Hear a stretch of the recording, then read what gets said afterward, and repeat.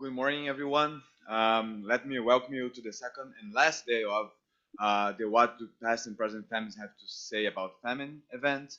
I am Marcos Leitão de Almeida. I'm professor of African history here at the Department of History. And today I have the honor to chair this morning panel.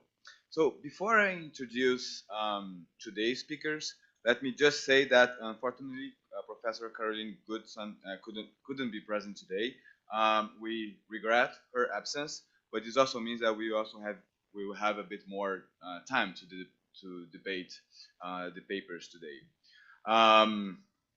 So without further ado, so let me present the first speakers. We will have the honor to hear here in the morning Professor Perry Benito y Monclús. Professor Benito y Monclús is a professor of medieval history at the University of Lleida and coordinator of the Department of History section of the Department of Geography, History, and History of Art of this center. He's also the author of the Crisis Alimentarias en la Idade Média, Modelos, Explicaciones y Representaciones, published in 2013, and organizers of Économie de la Pauvreté au Moyen Âge, 2023. Published in 2023. Professor Monclús, I don't know if you can hear me, but if you can, the floor is yours. Thank you. Yes, I hear you perfectly. Do you hear me? Yes. Thank you, Marcos, for the presentation, and thanks to the organizers, especially Professor Marcelo Cândido da Silva for his invitation to participate in this conference. I regret a lot not to be able to participate personally, as I was looking forward to this moment, but I had to follow the advice of the doctors who recently operated on my eyes, as maybe you can see. Well, in an article published in Past and Present in 2014, Philip Slavin referred to the existence of two main approaches to the analysis of past food crisis: the institutionalist and the climatic or environmental. Broadly speaking, this distinction is true. Despite the optimism expressed by Michael McCormick in 2009 about the collaboration between paleoclimatologists and human and social scientists, the two approaches have developed largely independently of each other and in the absence of interdisciplinary dialogue. On the one hand,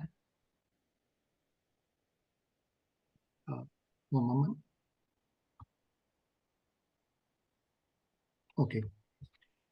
On the one hand, the paleoscience revolution has had a deep impact on the making of history, generating a new narrative that challenges the historiographical paradigms that prevailed up until the 90s.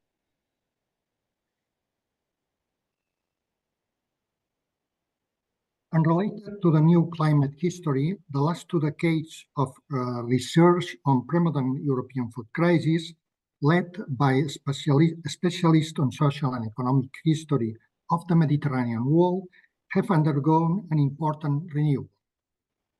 Scholars have taken multiple new approaches, working to establish the chronology and range of food crises, to measure their impact, and to determine their causes.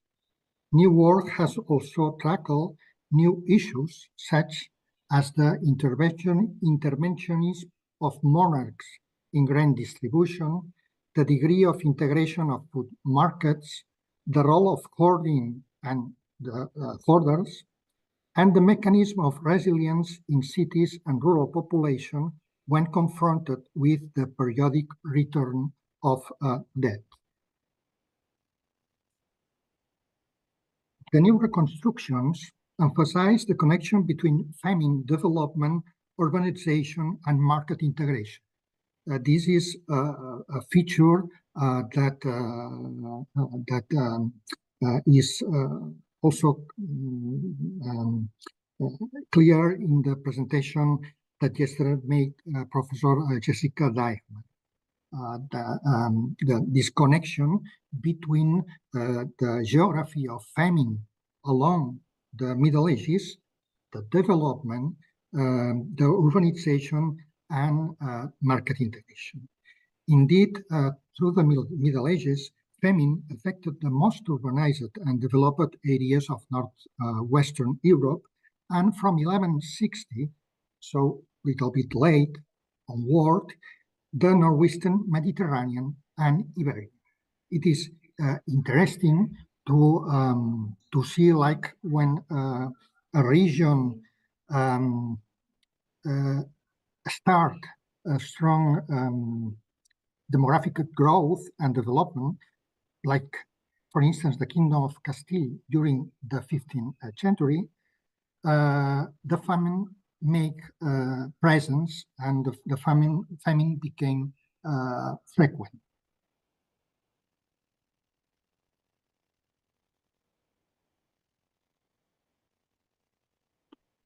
This observation is consistent with that we know from studies of cereal trade and market integration, the existence of two great mercantile areas that knit together the production regions, the mercantile emporiums, and the great urban centers. First, the northern Europe, Flanders, southern England, northern France, and western Germany, and second, the western basin of the Mediterranean and the Adriatic Sea. Riker Unger, James Galloway, and Stephen Epstein, among other authors, have pointed to the existence of high levels of cereal market integration in both super-regional areas already during the 14th and 15th century.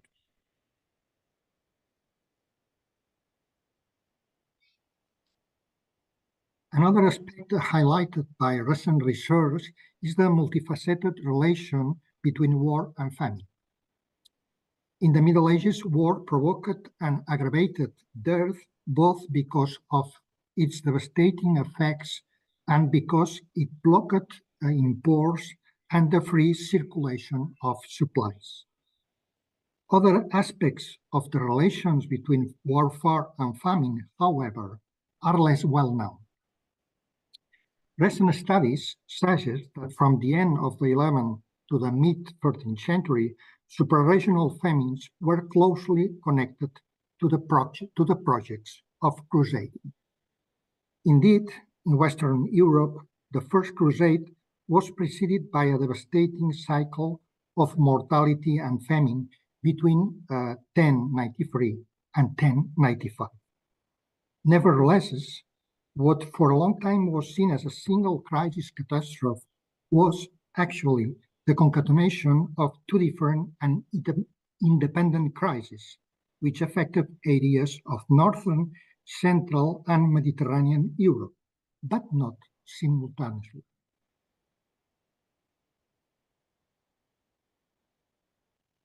First, between September 1093 and end of 1094, an epidemic of unknown origin ravaged the British Isles and various regions of the Holy Roman Empire, the Low Countries, France, the Italian Peninsula, and Iberia.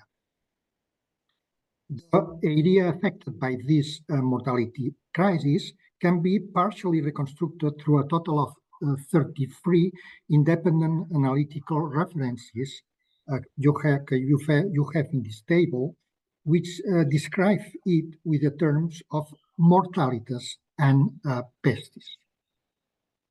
This is the whole set of references to this mortality crisis who take place between the 1093 and 1094.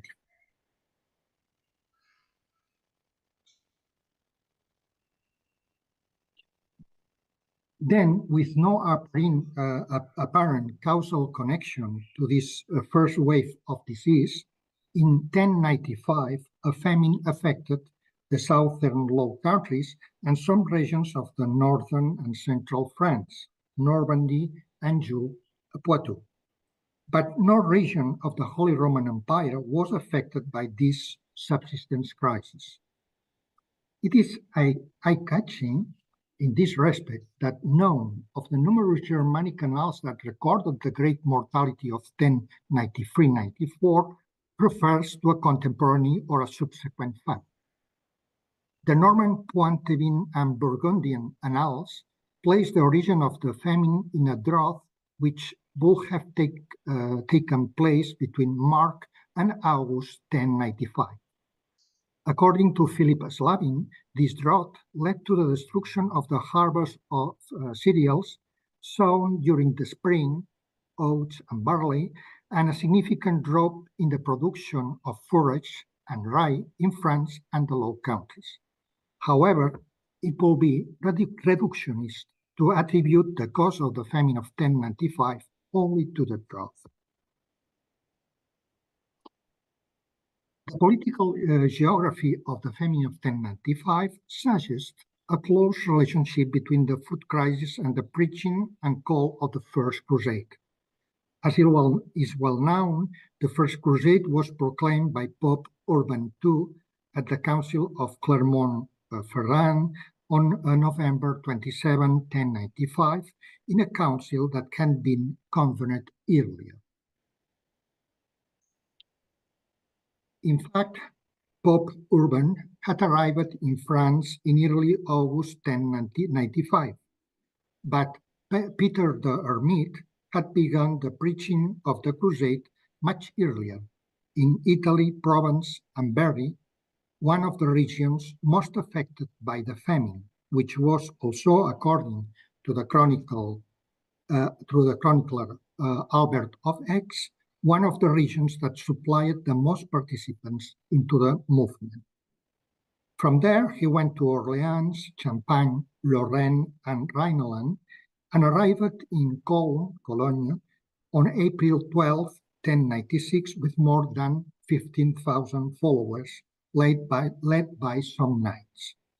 From Cologne, he continued to preach in the Germanic regions, but according to a different chronicler, Eckhard of Aura, with less success because the Eastern Franks were more reluctant to join the popular crusade due to the confrontation between the Pope and the Emperor. Recruitment was indeed significantly lower in the regions of the Empire than in the Kingdom of France.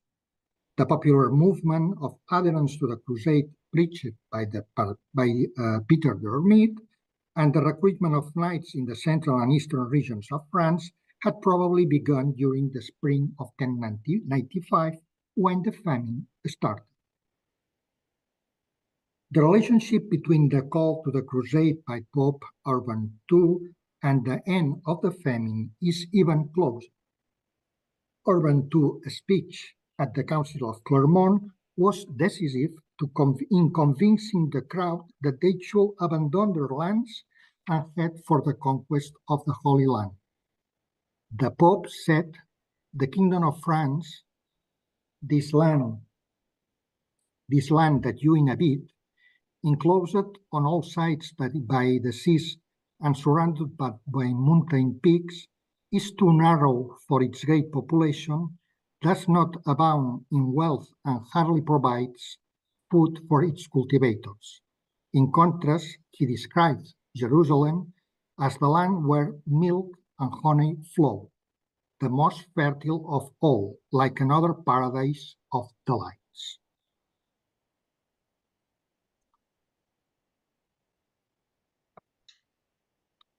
In the context of the famine of 1095, these wars would have hit home mainly among those who suffered most from the effects of the food crisis. In the wars of Guibert de Nogent, the famine encouraged many people to spontaneous exile, ad spontaneum innumerabilis animasset exilium. It seems clear that what Philip Slavin has called the ecological crisis of 1093-1095, mortality crisis, drought, bad harvest, famine, violence, and criminality, was the most important factor that pushed the mass of rustics and poor to set out for the Holy Land. The papal call for the crusade acted as a political solution to a crisis of subsistence, and when the followers of Peter the Hermit set out on their journey, something surprising occurred. Food prices plummeted. Guibert de Nogent, a first-hand witness to what happened in the food markets, explained it as follows. What had seemed expensive when no one was moved was sold as a cheap price, now that everyone was eager for the journey. A flock of seven sheep was offered for only 5 deniers. The lack of grain turned into plenty. As everyone was in a hurry to take the way of God, people hurried to convert into silver money of all valuable goods that they could not use for the journey, goods that neither prison nor torture could have gotten out of them shortly before. The price of things was not fixed by the seller, but by the buyer. It was a marvelous spectacle. Everyone bought high and sold low.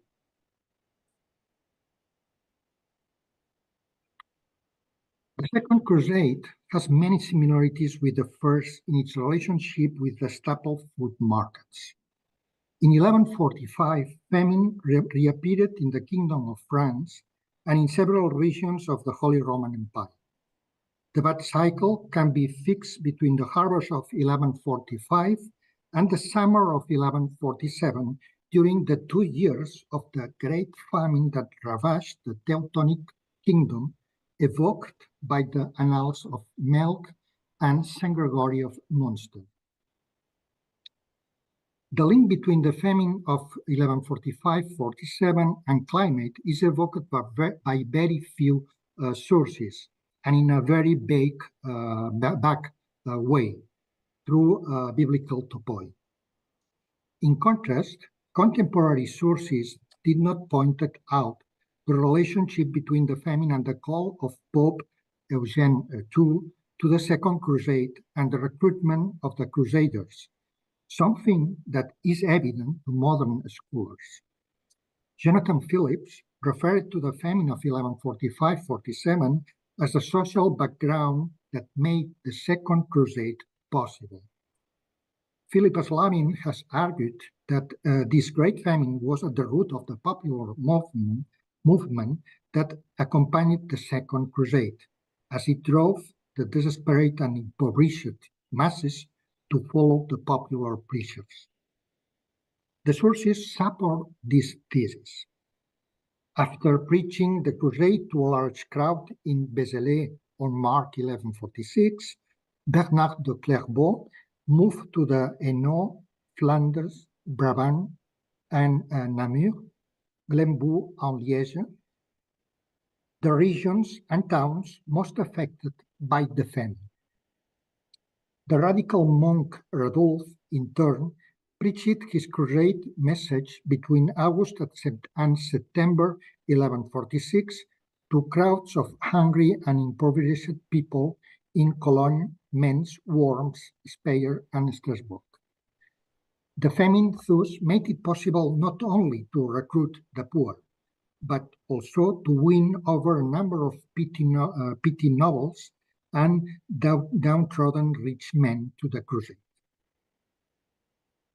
There was another connection between the famine and the Second Crusade.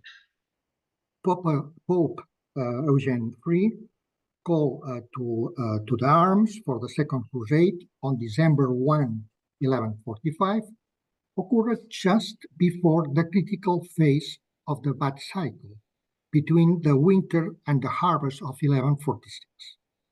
After the dispatch of the bull Quantum Predecessores to the King of France, the nobles and bishops of the kingdom and other sovereigns, grand prices rose in the region of the French kingdom and empire involved in the recruitment, as well as in the markets of grain-growing regions and important grain trading centers such as Rouen and Cologne.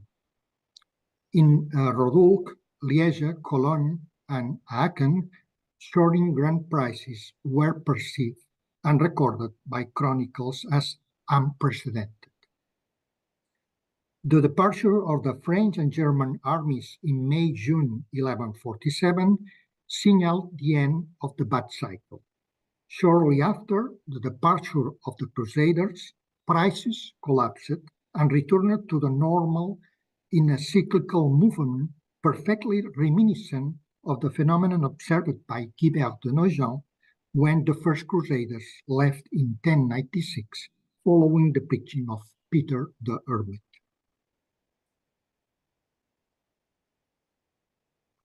Let us move now to another context, but in a similar chronology to the first crusade. The northeastern Iberia and the turn of the 12th the turn of the 11th to the 12th century.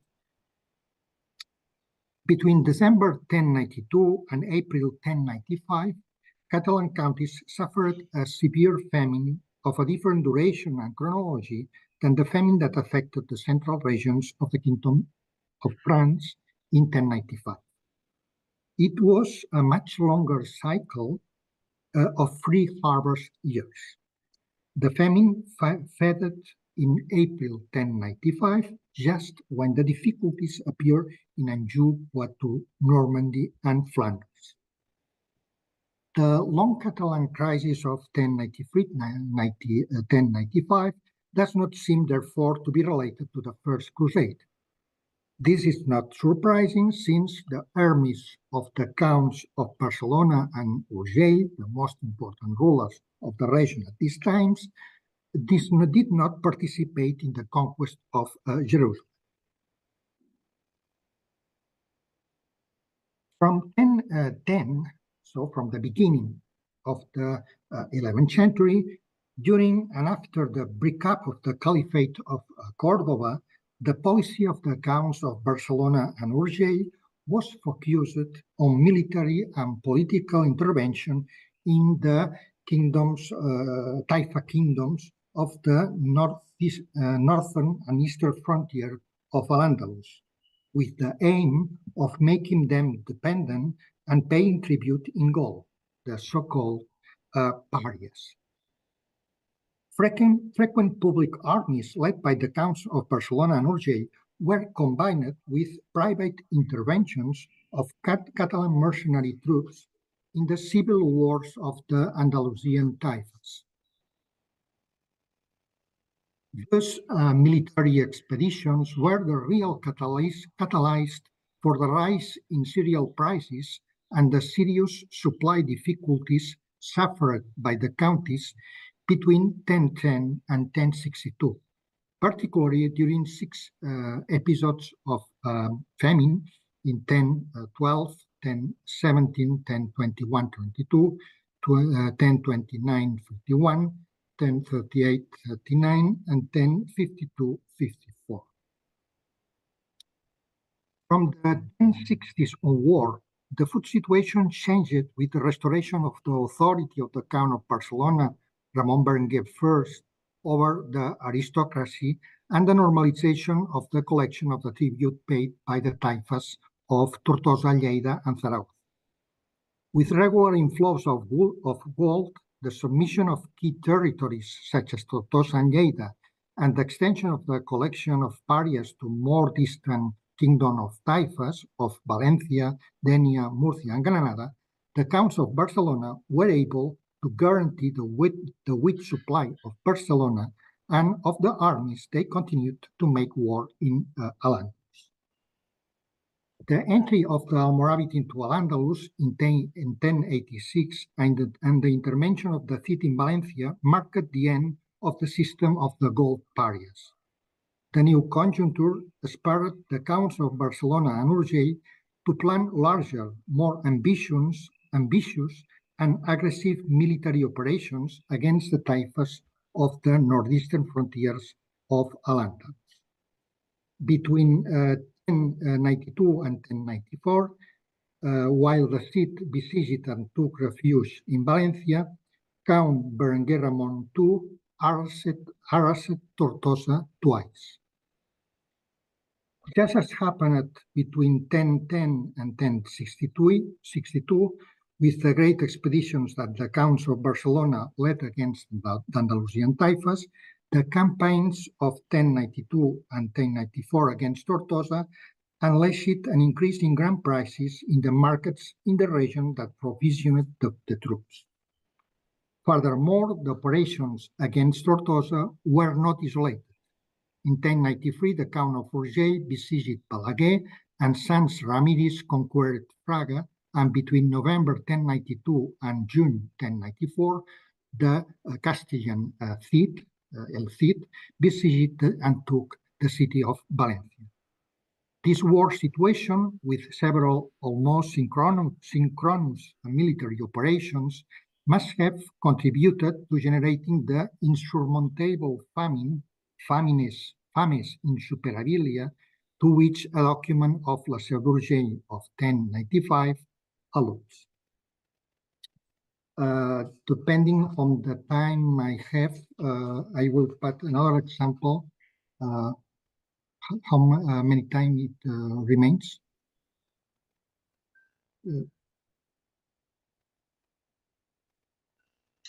Yes. You have 4 more minutes. 4 more minutes. So I try to conclude.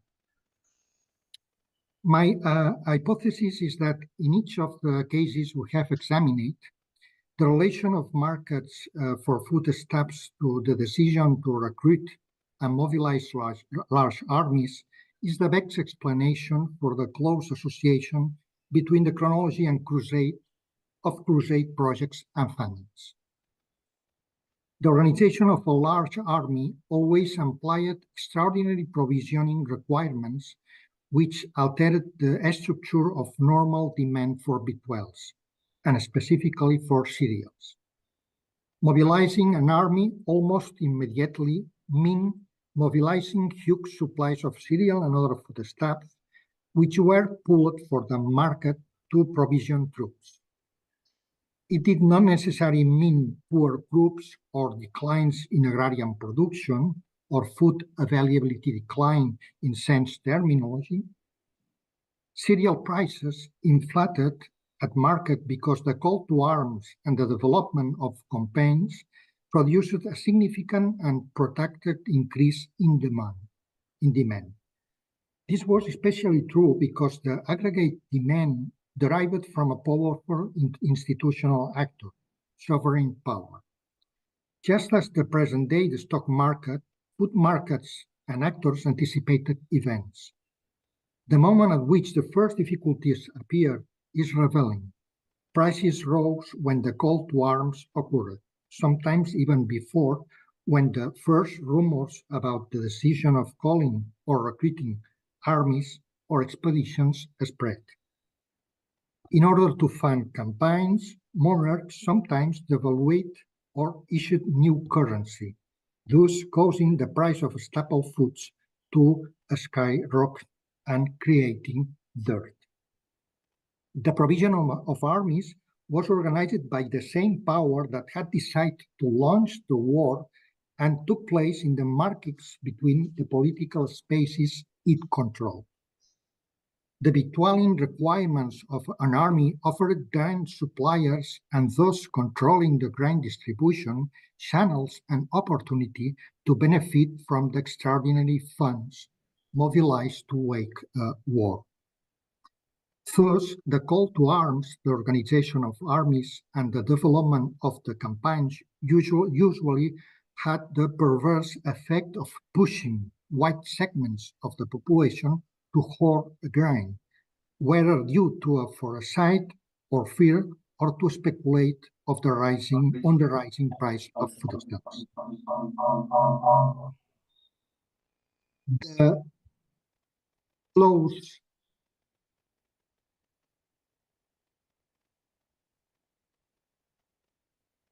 close relation between the call to crusade and the crisis of the 13th century raises the question of the extent to which the understanding of medieval famines cannot be posed only in terms of causality, but also of political responsibilities. As we have seen, concrete decisions taken by the Pope, the King, the Counts, and the ruling elites of Christian Europe had effects on the markets for the staple foods and triggered the famine. Thank you very much.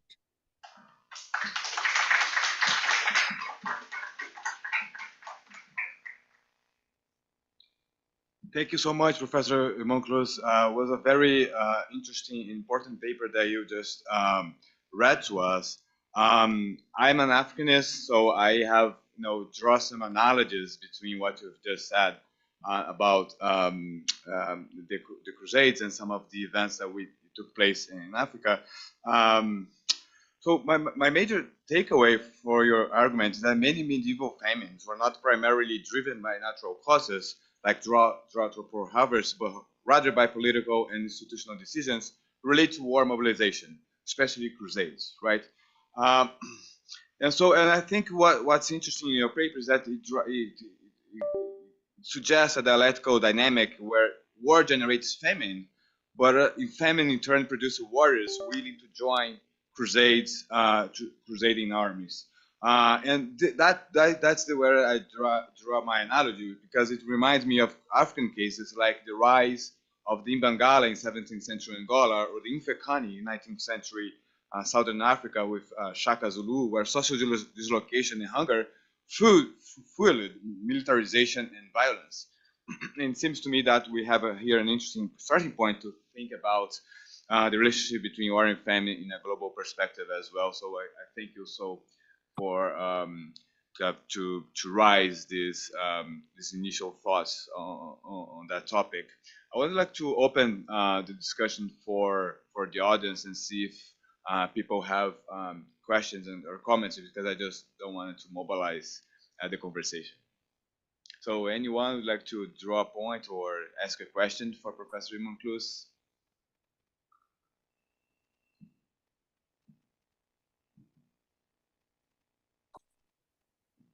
Thank you. Okay, my name is Jessica Dijkman. I'm from the Netherlands, Utrecht. Hello, Pere. Good to see you. Hello. I thank you very much. It was a very interesting paper. What you basically pointed out, as has just been summarized, is that the war was driving grain prices because of the provisioning of armies. I was wondering how this provisioning system worked in practice. Did the king indeed buy all the grain on the market, or was it that he appropriated, that he extracted grain from in a feudal system? And that also raises the question, how dependent were people in the 11th century on these market prices? Which part of the population actually depended on the market for their own food? Because if they had access to land and could retain grain which they had grown themselves, it may not have been a huge problem that the grain prices were rising. So what is going on behind the scenes, and how does that matter for well, how important were these grain price increases in this period? I do not have a simple answer to your question, because it's a big topic of research, how armies were provisioned. That's the question. That depends of the kind of campaign. It's not the same campaign of 15 kilometers or 100 kilometers, or the campaign that made the public Catalan armies under the rulers, the towns of Barcelona and Urgell, to Córdoba. For instance, in the 11th century, they arrived to Cordoba. So that means 900 kilometers from Barcelona, 800, 900. So it's a long way. So there are campaigns and campaigns, and there are big public campaigns that produce the rise of the price of the staple foods, and small wars. What I am in my paper, what I am trying to demonstrate, to show is the connection between the big campaigns of the public campaigns and the project of crusades. So one of the example I cannot put that because I got not time is the crusade of the Catalan Count of Barcelona, Ramon Berguet III, with the city of Pisa to the Balear Isles in 1133. Here, more than 200, 300 ships take part of this campaign. So the question you put is that depends of the kind of the campaign, and that depends of the duration of the campaign. But I think that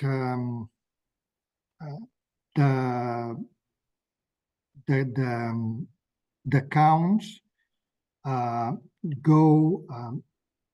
to go to the exceptional markets in order to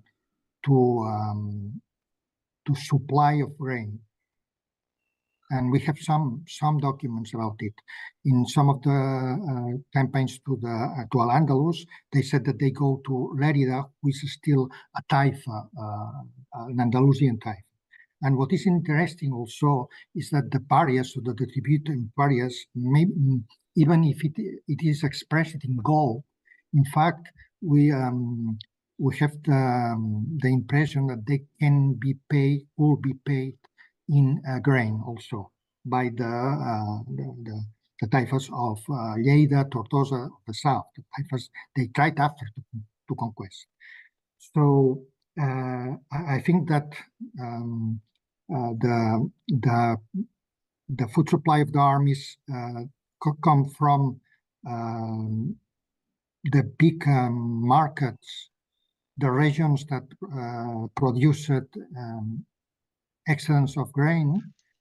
Also, there is the question of the tithe, because yet at this moment, from the Carolingian times, the tithe is one of the most important rents paid by population, and this tithe can be also addressed to the supply of the armies. But we don't know. So it's a question that for the 11th, 12th century is not easy. We do not have sources about this question. Thank you so much. Is there any other questions to Professor Benito Monclús? Awesome. Thank you. My name is Klaus. I'm from Wageningen University. Yeah, thank you for the interesting presentation. I was wondering how much could the kingdom perhaps anticipate droughts, and did then the anticipation of these climate shocks also affect their decisions to prevent? Sorry, how much could the kingdom anticipate these droughts and perhaps these famines, and how did this then play a role in the dynamic with war? I think that during the first half, because that's what I tried to to explain is that these famines are not necessarily correlated with droughts or with the climate. So I think that during the first half of the 11th century, the counties, the Catalan counties, are used to experience famine because of the frequency of the campaigns that are launched to the Andalusian typhus. Another experience very different is the experience of the Crusades, because the Crusades are exceptional. So the campaigns of a region of frontier like our Catalan countries in the 11th century is not the same that the Kingdom of France at the end of the 11th century, when crusade for the first time is called. So it's an exceptional event. And as it is an exceptional event, the responses are exceptional. And the responses are at the rise of the price. One of the responses of the markets is the rise of the prices. So your question is if it could be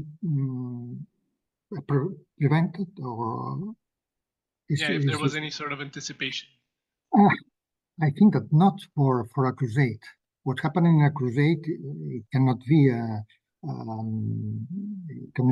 foreseen before.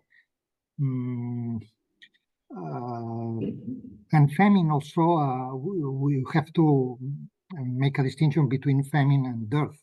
Dearth was very frequent and famine was exceptional. So the most important famines, that the one of the end of the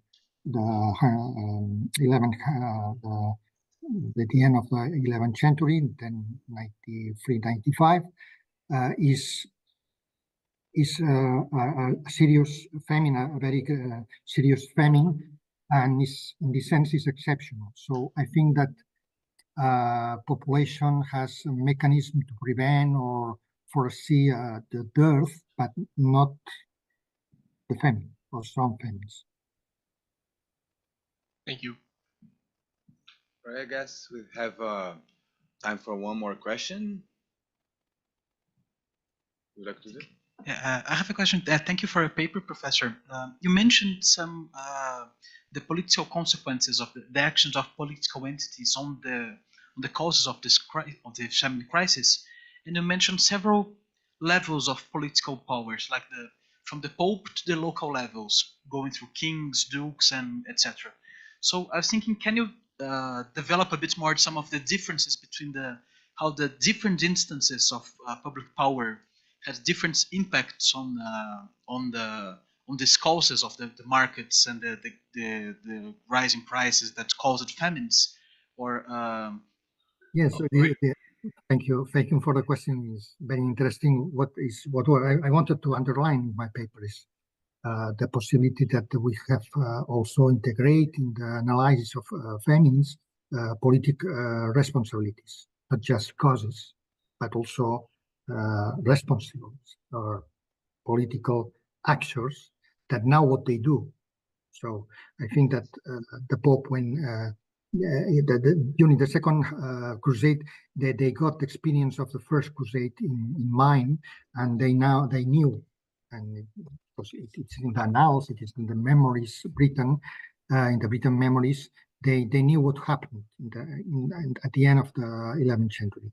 So the difference is that the recruitment for the Crusades, the recruitment is suprarational, but it's France and Germany of the north, some regions of France and Germany. So the impact of a crusade of like the first and the second crusade is much higher than the impact of the campaigns of the Catalan counts of Barcelona and Roger in the 11, because it's a regional impact. It's regional. But it is true that in all the North Iberia during the 11, campaigns are very frequent in all the political spaces, in all the counties, and so. But the level of the impact is different of a crusade than a campaign against the Andalusian typhus. Thank you. Thank you. All right, thank you so much. Is there anyone with a burning questions or no? Okay, so I'm gonna close this conversation. Professor Benny Moncluz, thank you. Benito Moncluz, thank you so much for your talk. We'll continue the conversation here, and thank you so much for joining us. Thank you to you and for that in this. Thank you. Thank you.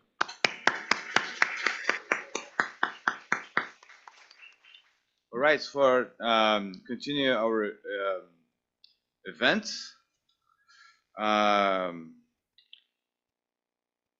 We have the next speakers is here with us. I would like to call here Professor Ingrid de Zwart from the Wageningen University in Research. She will be presenting the paper on the Dutch hunter winter of 1944 and 1945 causes and consequences. So Professor de Zwart, please, if you can join me.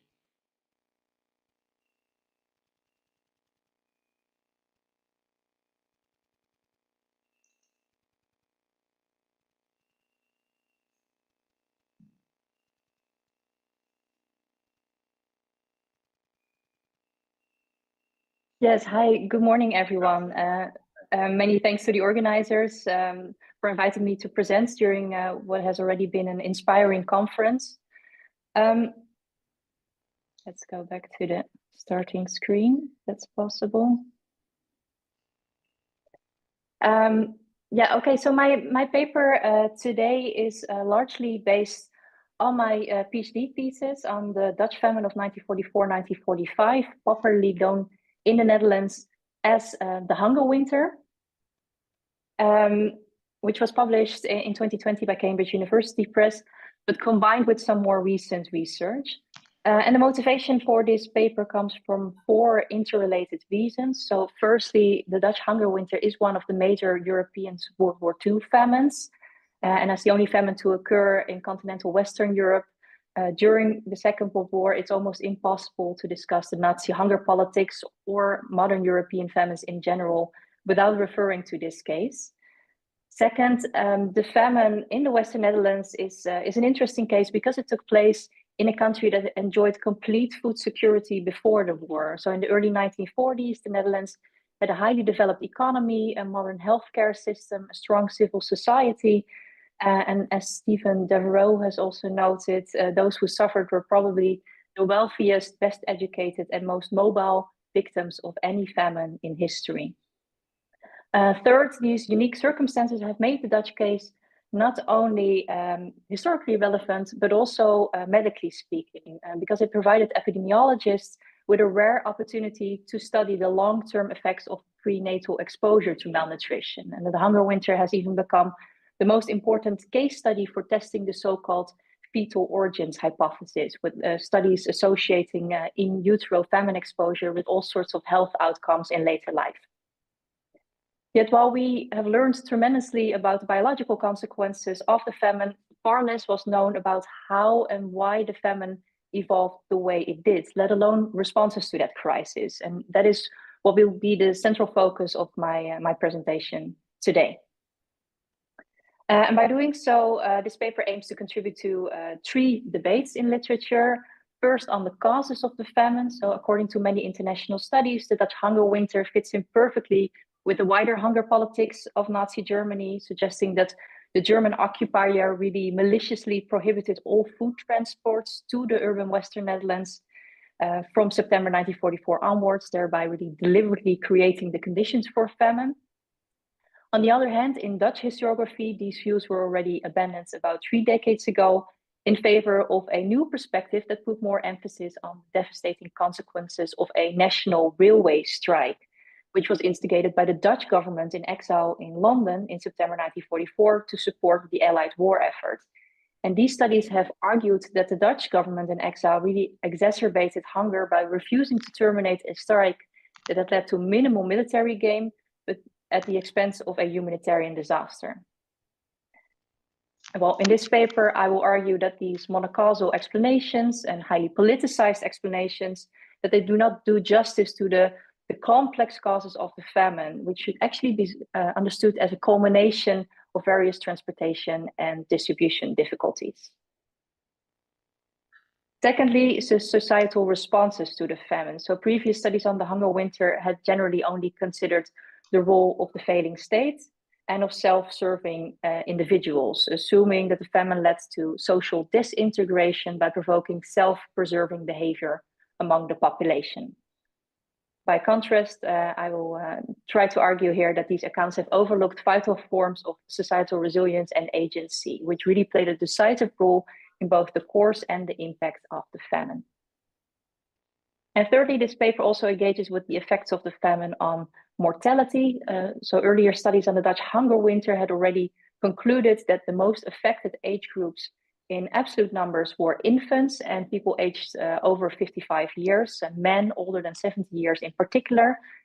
In their 2017 paper, Peter Ekamper et al. Added the important observation that in both absolute and relative terms, the lowest mortality rates were seen in the age group 1 to 14 years.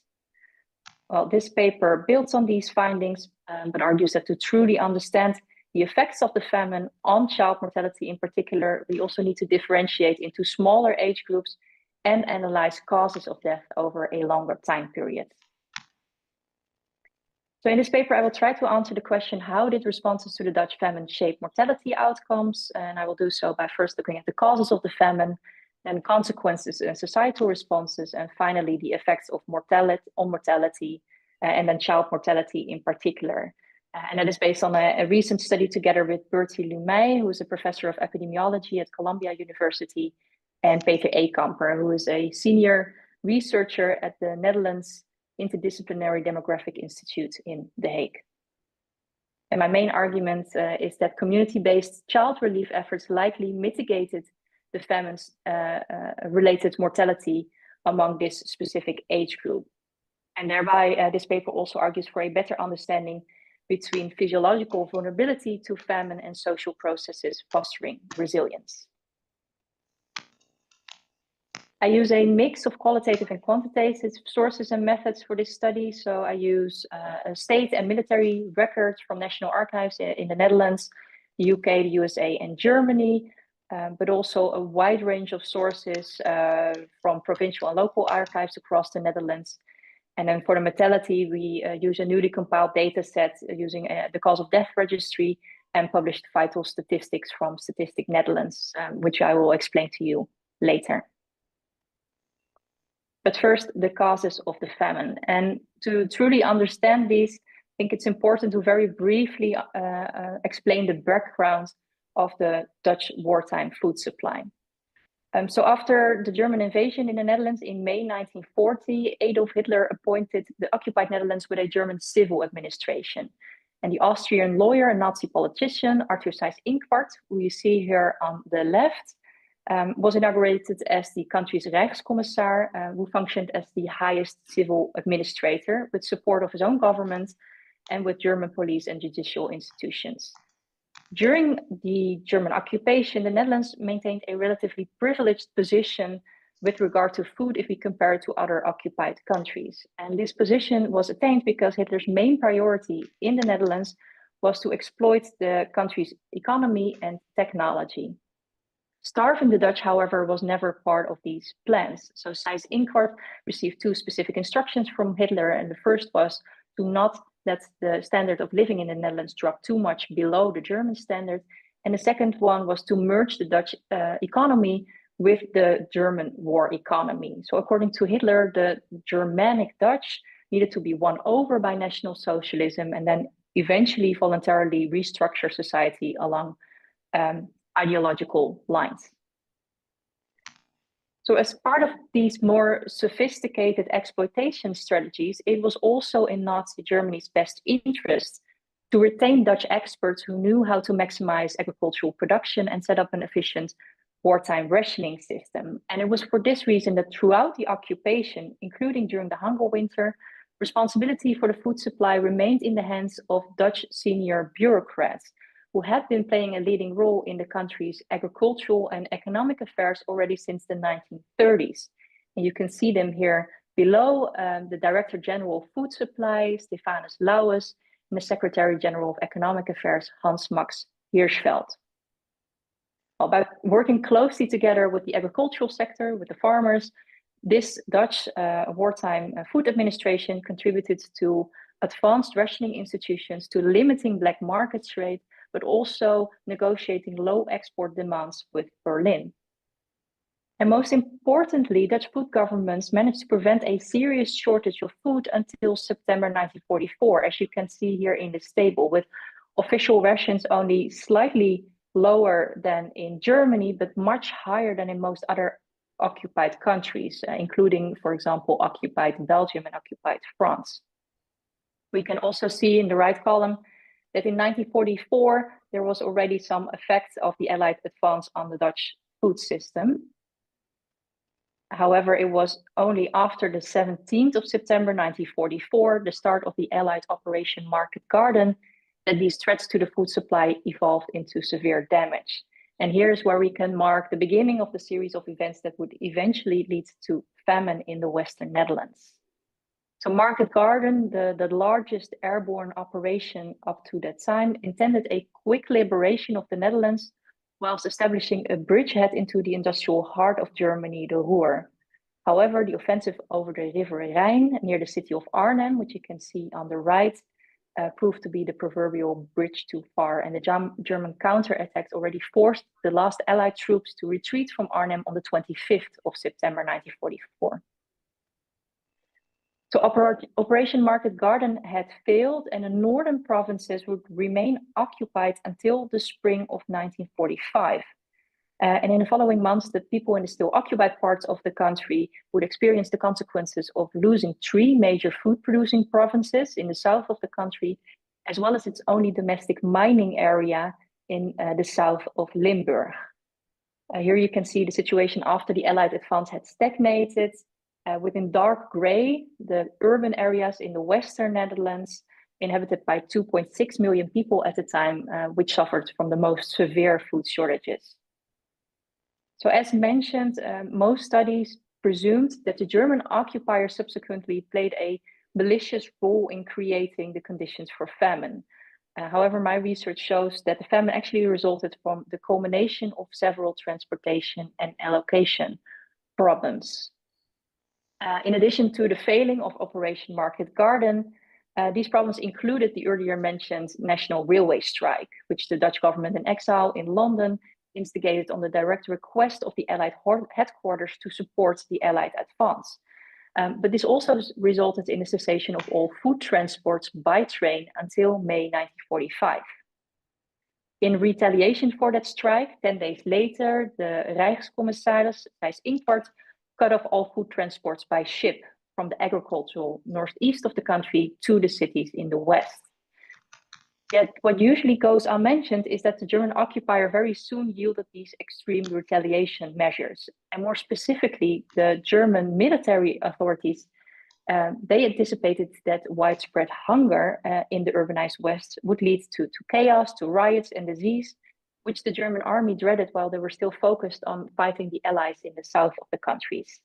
So when the German authorities partially lifted the shipping embargo after 3 weeks and fully after 6 weeks on the 10th of November 1944, the circumstances had already deteriorated, but had not yet produced full-blown famine.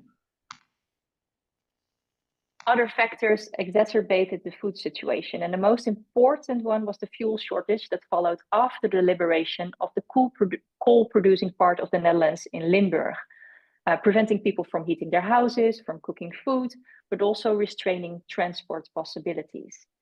Another issue was that a growing lack of trust in the food system contributed to an enormous growth in clandestine production and trade, so black market trade, which reached over 40% of total production during the hunger winter, as Hein Kleeman has demonstrated.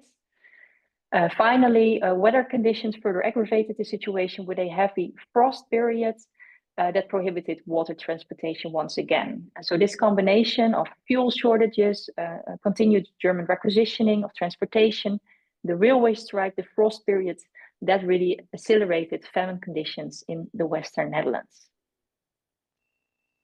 What usually goes unmentioned is the controversial role of the Allied blockade during the famine. So throughout the war, the Allies maintained a strict economic blockade of occupied Europe, so their economic warfare policy, which included food, arguing that any food ships would ultimately just benefit the Germans and thereby prolong the German occupation. The Allies insisted that relief supplies should follow liberation and not the other way around. After very lengthy negotiations in early 1945, the Germans and the Allies agreed to some limited Red Cross shipments within the blockade area, so from neutral country, but really Allied relief would not reach the starving Dutch in large quantities until after the German surrender. In a minor part via the famous airdrops, Operation Manna Chowhound, which you see here on the right, but mostly via land and sea supply after the war had ended. So to conclude this part, obviously, without German occupation, there would not have been any famine in the Netherlands. Yet within the context of war and occupation, it was caused and exacerbated by a wide variety of transportation and distribution difficulties. And it is impossible to single out one of these factors, such as that food blockade or the continuation of the strike, because all of the variables were interconnected and should just be considered in cohesion when discussing famine causation. So let's now continue with the consequences and the societal responses. And the first to discuss here is the effect on official rations. So in this graph, you can see the official rations for the Western Netherlands for different age groups in the famine period. And we can see that, or at least I hope it's large enough for you to see, that between the 1st of October 1944 and the end of November 44, you see the rations dropping from 1,500 calories per person per day to 750 calories per person per day for all adults, so notwithstanding labor intensity, but also all children over 4 years of age. The rations for infants and children aged 1 to 3 years, the toddlers, those were slightly higher, as you can see with the dotted lines. We can also see that the period of winter frost in January 1945 caused a first low point at 500 calories per person per day, about a fourth of what we would now consider a reasonable diet. But the absolute low point was reached in early May, just before the German surrender, with rations only comprising about 360 calories per person per day, and nothing to look forward to if the liberation had taken any longer.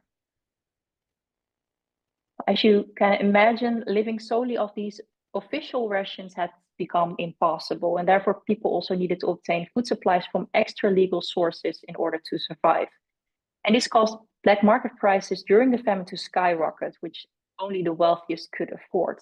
So this table compares the recorded black market prices to official retail prices during the famine period, and it shows that staples such as potatoes and bread and oatmeal, that they sold up to 70 to 200 times their official price during the famine. As is typical during famines, we can also see that luxury products such as butter and cheese, that they rose less sharply than staple foods. And the extreme prices paid for bicycle tires and for anthracite, they reflect the urgent need for transportation and fuel during the famine. Since most families did not have the means to purchase or barter regularly on these urban black markets, anyone physically capable ventured out into the countryside in search for food at lower prices. It can be roughly estimated that more than half of the urban households participated in these food expeditions, and then predominantly working class and lower middle class families. And as such, they were an indispensable coping strategy in mitigating famine conditions at household levels. Yet these individual or household coping strategies, they also left a particularly vulnerable group behind.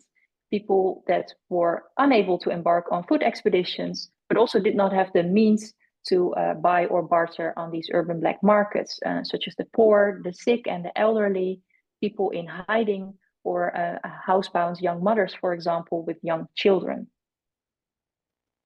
Fortunately for these people, the famine did not produce solely self-serving responses. On the contrary, my research demonstrates that the state's shrinking role in providing food was replaced by expanded public participation and communal efforts to relieve the famine.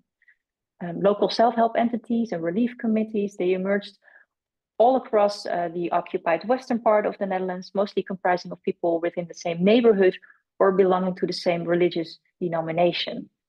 And the common denominator of all these relief actions was their focus on school-aged children, which can be explained by the fact, as we've just seen, that they received the same low rations as adults, while infants and toddlers were entitled to slightly higher rations, but could also occasionally obtain extra meals from state-run soup kitchens. In an effort to centralize all of the relief efforts, in December 1944, the Dutch food authorities and the German occupying authorities agreed to an initiative that led to the establishment of the so-called Interdenominational Bureau for Emergency Nutrition, the IKB, a very progressive collaboration between representatives of the various churches, Catholic and Protestant, and also non-religious authorities in the western part of the Netherlands. And they were the only official organization, non-governmental organization that were allowed to gather food alongside the rationing system. This sort of decentralization was very, very unusual, not just in the occupied Netherlands, but elsewhere in occupied Europe as well. But during the famine, the authorities recognized that they were really unable to identify at individual levels who was in need of extra rations and who was not.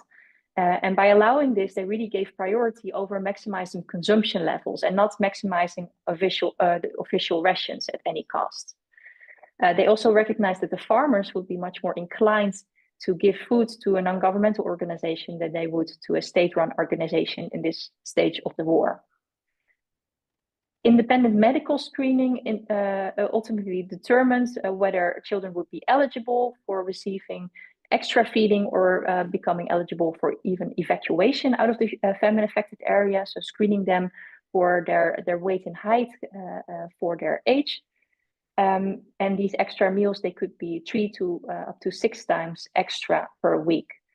I think it's illustrative of the severity of the situation that in the city of The Hague, more than 30% of all the children that were screened fell into the highest urgency class. And the results were really significant. So based on evidence from the 11 largest towns in the Western Netherlands, a third to half of the neediest urban children in the ages 5 to 14 received extra feeding. And over 9% of them, almost 40,000 children, were evacuated from the famine-affected areas to the relatively agrarian northeast of the country, where they stayed until well after the liberation in May 1945. To conclude this part, so during the hunger winter, community efforts managed to occupy a central position between household and state levels and really effectively took over care responsibilities. And this supports the arguments that civil society networks should really be carefully considered in times of famine, in addition to food distribution governed at state level and those operating at individual and household levels. Then for the final part, the effects on mortality and child mortality in particular, based on the earlier mentioned recent research with Bertie Lumey and Peter A. Kamper. In total, the Dutch hunger winter resulted in an estimated 20,000 famine-related excess deaths. And as I mentioned at the beginning of this presentation, earlier literature had already identified that in absolute numbers, the most affected age groups were the youngest and the oldest, so the infants and the elderly, who had the overall highest rates. The overall lowest death rates were seen among children. The main victims of the Dutch famine were infants and the elderly. That aligns with evidence from most other modern famines. Yet the greatest proportional increase in death rates has often been detected at ages where mortality is relatively low in normal times, and particularly in late childhood. So the examples mentioned here under the first bullet, those are all examples of famines in which late childhood mortality saw the sharpest proportional increase. However, some 20th century famines, we see mortality patterns deviating from that standards. For example, during the 1947 Soviet famine, the relatively lowest mortality rates were found at age 10. And similarly, Violetta Ionidou in her excellent study on the Greek famine found similar anomalous mortality patterns in Chios towns, where the ratio of famine to pre-famine deaths in the age group 10 to 14 years showed parity. And she explained this by ascribing this to the well-functioning soup kitchens during the famine. For the Dutch famine, we have similar suggestions for differential mortality patterns. Yes, these previous observations were based on rather limited data sets, which were either not representative for the wider crisis or did not include causes of death.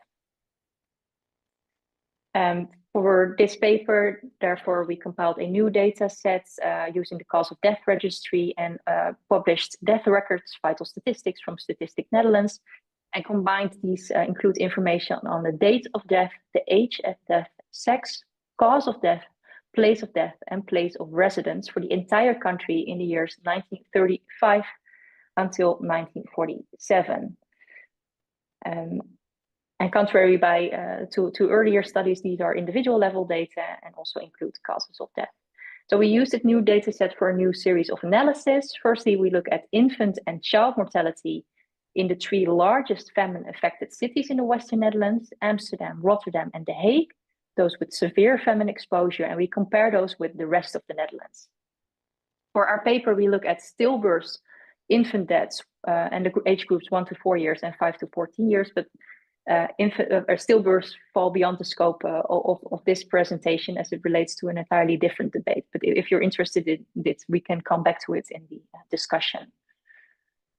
We then also looked at excess mortality per age group in reference to the population at risk, and finally at the causes of death.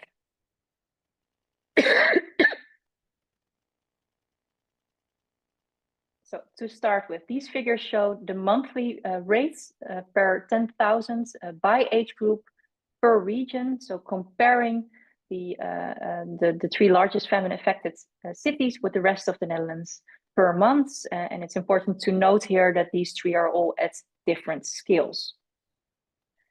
So we can see that before the famine, mortality in all age groups tended to be lower in the 3 largest cities than in the rest of the Netherlands. So the gray line is the 3 largest cities, indicating an urban advantage. And this pre-famine urban advantage, it was the largest among infants, which also show a very strong seasonal pattern.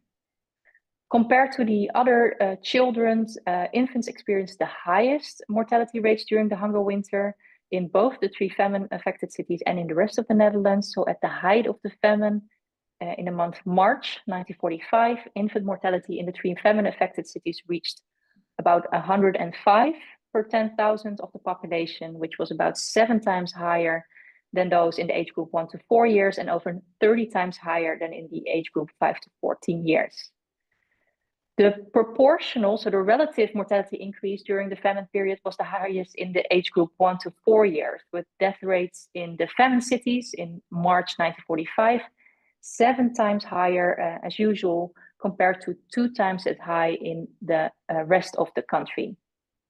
In that same month, the infant mortality in the 3 famine cities was almost 4 times higher and about twice in the rest of the Netherlands. In the 5 to 14 age group, so below, the mortality in the famine cities in early 1945 was 3 times higher than usual in the famine-affected cities, but 3.5 times higher in the rest of the Netherlands. And this is again reflected in this table. I hope it's sort of readable, but I will walk you through it. So this table shows for the 3 famine-affected cities and the rest of the Netherlands the reported number of deaths, the mortality per 10,000 at the population of risk, and the urban advantage in the 4 time periods we selected.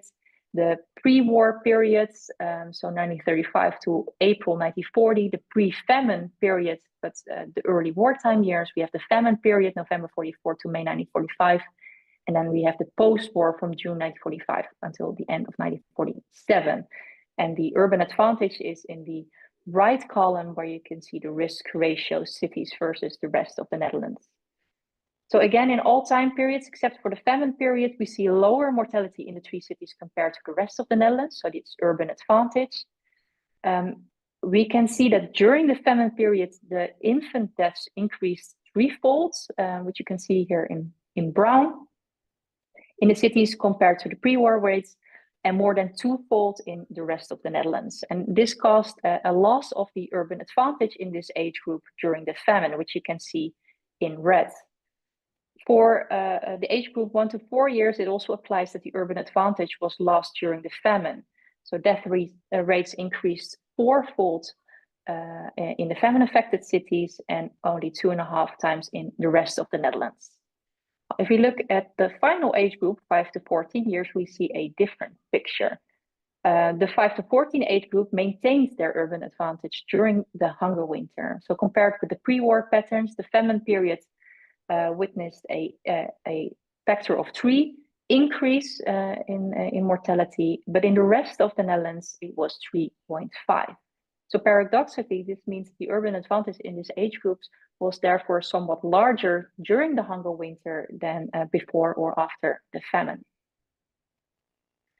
Then finally, we see here in these figures the annual infant and child mortality per 10,000 of the population at risk by cause of death in the Netherlands for the period 1935 to 1947. And it gives the 4 most important causes of death from the original 15 category classification. So the black continuous line is infective and parasitic diseases, the gray continuous line, diseases of the digestive system, then we have respiratory system diseases, and accidents, poisoning, and violence. And the violence of war, so bombings, for example, would also be included in this category. If we first look at the infants on the left, we can see that the increase in mortality from diseases of the digestive system really is the most striking. So in 1945, the reported death rates from disease of the digestive system was about 9 times higher than in 1935 to 1940. And we can also see that mortality by other causes of death was also higher during the famine, but less strikingly so. In the age group 1 to 4 year, the most important change during the famine period is the 4-fold increase in death rates from infective and parasitic diseases. In addition, we see an increase in the death rates from accidents, poisoning, and violence, but also similar to what we see at the infants groups, but in at a lower rate, we see an increase in diseases of the digestive system, a 3-fold increase here. And these are all mostly diseases such as diarrhea and enteritis, which are very much connected to famine-related cause of death, as you may know. Finally, in the age group 5 to 14 years, we can see mostly the death rates from accidents, poisoning, and violence, rising over 5-fold in the famine period compared to the pre-famine, pre-war years. During the war, we can also see a 3-fold increase in death rates from infectious and parasitic diseases already in 1943, so before the famine, rising to 8 per 10,000 of the population and declining then a little bit during the famine to 7 per 10,000 of the population.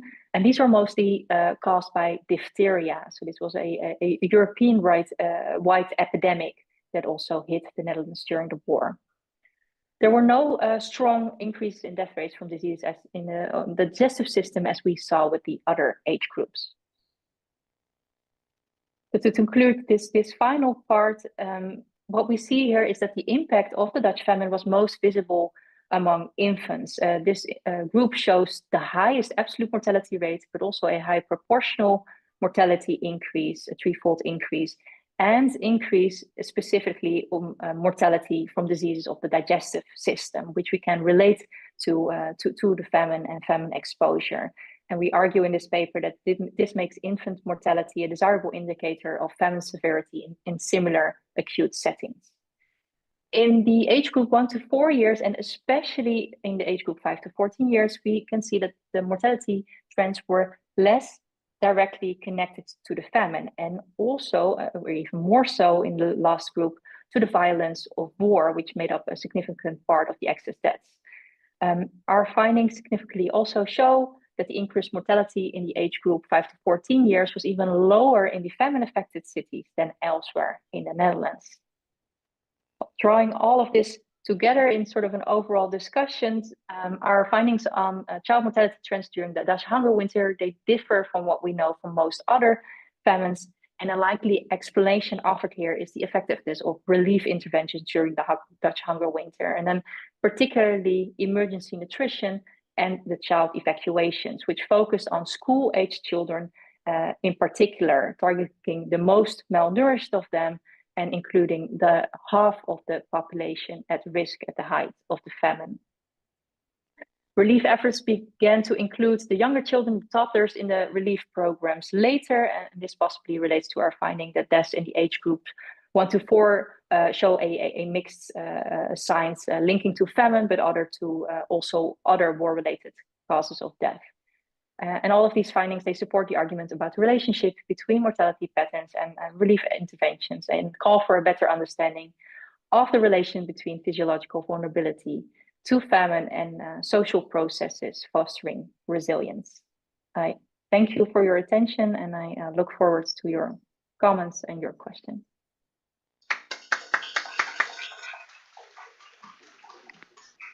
Well, thank you so much, Professor de Zwart, for this very informative and knowledgeable presentation. I'm sure that, well, I learned a lot hearing you talking, and I'm sure that the audience did as well. I'm going to hand over to the audience to see if they have any questions, and I'm sure they do. So if you please have any question for Professor de Zwart, please raise your hand, and then we're going to give you the mic for you.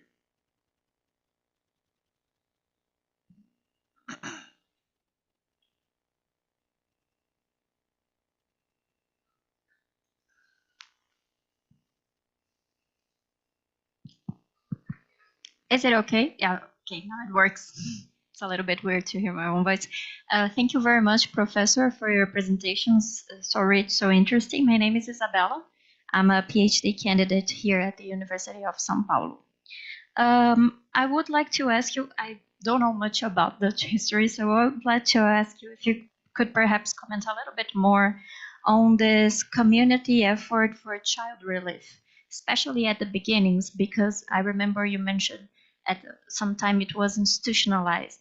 But I'm very curious to know how it worked at the beginning, because I remember you were talking about the difficulties to obtain certain some kinds of nourishment in the city, in the urban parts, and on the expeditions, the necessity of expeditions to the rural parts to obtain food.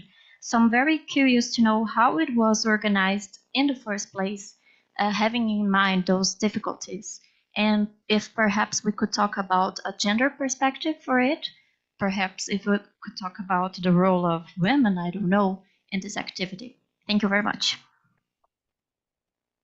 Yeah, thank you very much for this really good question. So they really started out as grassroots initiatives. So if we sort of see the beginning of the events that eventually led to famine starting in September 44, we see the first of these attempts to organize relief at really at the community level already in October and November 1944. So this is just people working together within the same street of a neighborhood, for example, pooling their resources, allowing others to use whatever fuel is left to cook food, and also sharing some other resources. But what I think the leading role here in this first phase of the food crisis is for the churches. In the Netherlands, most of the people were still affiliated to a church, so they belonged to a specific religious denomination. The churches had a prominent role within society. They were able to maintain that role also during the German occupation. And what is vital here is that most of them had a lot of contacts with their sister communities in the agricultural northeast of the country. So there was a lot of communication between the urban west and the northeast of the country. Whatever means of transportation was left was used to get food to the urban Western Netherlands. What also plays a role here is, or perhaps good to emphasize it, is there was really a localized famine in the major cities in the Western Netherlands, and that even within a close distance, farms, for example, could still have some supply even in the affected provinces. And here, the rise of the clandestine production and trade plays an important role. So a lot of the food was withheld from the official ration and distribution system, but was still available for black market trade, but also to supply these relief organizations. And this is where most of the food came from. So within the provinces itself, but also the northeast of the country, with the churches and later also the resistance playing a central role. A gender perspective here is of course very interesting. It's also something that is central to my study. So there were a lot of food protests in the urban Western Netherlands during the famine, which were mostly or almost predominantly led by women. Which was very interesting because it was not allowed for more than 5 people to congregate during this phase of the German occupation, but because women used their allegedly apolitical position and used their role as mothers, as housewives, to argue for a better food position that actually gave them a lot of influence and even political power during the famine. For the relief organizations, they also played a major role, but as is common for the 1940s, most of the larger relief organizations, including the IKB, the Interdenominational Bureau, was led by men, by male representatives of the large churches. But women, female volunteers, they definitely played a major role in all of the relief efforts. Right, thank you. Is there anyone else or? Thank you very much, Professor, for a paper. My name is José, also PhD here, candidate here at São Paulo. My question for you is about the historiographical debates on the intentionality of the famine by the Nazi government. And I would like to know how did these historians argue of the intentionality of the famine, in comparison to the intentional famines in the Eastern fronts? How did this historiography compare the intentional plan to starve the Soviet Union, Poland, and the communities in East with this famine in the West? Thank you. Okay, thank you. Yeah, so maybe I think it's good to mention here that until recently there were very little English language publications on the Dutch famine, on the Dutch hunger winter, included on its causes, and that has caused a lot of misconceptions, misunderstandings about what actually caused it. So the idea that it was the German food blockade that caused the famine, and that it was also a blockade that was maintained until the end of the war, that is something that started in the early 1950s in historiography already, and in international studies it was maintained until very recently. While in Dutch literature, the other causes of the famine have been known for much longer. And I think for international literature, the idea that it fits within these Nazi hunger politics, using hunger as a weapon of warfare, starving civilians for political and military purposes, that fit in very well within the other case studies that we know from occupied Europe, both in West, Central, and Eastern Europe. At the same time, I think historiography for long has already come to a consensus that the overall food politics in the occupied Netherlands, in Western Europe in general, was very different than it was in Eastern Europe. So that the idea of starving entire populations, that was not part of any of these occupational regimes in Western Europe in general. But yes, so these intentions have mostly been connected to the idea of a blockade, which was intentional and maintained throughout the war, which was not the case. Thank you. I think Klaus have a question. Hi, Ingrid. It's very nice to see your paper presented. Hi, Klaus. And I was wondering if there's any discussion on how intra-household food allocation potentially affected the mortality rates, or whether it was really a problem of rationing and yeah. Yeah, thank you. So intra-household dimensions, those are, we didn't discuss any questions beforehand, by the way, so but I'm really grateful for the opportunity to elaborate, because it's something that's very interesting, I think, in most famines, because intra-household dynamics are usually some sort of a black box, and that's why we also commonly talk about household strategies and not individual level strategies, because often you don't know what happens to the food when it ends up within a household. But for the Dutch Hunger Winter, we have a lot of sources, especially from these church and relief organizations, that reflect on intra-household dynamics, and these actually also then subsequently shaped these relief efforts, because somewhere in the presentation, when I talk about these community efforts, I showed these pictures of all these children getting food aid, and that was all done in a school setting. So they did not receive those extra rations as they commonly did at soup kitchens and taking those back home, but they intentionally had to go to mostly school buildings or church buildings to receive the food there. And that was because they expected when the children would take the food back home that it would disappear within the household. And then the sources, coming back to the gender dimensions, explicitly say that danger was that the male head of the household would end up eating those supplies. So it was actually, it played a major role in how they shaped these relief efforts during the famine.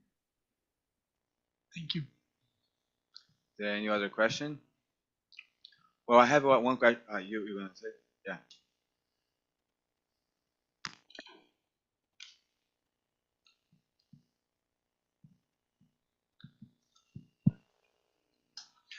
Good morning, Dr. Ingrid. My name is Alessio.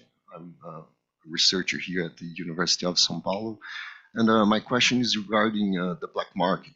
You talked about the black market when talking about the causes and the consequences of the famine.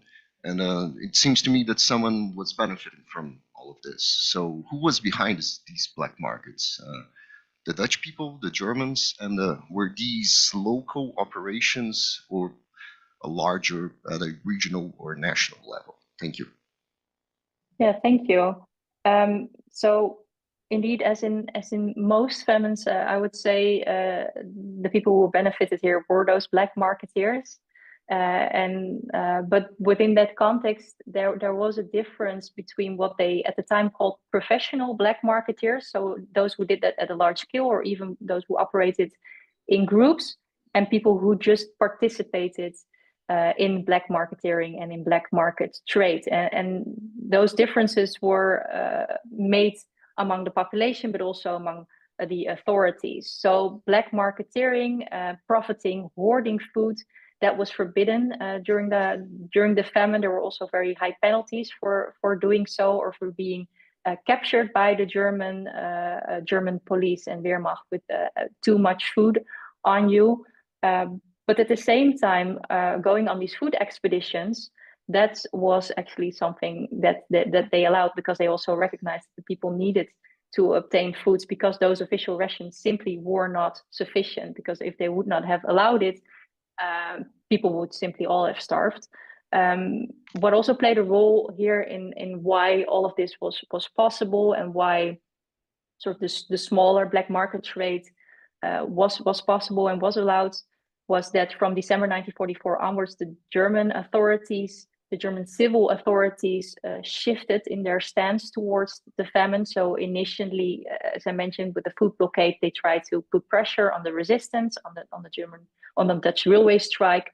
But from December 1944 onwards, they began to actively cooperate with the Dutch food officials and also try to prevent worse from happening. So contrary to the memory of many Dutch people in that these food expeditions or going to these urban black markets, that it was a very dangerous enterprise, the German sources actually explicitly also reveal that orders that were given to German Wehrmacht soldiers to not intervene here, because it would also weaken their image, their profile, and that starvation could actually also increase the feared Bolshevism in the Netherlands. So there were a lot of incentives also for them to, I'm not sure how you say it in English, to turn a blind eye towards these activities. But a lot of people profited from it, but mostly the major black marketeers, of whom a lot were caught and were prosecuted as well. Thank you. Well, I just have one quick question for you, Professor De Woord. I would like to ask you if you mentioned civil social networks in your presentation. I'm just wondering where does the moral obligation of the social networks come from? Was it from religious values, national solidarity, or something else? You did mention the importance of churches, and I'm wondering if these networks, those churches, worked as kind of nodes in this work of solidarity. Thank you. Yeah, thank you. Yeah, I think that's absolutely the case. So they worked as these nodes. The religious affiliation belonging to the specific denominations that was really central to these civil society networks at the time. At the same time, so it's an interesting phase in the history of the Netherlands. So we still see a division within society along these very strict denominational lines. At the same time, we also see a development towards more progressive forms of collaborations between churches, which would not have been possible before the war or even before the famine. And we also see that non-religious organizations, people who come from an educational background, or worked in other sorts of philanthropy, that they also managed to occupy these central positions. And the role of the resistance is also important here. So often people were involved in the illegal resistance. They managed to occupy a central position within these smaller relief entities, because that would also allow them to provide food for people who were in hiding and who would normally would have been excluded from official rations in the first place, but also official relief organizations. So yeah, the role of the churches is very vital here, but we also see all sorts of other collaborations. Companies also play a central role. So simply companies trying to provide for their own employees during the famine. Larger companies which also have contacts with people in the countryside, either in the Western Netherlands or in the rest of the country. So it's really a very a large group of different sorts of organizations that all manage to find some sort of leeway in this difficult food position at the time, which also showed that it really was not a famine situation of complete food availability decline. It was really a transportation and distribution issue. There was enough food, it simply could not get to all of the population in the Western Netherlands. And if we look at the people, the main victims of the famine, as I mentioned, the infants, but also the elderly people, and that it was particularly men. It's mostly men who fell beyond all of these civil society, these societal networks. So no social safety network to fall back to. Those were really the primary victims of the famine. Oh, thank you so much. Thank you so much, Professor Ingrid. We are on time here to stop a little bit and have some coffee and eat. But I just want to thank you again for your contributions here. And yes, I will see you in, I think, 15 minutes, 20 minutes. 20 minutes, we will be back here for the rest of the day. Thank you. Thanks again for the opportunity.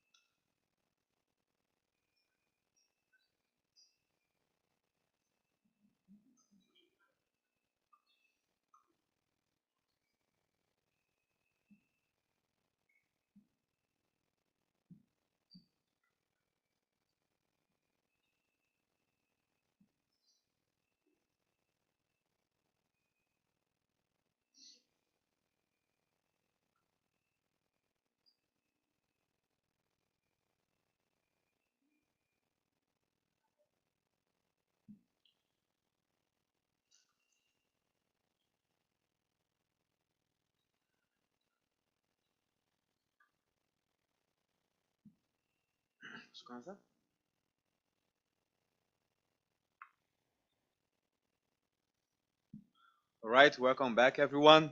We're back here to the second round of today morning's event. So for this part of the event, I would like to invite three scholars actually for the presentation of the paper or the work called "The Urban Agriculture in São Paulo: Breeding Food Security, Sustainability, and Community." This work was done by Luciana Fukimoto Ichikawa, who is a researcher at the Institute of Advanced Studies of the University of São Paulo, Ellen Evelyn de Souza, who is a master's student in geography at the University of São Paulo, and Professor Antonio Mauro Saraiva, who is a professor at the Department of Computer Engineering and Digital System here at Poly USP. So they are actually here, so I would welcome them here to the stage for the presentation.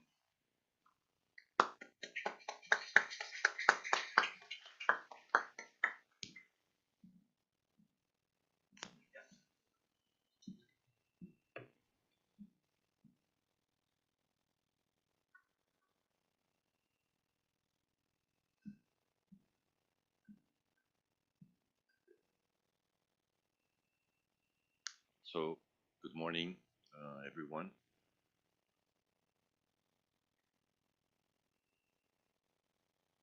Yeah, technology is always tricky, and I know that there is. Thank you. So, good morning, everyone, and thank you, Marcelo, for the invitation. It's a pleasure to be here to share some thoughts with you. Me, Luciana, and Helen will share this presentation.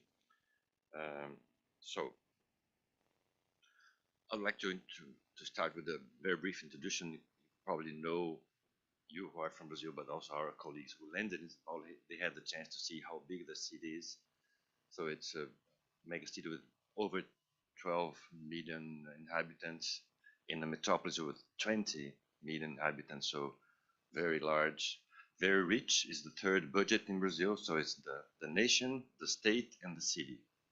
So no other state has budget larger than ours. So it's very rich, but very uneven in terms of distribution. So we have all the problems that huge cities have, especially huge cities from the global south, like transportation, housing, environmental system problems, violence, social isolation, food security, which are our focus.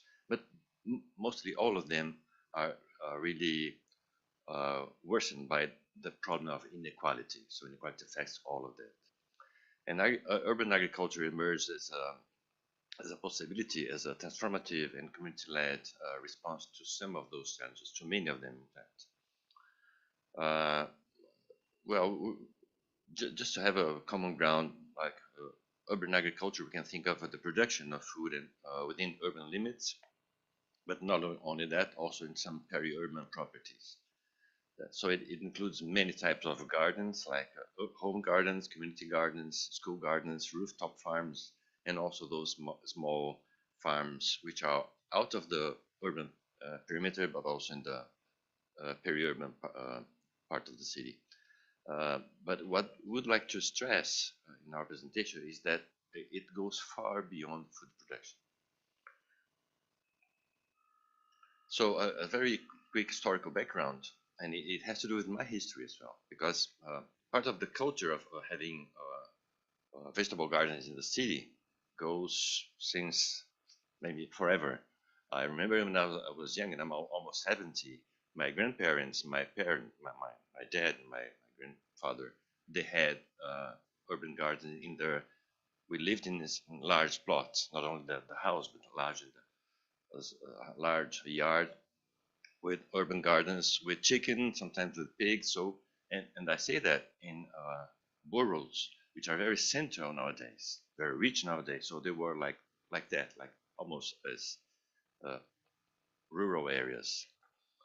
Of course, with urbanization and the labor changes, that changed everything. So people now, they don't have space for that, mostly, and neither they have time for taking care of that. but still some vacant areas remained, especially those, for instance, electric transmission line corridors, which since forever also have been explored. And again, I remember in the 70s, had just joined the university here. And I remember talking to some people that used to have gardens, exploring, growing vegetables, and they were immigrants from the Madeira Islands, from Portugal. So since then, those electric transmission lines were used as a place for having those gardens. But of course, as the social problems became more severe in the city, the alternative or the possibility of having those gardens has emerged and gained a lot of attention and traction. And always it has been led by grassroots activism and community movements. And of course, gradually, the municipality became aware of that, and some policies appeared, like Sampa Mais Rural, which means Sampa more rural, the POT, which program operation labor program, which give grants to people in need to work in many things, including in those gardens, and some others. Some current numbers of the public policy, some gardens that have been mapped by that Sampa Mais Rural program.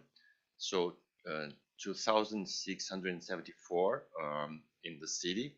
So this is the whole municipality, not only the urban area. And you see that we have around 800 of those units. Some of them are also animal production as well, 190. 17 of them are within indigenous communities. 203 are really urban gardens, and most of them, 1,659 are within public spaces. Here is a kind of another view of that. So very few of them, only 52 of them, which is 7% are organic certified. 29 of them, only 4% in agroecological transition. That has more to do with the fact that achieving those certificates is lengthy. And also in terms of the areas, the cultivated areas, it's very interesting to see that if we add that 23 and 63, so 86% of them are below 5 hectares, so really small properties. So a few points about urban agriculture and food security. So we all know that it increases access to fresh, healthy, diverse, which is very important, affordable, sometimes no cost when they are all the people that really work on it, and short circuit food in terms of bridging the gap between transportation. So it reconnects people with their own nutrition, which is something very important nowadays, since people are more and more eating ultra-processed food. Their own nutrition and diet, reducing the dependence on those kind of food. It supports many initiatives like school meals, local markets, and food banks, and it has very important aspect of helping maintain food culture within those gardens and the rich nutritional cultural heritage that in many cases is in place. In terms of sustainability, it enhances the biodiversity in a city which is has been known as a sea of concrete. That's how São Paulo used to be known, as a gray city. So in terms of course, the vegetables, but not only that, insects, birds, etc.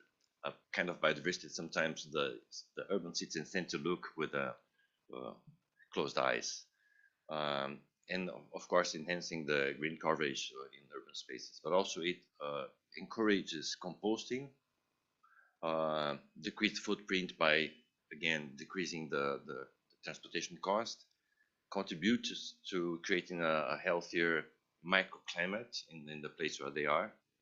And again, coming back to the question of the cultural traditions, It recognizes the traditional indigenous and Afro-descendant communities as allies to the preservation of nature and cultivation of this sustainable agroforestry. Of course, we're trying to stress, to highlight the issue that urban gardens are very important in terms of community empowerment. So more than food only, if I can say only, because it strengthens local networks and cooperation. They are spaces for learning, for healing, for activism, and for joy. And especially they are places and initiatives that help us empower vulnerable people, women, Black people, indigenous, youth, and the elderly, and sometimes all of them together in the same person. And the broader contributions of urban agriculture in terms of planetary health, which is a group that we have here in our institute, is a global movement. It integrates environmental, human, and animal health through local sustainable food systems. In terms of cultural heritage, it preserves traditional knowledge. It helps preserve traditional knowledge, ancestral practices, and culinary diversity. And it also helps us preserve the social fabric in terms of cultivating identity, resilience, and intergenerational connection. So now I'll bring to the stage my colleague Luciana, which will tell you about this very interesting project, which is called INSUA, Integrated Study in Urban Agriculture as Heritage, and to focus more on that.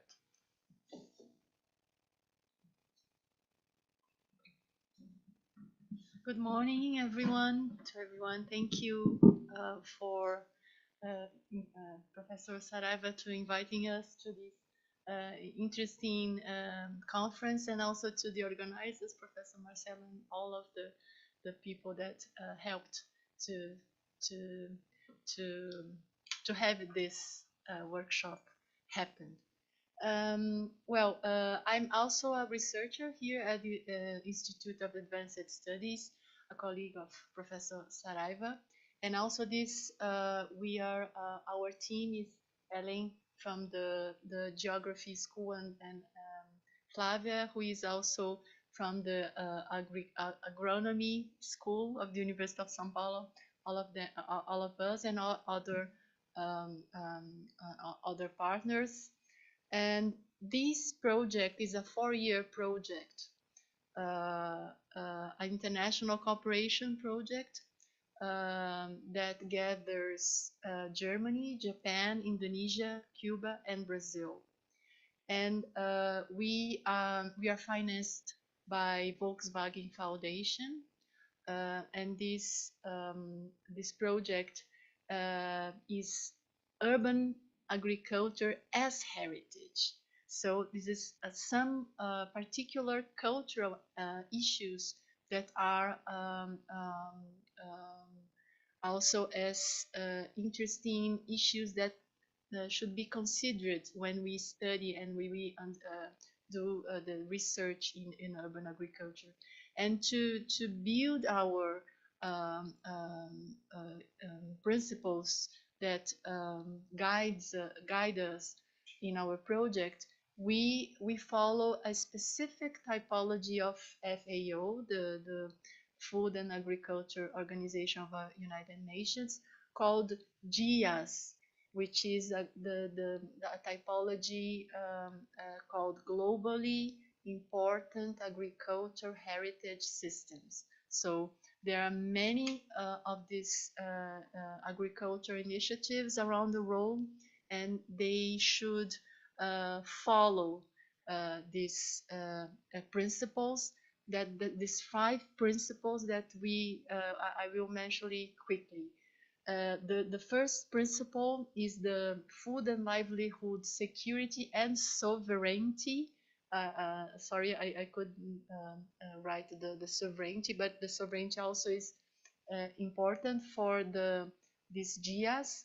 The second principle is the local traditional knowledge systems, which is also how community are and their all the the historical and cultural backgrounds are included in some of the in this agroforestry initiatives. The third principle is the agrobiodiversity, which is of course all the plant and the vegetable species that are related to some of these cultural backgrounds and historical backgrounds. The fourth is the social organizations, culture and value systems. And this is also how community are, what are the networks and what are the geometries that communities rely on in order to survive and as a community to develop their crops. And the fifth is the landscape features, and we adapted in our case because we are focused on in urban agriculture. In the GIAs especially, they consider only landscape features, but we adapted to make research in urban and peri-urban gardens. So this is the most important principles that we follow in order to build our project. I will call my partner here, so she can explain what are our methodologies, and then we can. Okay.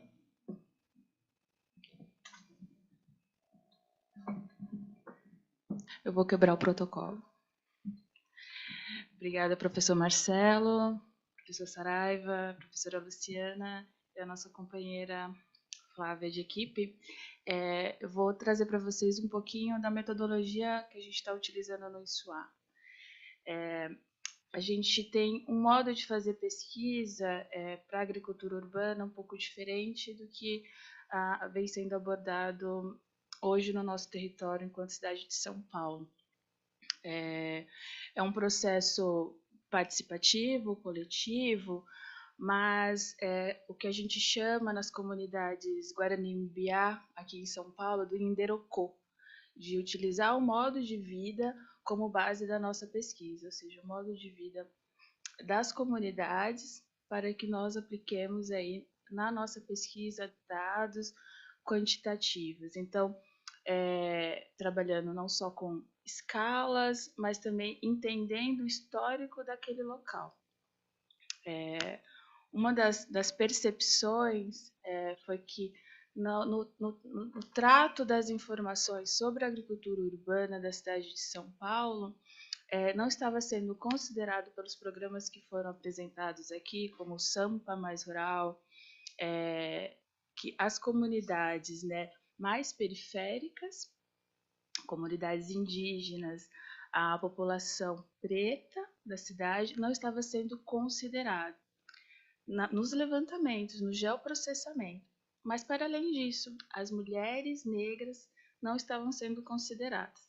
Por isso, a gente também traz esses dados. E aí, quando a gente vai abordando ainda mais, a gente começa a entender que o trabalho ancestral, né, e espiritual de algumas hortas também não estava sendo computado e colocado assim nos levantamentos da municipalidade, né? Ou seja, quem estava ali realizando um trabalho de preservação, principalmente em áreas onde a gente tem sobreposição de unidades de conservação, né, de áreas naturais protegidas, a gente tem um levantamento, né, enquanto Sistema Nacional de Unidades de Conservação, o SNUC, que em áreas protegidas, em unidades de conservação e de proteção integral, nós temos as zonas de amortecimento, né? E ao entorno dessas regiões, tanto da Zona Leste, que é onde a gente faz o nosso trabalho, quanto da Zona Sul, Extremo Sul, as zonas de amortecimento estão sendo ocupadas pela agricultura urbana. Então, a gente tem uma preservação do contínuo de mata por essas agricultoras, que é o nosso estudo, né, com a questão de gênero, e muitas delas com trato religioso, né? Na Zona Leste de São Paulo, a gente tem uma questão muito forte com a raça. Então, a gente tem a cultura de matriz africana no cuidado desses espaços verdes, né? A gente vai ter na Zona Sul os tratos indígenas, né? Do manejo e cultivo da terra por esses povos, né? E a gente está falando da comunidade Guarani-Mbiá. E também, né, que não estava catalogado, e a nossa pesquisa iniciou esse apoio junto ao programa do Sampa Mais Rural, da SMDET, né, da Secretaria Municipal de Desenvolvimento Econômico e Trabalho, de incluir na política pública algumas hortas de terreiro, né, hortas de candomblé do extremo sul da cidade de São Paulo, que fazem um trabalho muito interessante local. E a gente está falando que o nosso trabalho sempre está focado nessa escala, na escala local, né? Vou ver se eu... Não. E aí a gente coloca alguns indicadores muito importantes para a nossa pesquisa, né? Ontem a gente escutou aqui professoras incríveis, como a professora Dirce, a professora Silvia, que trouxeram, né, alguns relatos sobre a segurança alimentar, mas não só, elas também conseguiram avançar nesse trabalho do cuidado, né, de quem está cuidando ali, daqueles espaços. E a gente colocou enquanto indicadores, né, para as hortas que a gente está pesquisando, que são hortas na Zona Sul, né, e hortas na Zona Leste. A gente coloca como segurança alimentar, né, a gente aborda a interseccionalidade também, a agrobiodiversidade, quando a gente está colocando o patrimônio, né, a gente está falando também de segurança na posse, né, de apoio ou não existente para acesso à água, ainda falando disso na cidade de São Paulo, né, a água potável, limpa, e muitas hortas que a gente atua estão em microbacias, estão em locais onde se faz água, né, para a cidade e fornece o abastecimento para a capital. Porém, essas pessoas que ali plantam, que ali cultivam, importante falar que toda a nossa pesquisa aborda o cultivo sem agrotóxico, então, ou seja, uma agricultura urbana de base agroecológica. Descobri isso, né, com os nossos parceiros da Alemanha, da Indonésia, que não é um senso comum que a agricultura urbana ela é de base agroecológica, porém em São Paulo a gente tem catalogado aí pelo Sampa Mais Rural que a grande maioria das hortas, né, a gente aí está falando entre 75% e 78% é de base, porém tem a dificuldade da certificação orgânica, né? Hoje é muito custosa para a agricultora ou agricultor fazer isso. Então, a gente tem alguns princípios da nossa pesquisa que, longe de querer, né, entrar no âmbito da botânica, de fazer uma catalogação das espécies, né, com esse crivo botânico, mas sim se aproximar, fazer com que a pesquisa ela se aproxime, né, dessas pessoas localmente, com o nome popular. Então, a gente faz todo uma imersão na horta. A gente fica 2 meses em cada horta, identificando as espécies pelo nome que o agricultor expõe. E aí é muito interessante, porque a gente tem várias hortas na mesma região que a gente estuda, e cada horta tem plantas similares, mas elas são identificadas para usos distintos, numa região, né, de um raio muito pequeno. Então, a gente tem o exemplo do próprio fruto do cambuci, que é um fruto símbolo da cidade de São Paulo, tendo guardiãs hoje na Zona Sul, utilizando ele para fins de reflorestamento, enquanto na comunidade indígena do território Tenondeporã, que é a terra indígena que a gente atua, utiliza ele mais para fins medicinais. Então, a gente tem esses usos das mesmas espécies em diferentes localidades, né? Assim como o milho guarani, ele é consagrado, e o milho, a semente crioula do milho na Zona Leste é ofertado para um orixá. Então, a gente tem diferentes usos, mas algumas similaridades. A proteção dessa semente, né, o resguardo dessa semente está acontecendo hoje, né, na agricultura urbana, né? Isso é muito interessante para a nossa pesquisa. E aí, o que a gente traz um pouco é sobre essa sociobiodiversidade, essa agrobiodiversidade, e como ela é importante para a cidade na forma de ser de cada comunidade, mesmo não sendo uma comunidade tradicional, né? Não sendo uma comunidade indígena, uma comunidade quilombola, ribeirinha, ou afins.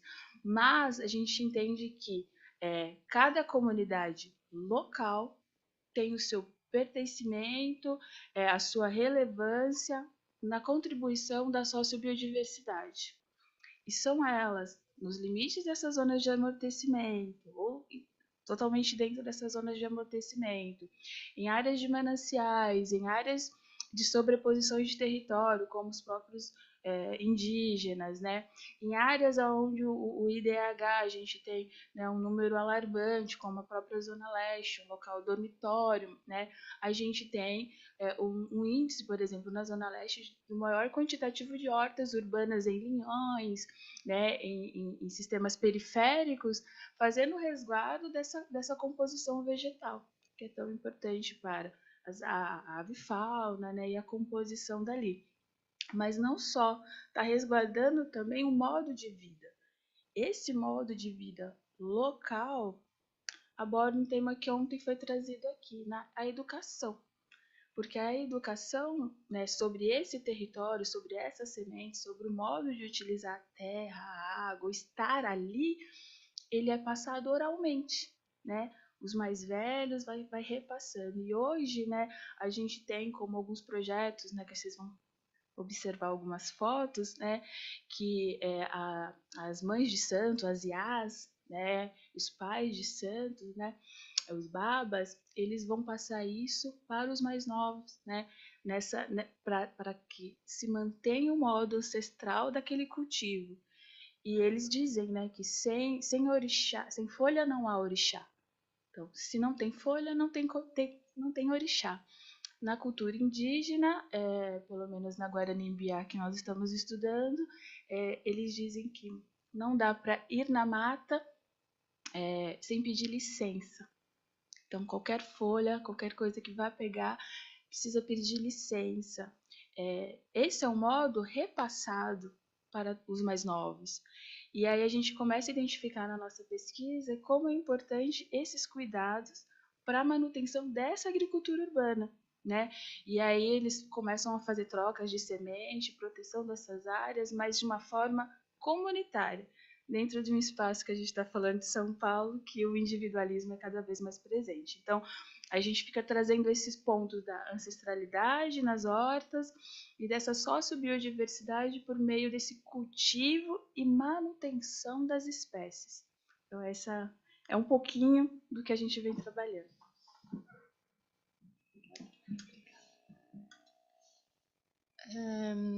So in order to understand why, how important those historical backgrounds are influence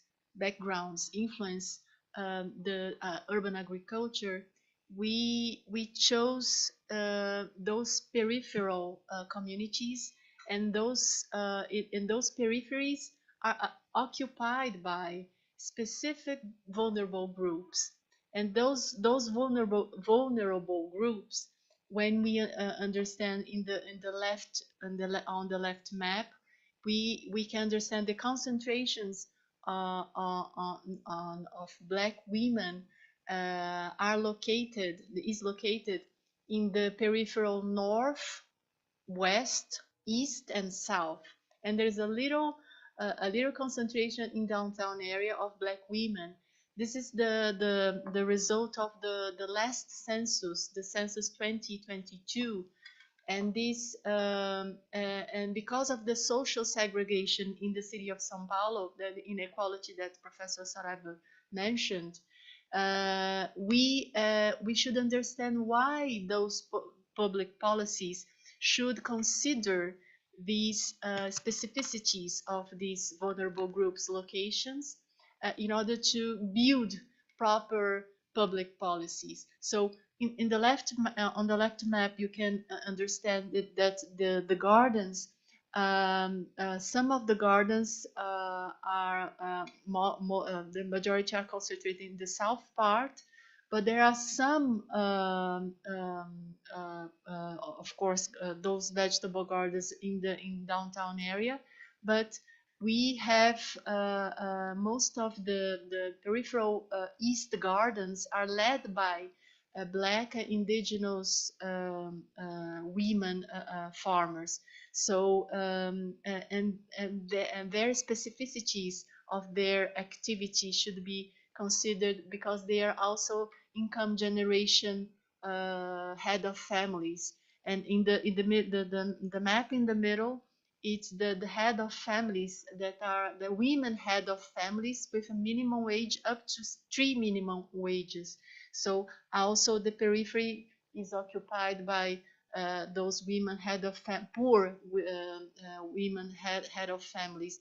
And when we understand this, the right map, there is a research led by different professors of the São Paulo Federal University, and also the ABC Federal University, and the food security municipal council here, and whatever. And they could build this map of high food insecurity. And also we also have this overlapping of the high food insecurity located in the north part of the city and the east and south part of the city. So how these urban agriculture public policies could not be generic, because the territory is not generic. The territory has this an inequality, and so we should target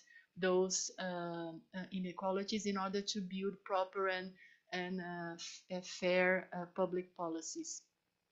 And in this slide, we can also have this unequal distribution of these vegetable gardens, and there are more. Those concentrations is not how can I say? They don't face the vulnerable groups that really needs the vegetable gardens to have access to fresh food, and also have opportunity to income generation. So this unequal distribution is not. We should improve this distribution of vegetable gardens in the city. And in the map in the middle, some gardens they are occupied under electricity lines, as Professor Saraiva mentioned, and the electricity lines that are in orange lines here in the map, they could be also considered not only as isolated gardens, but could be included in an environmental policy in order to have these gardens as a network of environmental corridors. So how to understand that they are, we should cross environmental policy with the agriculture policy as also as an ally of these climate changes mitigation and whatever. And because of this, we also overlapped the heat, the surface temperature of the around the territory of the city of São Paulo, and we can understand that there are some heat islands. The heat island map is 2010, the year of 2010, but also we still have these heat islands, and we made a partnership with a professor of this astronomy and geophysics school here at the University of São Paulo, and we could have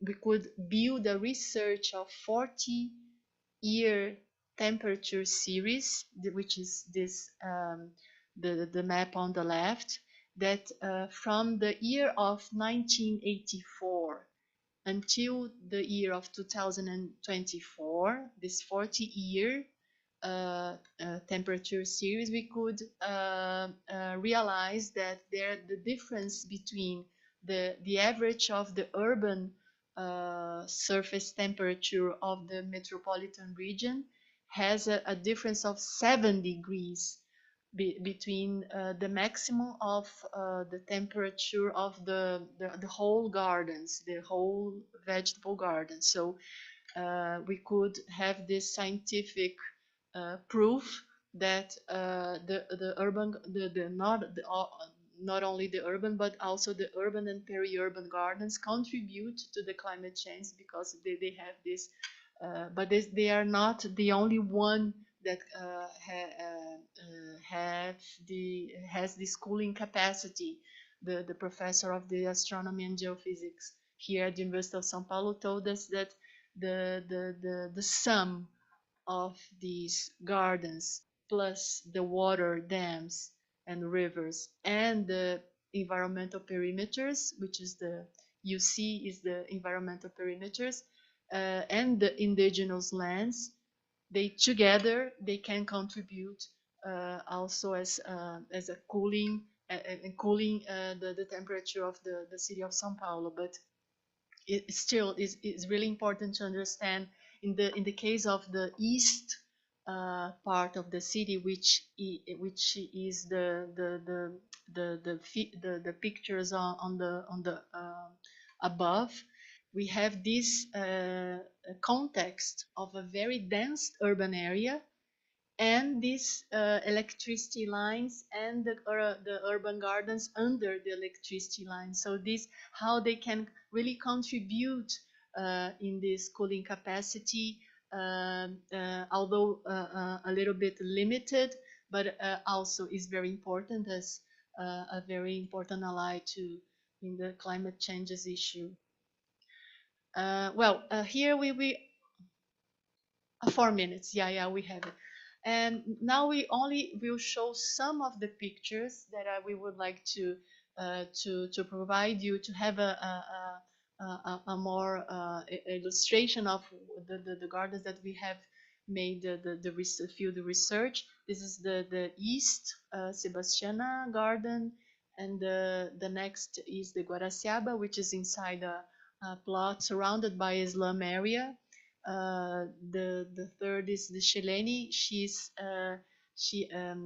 She calls that her garden is a quilombo garden with Afro-descendant culture. The Paloma, and this is a Gera Juncal garden, is also peripheral in the east part. Nilda, the garden, the seeds garden, the seeds guardian garden, led by Nilda. She's an indigenous farmer, and this is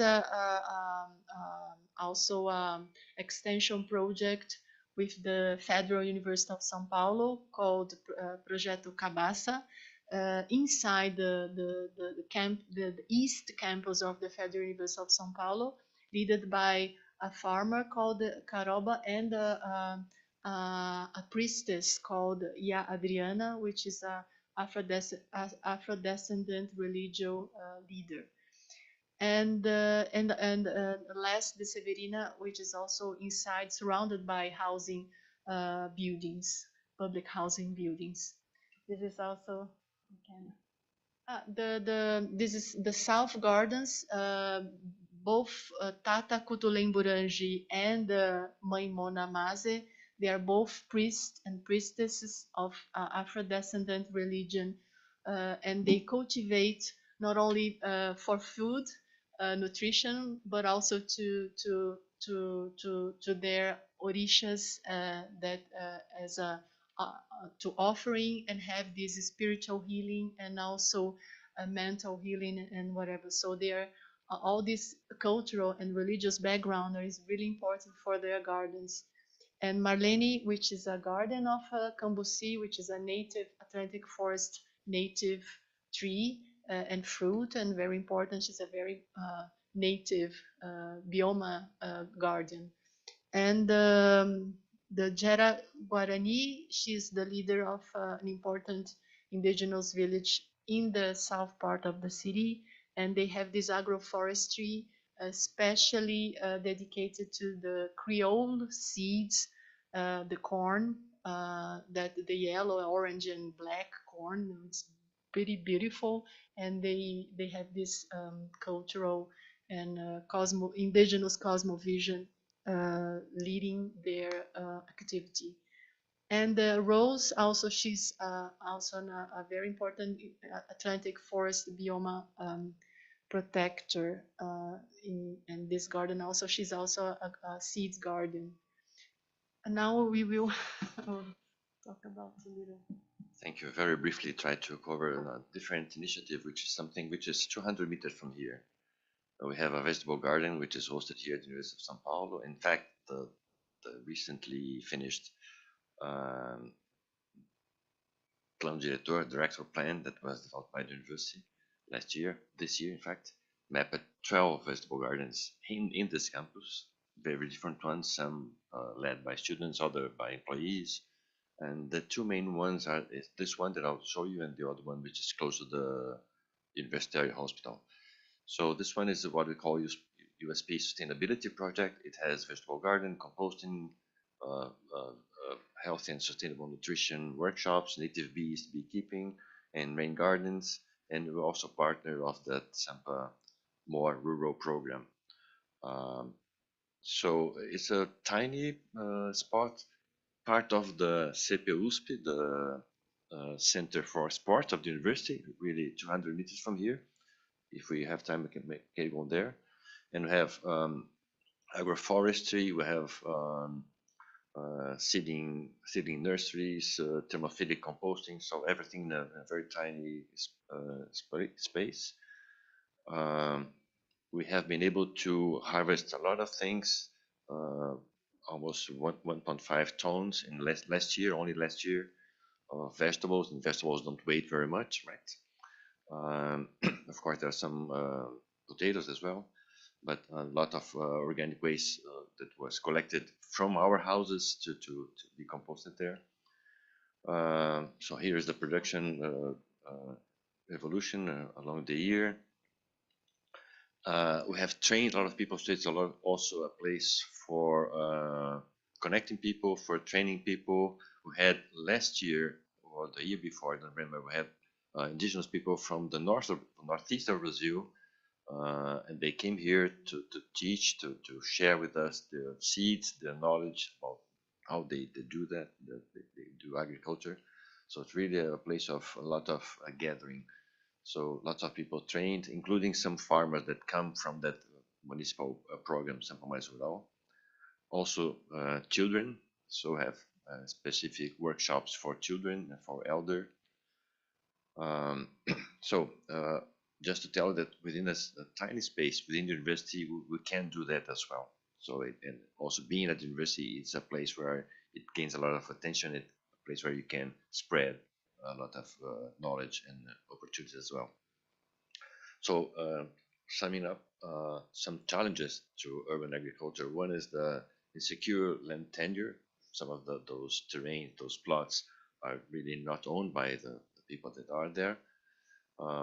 Limited funding and technical assistance for them, especially technical assistance, thinking of this agroforestry, this agroecologic approach, which is even more difficult to get.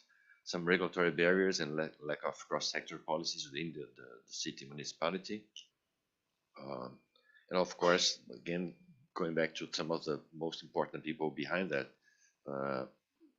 take into account that peripheral gardens are led by Black people, mostly women, indigenous, poor head of family in some of those 8 islands. So we need to take that into account. Some pathways forward that we imagine. So institutionalizing even more the urban agriculture as part of the city planning, not only part of one secretariat, for instance. expanding the program, the existing programs, the PLT, which gives grants for some people to work one minimum wage per month to be part of many initiatives. One is being part of the vegetable gardens. We have 2 of them here from the municipality. They help a lot. So, and that's a way of take people out of that vulnerable situation. Strengthening alliances between all the possible stakeholders. That means civil society, academia, public agencies, but of course those communities, most important than everything. And encourage a better distribution of gardens according to many biases like class, gender, race, ethnicity, and the territories like heat islands and food security where they occur. So we try to show you that urban agriculture in Sao Paulo is much more than food. It's very complex, a very rich environment, very rich ecosystem, so to speak. And it has to be taken into account, like community, race, ethnicity, class, local climate, food security, environment, culture, and rights. So they're all involved in some way or in all ways. And it connects people with the land and with each other, which is something very difficult in a city like Sao Paulo, where people tend to be separate. And it's a key strategy for resilient and inclusive cities like Sao Paulo needs to be. So thank you, and we're here for some minutes, I guess.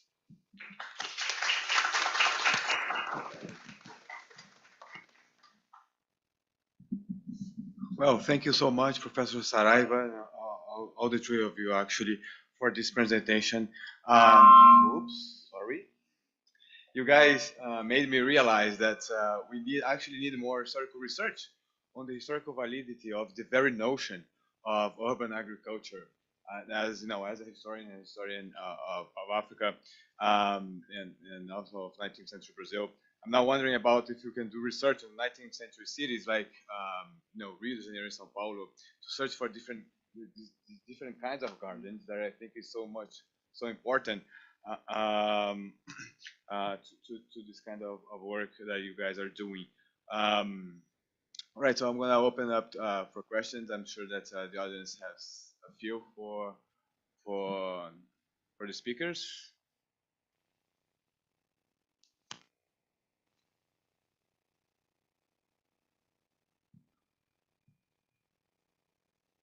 Thank you so much.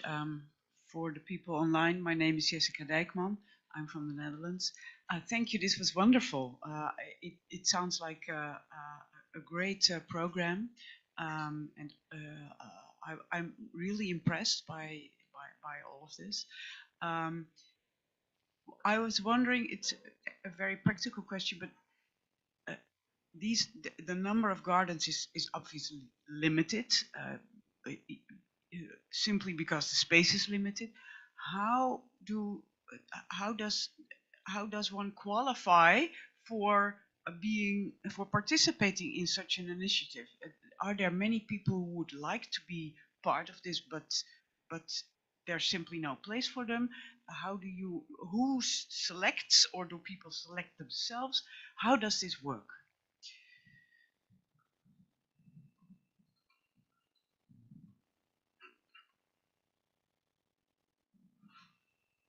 Okay, so I guess that there are different, say, project initiatives. So that depends. Like the ones with the support from the municipality, they look for people. They reach out to identify those vegetable gardens.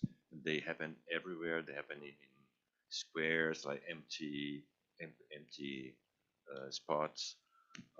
But something that I'd like to mention that it may not be showing up in those numbers. I know they can help me. Even in middle class condominiums and apartments, there's a tendency for people to use the available space for having even a small garden, small composting. So there are very different initiatives going on. So I really can say that urban agriculture, especially those gardens, is increasing a lot in the city. And Claudia is also working on that, so she can say something about that as well. Maybe.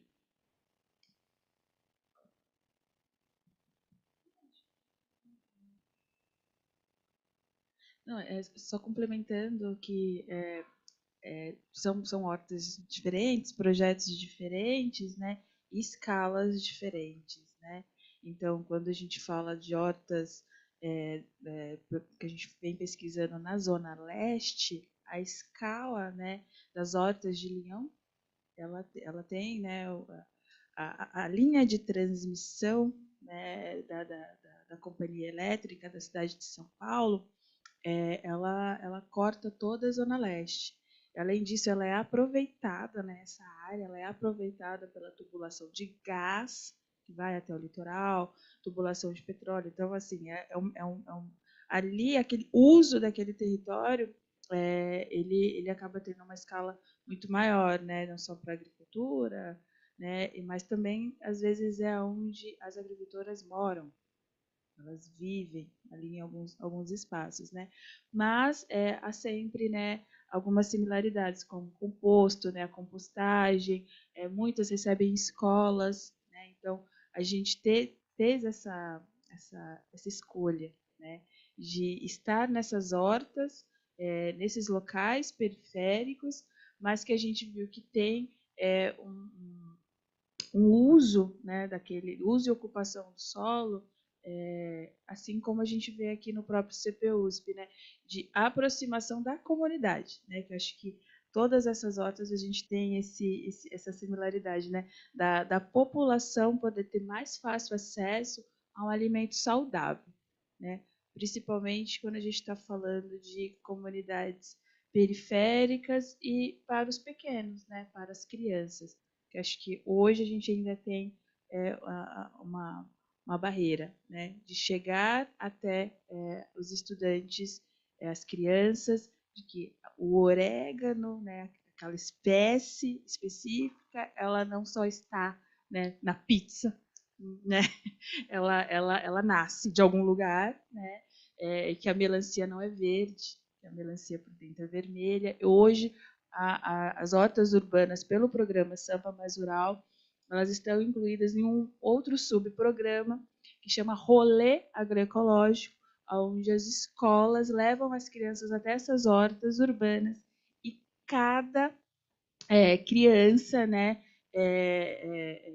ela tem uma experiência de refeição dentro das hortas, além de uma atividade pedagógica. E a agricultora ou o agricultor recebe da municipalidade para estar com essas crianças ali fazendo esse trabalho. Então, eu acho que é bem interessante.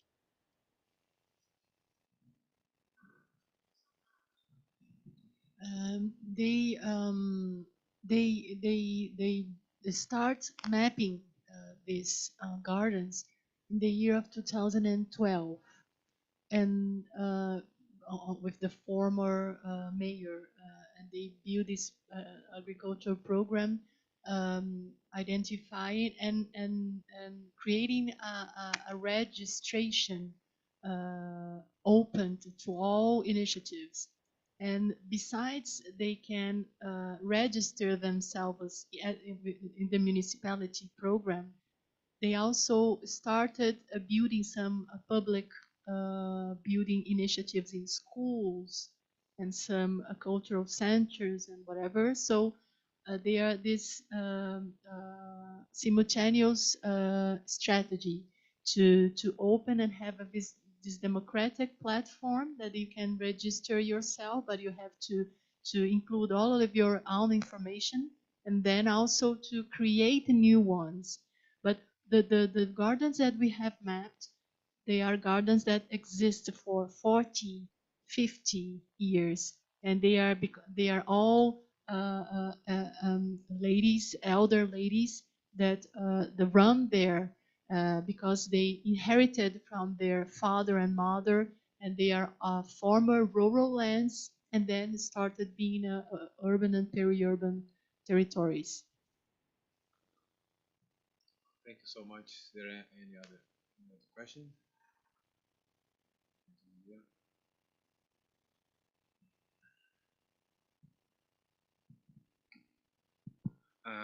Good morning.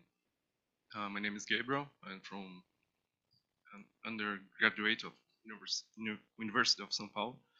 And I would like to know what are the monetary implications of the urban garden, and maybe the possibilities to these families can lucrate. I think this word exists.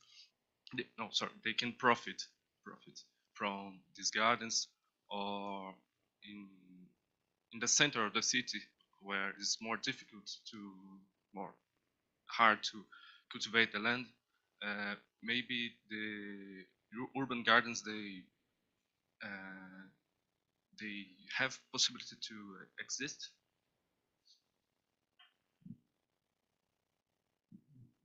Well, yes, they understand this is a very important income generation opportunity. So they practice this urban agriculture also as an income generation activity, but it's not the most important for them, because they understand there is a kind of a cultural resistance to be there and to keep doing what the ancestors did in the case of the indigenous people, for millenniums, and also some for 100 years. And this cultural resistance is a way that not only they understand this as to keep their identity, cultural identity, but also to feed the community and to use their medicinal knowledge and also the religious knowledge to have this welfare in the community. So of course this is a more survival, is not a profitable garden as the agribusiness model, but yes, they can survive themselves as a livelihood activity. Uma das discussões que nós temos é ter a remuneração, né, dessas pessoas que estão fazendo um trabalho ecossistêmico impressionante, né, dentro da metrópole.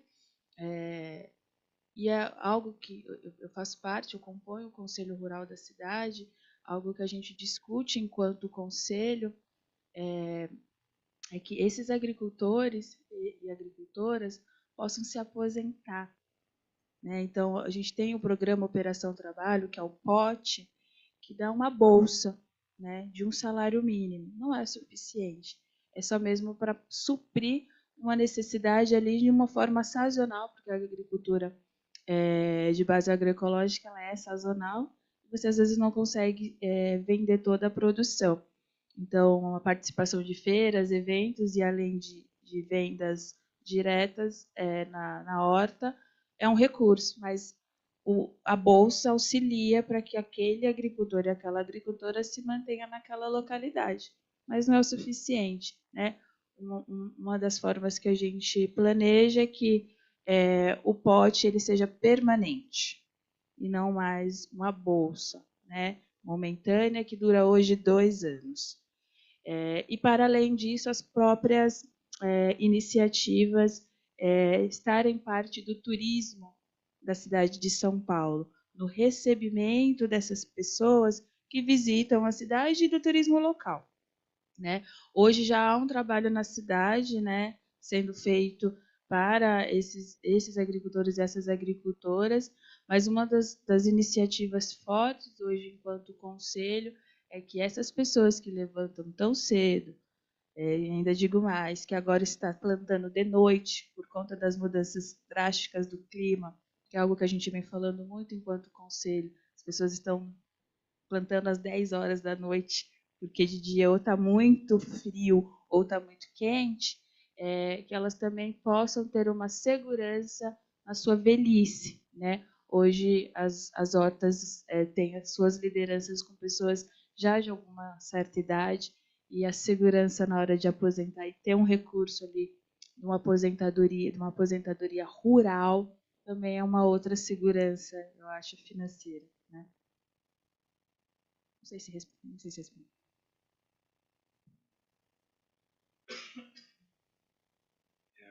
Anyone else like to ask a question? Good morning. Thank you for the paper. My name is José for the people online. I'm a PhD candidate here at the History Department.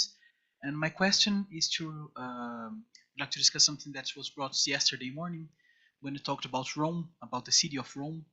And it's really a shame that Caroline couldn't be here today because her work is really on the spread of the urban gardens in Rome after the end of the empire. So how this city that once had 1 million inhabitants shrank, and by the time that it had like 50,000 people living, these urban gardens spread among inside the walls of the city, and how this was usually took by historians as a sign of the decline of the city after the end of the Roman Empire. But in the book she wrote about this, she argues that this is and I reminded when Professor Saraiva finished his presentation, she argues that this was strategies of coping and strategies of adaptability of the population inside this new scenario. So the difference is, my question for you, it's more of a comment about the difference between, on the one hand, we had this one that was a huge metropolis that shrank, and the urban gardens spread around the city in these empty spaces.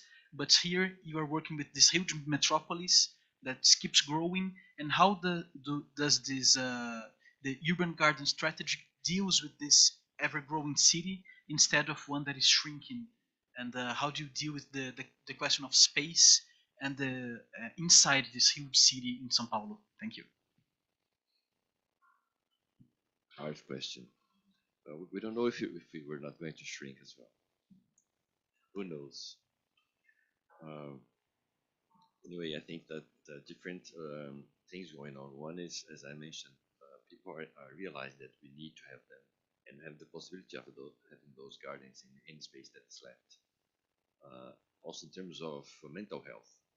So it varies a lot. So I think that across the different parts of the city, different social strata, etc., there are many different reasons why people are engaging into having those vegetable gardens. So in terms of providing food, gathering, mental health, as I said. So I think that there's a movement in terms of occupying the city. In some of those vegetable gardens, sometimes they're being built or crops are being grown in plazas, in squares. So they start with a small plot, and they start to occupy the plaza, which was basic grass, so they're occupying that. I think that it also has to do with the fact that we're feeling the necessity of having that in terms of dealing with climate change. So how to turn the city into a greener space, a greener city. So at the same time, you're right. The city is growing more and more in terms of constructed area.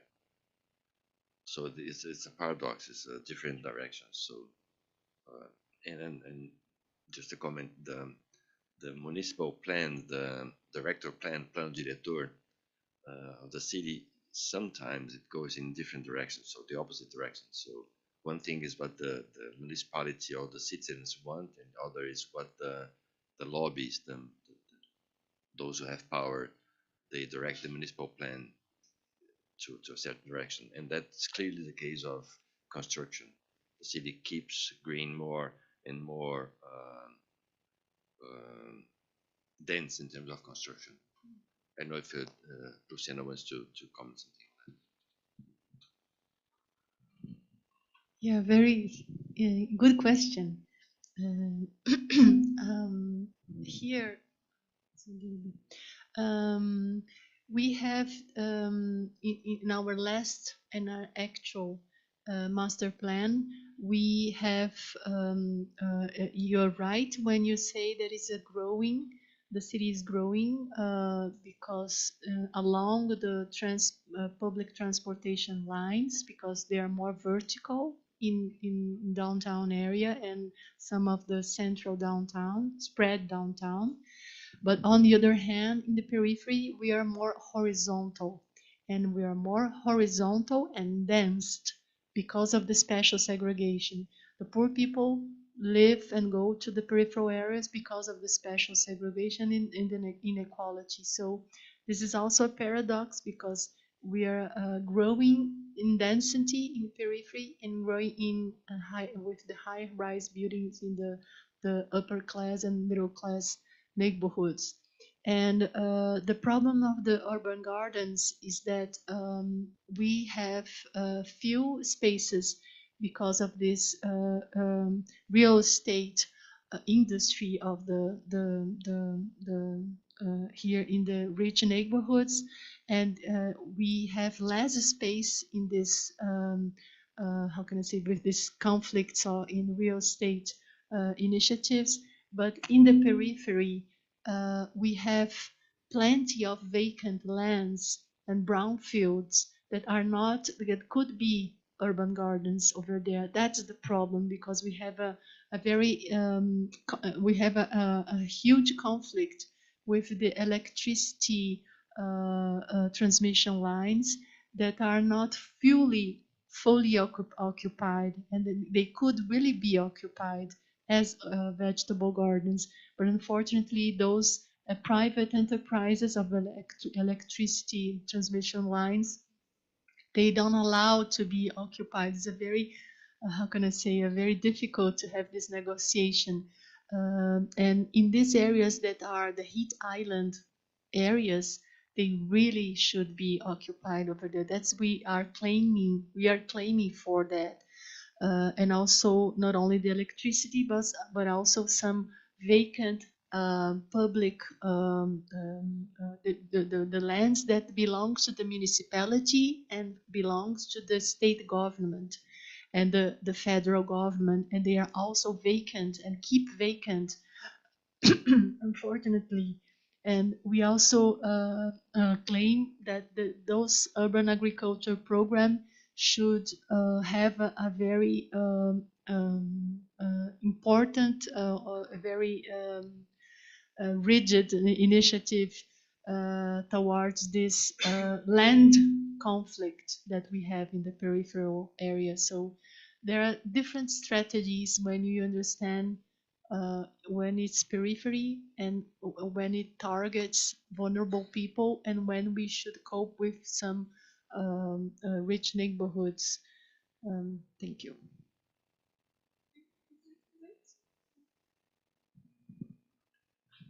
Thank you. Anyone else like to ask a question? Okay, I have a brief question on my own that I have to ask, because I think it's one when regards to the matter of the local traditional knowledge system, and I think the presentation mentioned, I think the name was correct, Mamãe Mana Mazi, Mana Mazé. She's from the Candomblé Congo Angola, right? Yeah, and I think that's kind of extremely important. And I think it opens really, and I think that's the value of interdisciplinary conversation, because I think it can raise the questions for historians of how can we understand the transmission of knowledge within that community itself. And I think when we so many times when we understand those topics, we come up with the concept of the invention of tradition. But I think it's not as much a matter of invention of tradition as it is a matter of tradition of invention, which is people are reproducing in the same kind of cognitive framework different solutions, but also always in so that's I think that's the kind of not much about that's not really a question, but I think it's more of a comment. But I think you here in São Paulo you see more of a Candomblé Congo Angola much more than the Yoruba base in Salvador, right?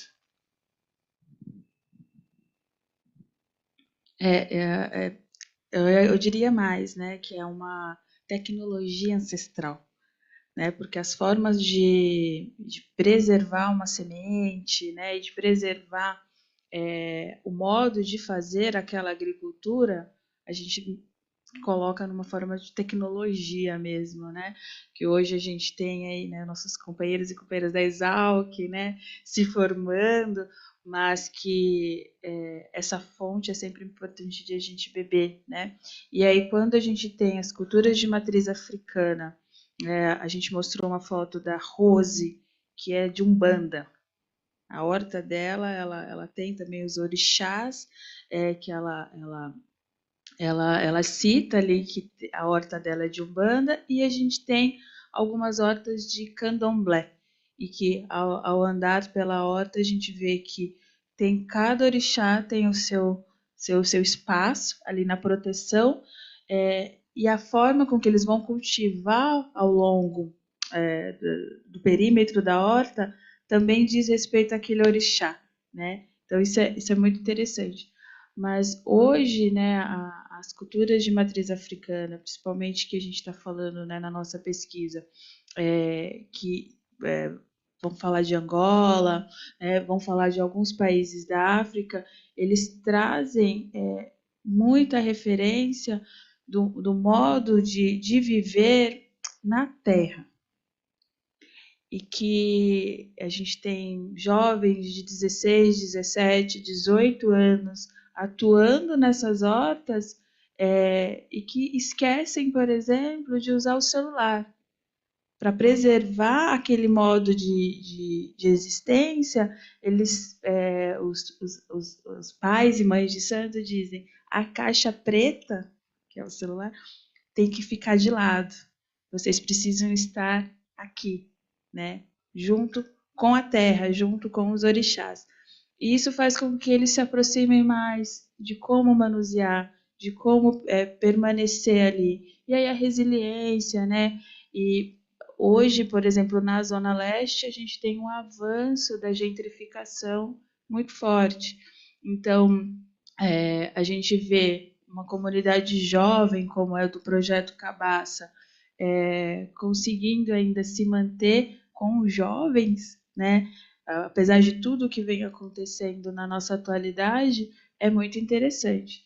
E o contraponto que é na Zona Sul, onde é categorizada pelo plano diretor como zona rural, a gente vê os mais velhos fazendo a oralidade, passando esse conhecimento, mas fazendo com que os jovens eles estejam ali cultuando junto, que ali já tem um espaço de terra, já tem um espaço maior de terra, então eles cultuam junto.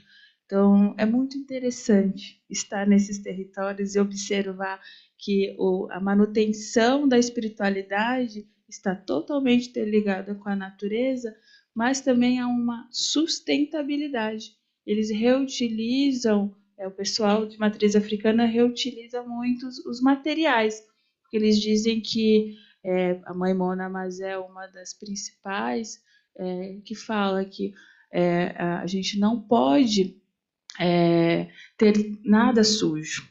Aí isso percebe para a gente, né, para a gente deixar a nossa casa sempre em ordem, porque onde tem sujeira, onde tem lixo, onde não se recicla, a espiritualidade não fica. Então, para ela, uma cachoeira onde tem alguns trabalhos de religiosos e que eles permanecem ali, não tem espiritualidade, não vai dar certo. Que ali tem que ser um local limpo, natural. Isso é muito bonito.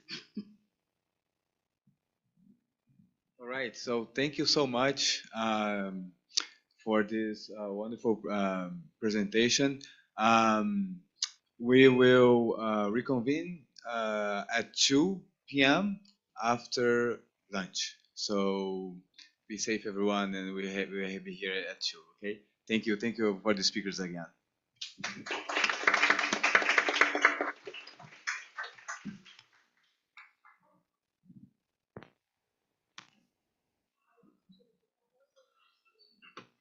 Obrigado. Prazer te conhecer.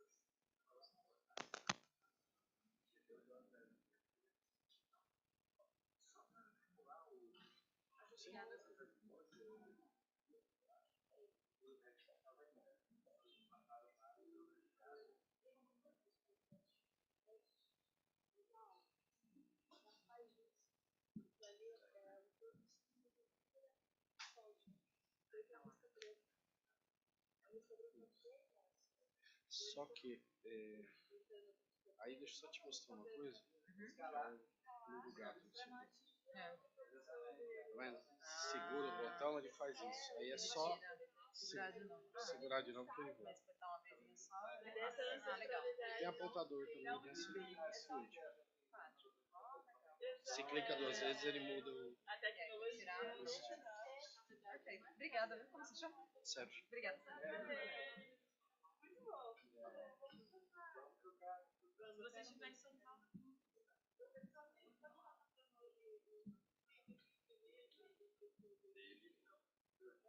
Eu posso pegar no celular aqui.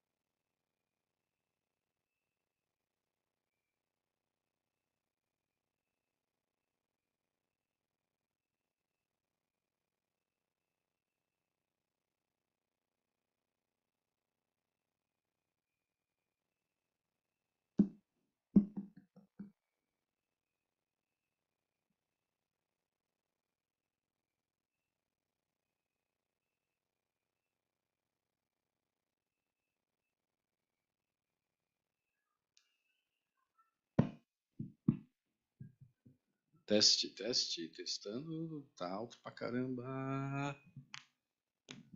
Teste, teste, testando, tá bem. Teste, teste, testando. Teste, testando.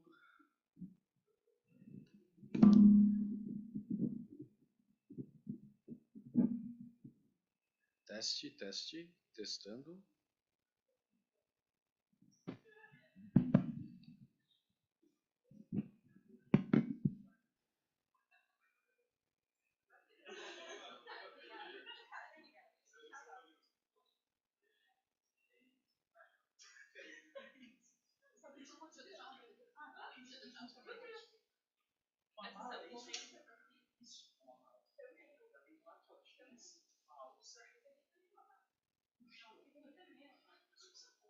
Só tem malas aí. Só tem malas. Também. Oh, uma mala.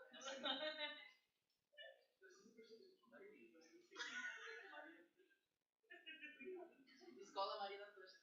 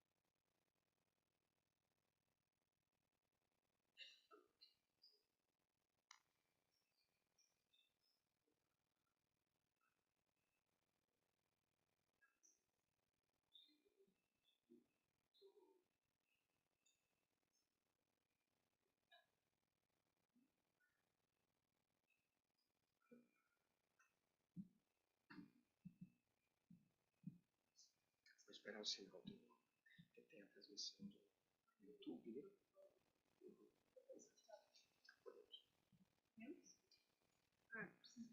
Sim. Olá.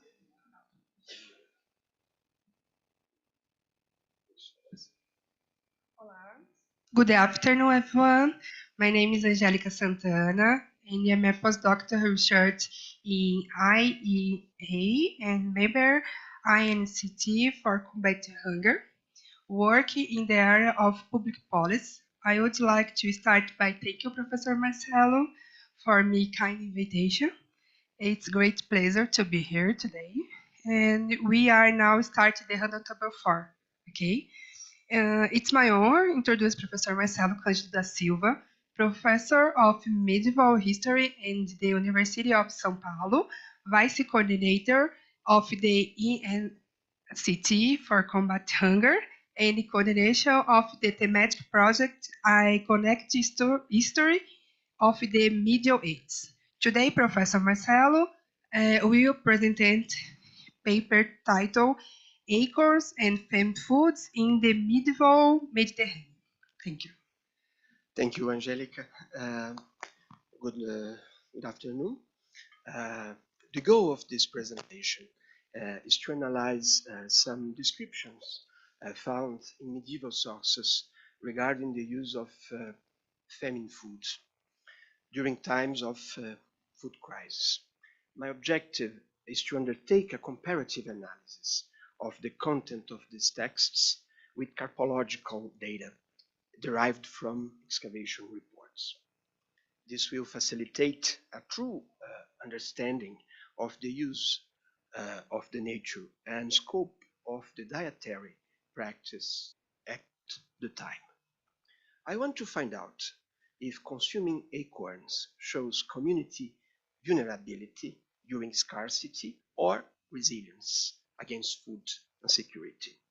This reflection is part of a project titled Agriculture, disponibilité alimentaire et biodiversité, passé, présent, futur, which is being developed alongside Sylvia Miranda, Jean-Pierre Devroy, and Chantal Zoller. Et j'aimerais profiter de l'occasion pour remercier très vivement Jean-Pierre Devroy par sa générosité de nous avoir accueillis à Bruxelles pendant 2 mois, Sylvia et moi, à l'Académie royale, où nous avons pas seulement pu travailler sur nos recherches, mais aussi entamer ce beau projet. Donc, Jean-Pierre, je sais que tu nous écoutes par Zoom.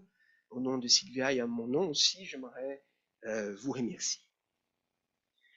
I begin with a quote from Landscape and Change in early medieval Italy.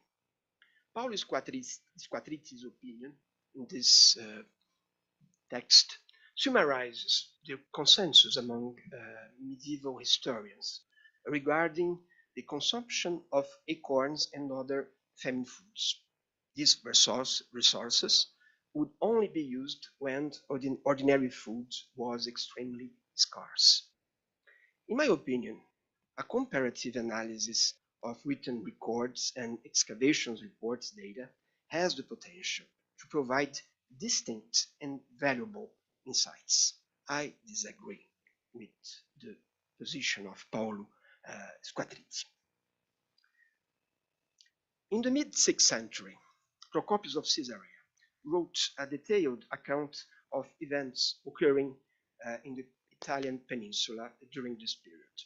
Sent to the region to chronicle the military operations of General Belisarius against the Ostrogothic forces, in his work, De Bello Gotico, he provides detailed descriptions of food shortages, epidemics, and natural catastrophes. I would like to highlight 2 events recorded by Procopius between 537 and 539, where he mentions items that appear to be famine foods. The first event happened during Rome's siege by Ostrogothic troops in 537, describing a typical famine en vase clos, it's a French expression. The use of what the author qualifies as monstrous foods unknown to man's natural desires, his words, is at first restricted to the less favored groups. As resources ran out, even privileged groups were unable to afford cereals. Nettles became widely used when people started boiling them before eating to avoid irritation from the grass. However, the consumption of nettles would be inadequate, as many individuals still perished despite consuming them, according to Procopius. It should be noted that in the gradation of unclean foods for Procopius, nettles come just before the consumption of excrement. At the end of the siege, once the dogs, rats, and other dead animals had run out, men would have started to practice cannibalism. The second case mentioned by Procopius concerns events in the northern part of the peninsula around 539. According to him, agricultural work had ceased, resulting in unharvested wheat growing in the fields and then being ruined. Because of this situation, the inhabitants of Emilia left their homes and moved to Piceno on the Adriatic coast, thinking that being by the coast would spare them from the total lack of supplies. The Tuscans faced famine, forcing mountain residents to eat acorn bread. Procopius reported that the famine resulted in most of the population falling victim to various diseases, with only a small number managing to survive and recover. Acorns contain tannins that can be harmful if they are not correctly processed. The tannin content in acorns varies by species. Some acorns need detoxification, while others with low tannin can be eaten, like chestnuts. Procopius does not explicitly attribute the reported deaths to the consumption of acorns. By the way, no medieval author directly links acorn consumption with poisoning. For example, Gregory of Tours mentions famine foods causing poisoning, but he refers to herbs, not acorns. Acorns had a poor reputation because not because for their potential toxicity, but because they were seen as food for animals or rustic communities prior to the use of cereals. Indeed, in the Lex Visigotorum, several titles mention acorns in the context of pig farming. In 503, Enodius of Pavia criticizes his cousin Asturius for mentioning the habit of eating acorns. He argues that Asturius' coarse writing style and rough speech reflect his choice of food. Enodius hates acorns. In the etymologies, Isidore of Seville mentions the practice of consuming acorns, indicating that it dates to ancient times before humans began to use cereals. It's a common theme in the ancient texts. In the 8th century, Paul the Deacon associated the consumption of acorns with the habit of Italy's earliest inhabitants, who, according to him, did not live as humans but as animals, eating acorns and dwelling in caves and huts made of leaves and shrubs. In the penultimate chapter, at the end of the histories written at the end of the 6th century, Gregory of Tours recounts an epidemic that struck the region, the Gaul, along with an intense drought that destroyed all the pastures. As a result, substantial losses of livestock occurred, significantly reducing the number of animals available for reproduction. He concludes by observing that grain harvest was inadequate, although vineyard production was abundant and acorns developed but not reaped. I was very happy to find this text because acorn was associated to consumption food. But Jean-Pierre Devroy pointed out after reading the first version of my text that this whole passage from the histories evokes a hardship that also affects animals. Wet hay, a bad cereal harvest, vines that have produced in abundance, acorns that haven't ripened. Therefore, we can't ignore the fact that Gregory may be referring to the feeding of pigs.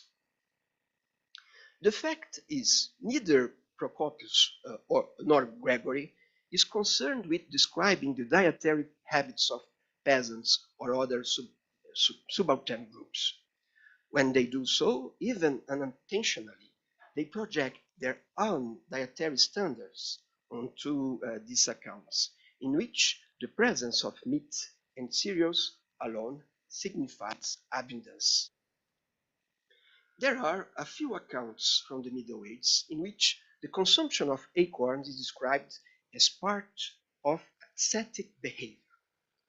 Frodois, in the 10th century history of the Church of Reims, mentions a priest named Ostrad, who, upon the arrival of the Normans, took the body of Saint Balderic with him and sheltered in a tree. He is said to have remained there for 9 days, eating only a single acorn, without hunger or thirst. 3 centuries later, in the work of Herbert de Clairvaux, the consumption of acorns appears in a paradoxical way. On the one hand, because of behavior dictated by love for Christ, a hermit named Scocellinus, for 14 years is said to have wandered alone and naked, hiding in the mountains and forests, feeding on wild herbs and their raw roots, and sometimes also cattle meat and acorns and other delicacies. On the other hand, the author points out this was much more forage for irrational animals than food for man. Toro animalium. The fact is that most written sources that mention acorns between the 6th and the 15th centuries do so in association with pig feed. Even in the pictorial culture, we have the same association.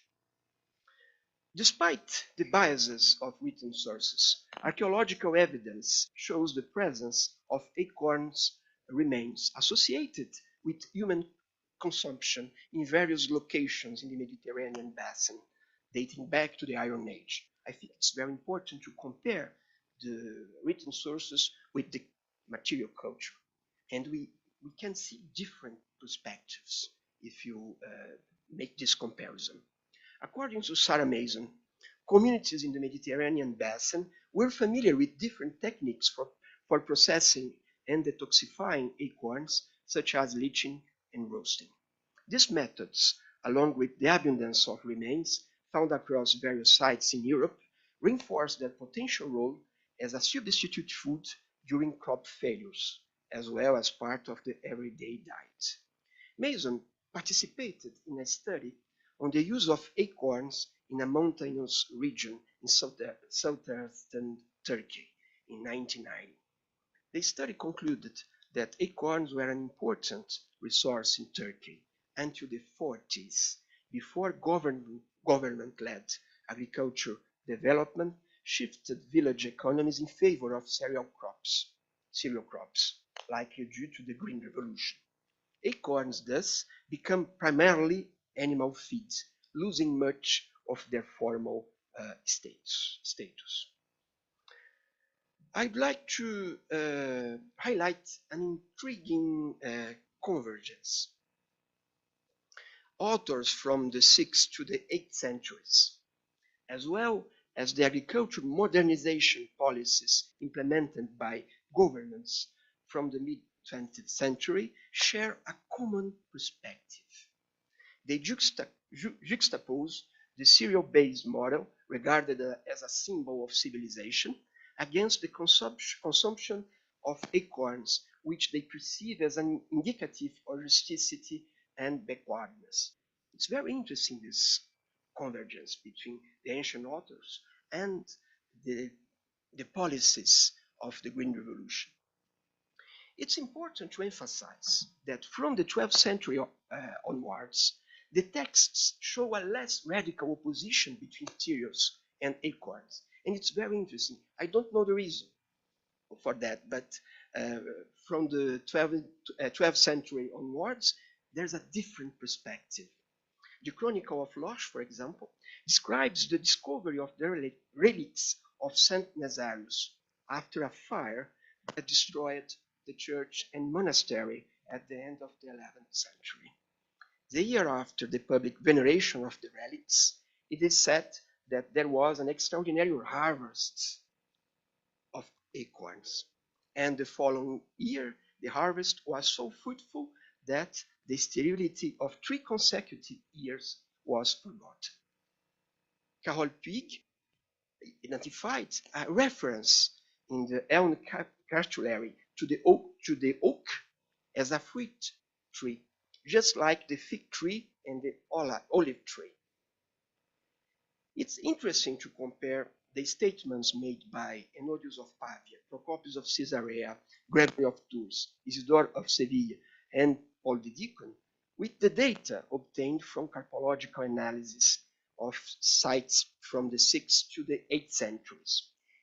So, in my opinion, the author's aversion to acorns does not correspond to the material culture of this period, from the 6th to the 8th century. In my opinion, the author's aversion to acorns is very different from which we can find in the sites. There is a lack of attention given in archaeological excavations in general to unconventional food plants. In a preliminary survey conducted for the purpose of the collective project mentioned at the beginning of this work, it was possible to detect the significant presence of these plants in excavation reports, which are systematically described by archaeologists as weeds or animal feed. I don't agree with that, and there are some good archaeologists that doesn't agree either. There are so notable exceptions, such as the works of Marie-Pierre Rouas, to whom I am grateful for sharing some of her publications with me, and Jérôme Ross. Let us begin with the Italian peninsula. The excavation campaign of the Mirandulo site in 2013, directed by Marco Valenti, focused on the remains from the 8th century, revealing important information about the organization of the village. The excavations exposed structures and activities dating from the 8th to the 13th centuries, including metalworking workshops and cereal storage areas. Area 18 revealed a food storage deposit in excellent preservation, destroyed by a fire in the 8th century. The text mentions the discovery of several carbonized seeds in the storage corridors of the granary in Area 18. These seeds consisted primarily of cereal and legumes. Furthermore, the burdened soil layer revealed several carbonized acorns, likely used, according to Marco Valenti, as animal feed, especially for pigs, given the discovery of their bones in the same stratigraphic level. So the conclusion is the same from the other archaeologists. The second early medieval site I would like to draw attention to is in the south of France, in the Roussillon region. A concentration of acorns was discovered in a Dolium firing. The medieval custom has been reoccupied by shepherds. In several houses, the ashes from the fireplace revealed pockets of acorns. One of the houses also yielded whole burnt olives from a jar. Written sources mention that a muleteer lived in this village. Marie-Pierre Rouas' conclusion is clear. Acorns were a staple food for this population. And this is the first conclusion important to us here. Although the discovery of acorns in the Roussillon region during his period is exceptional, another finding by Jérôme Ross and Marie-Pierre Rouas is worth mentioning.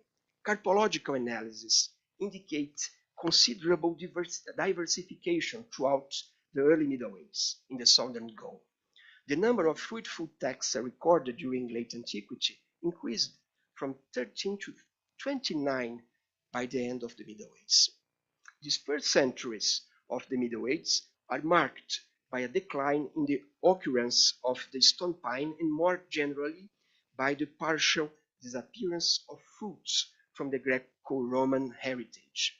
On the other hand, a progressive resurgence of wild fruits took place.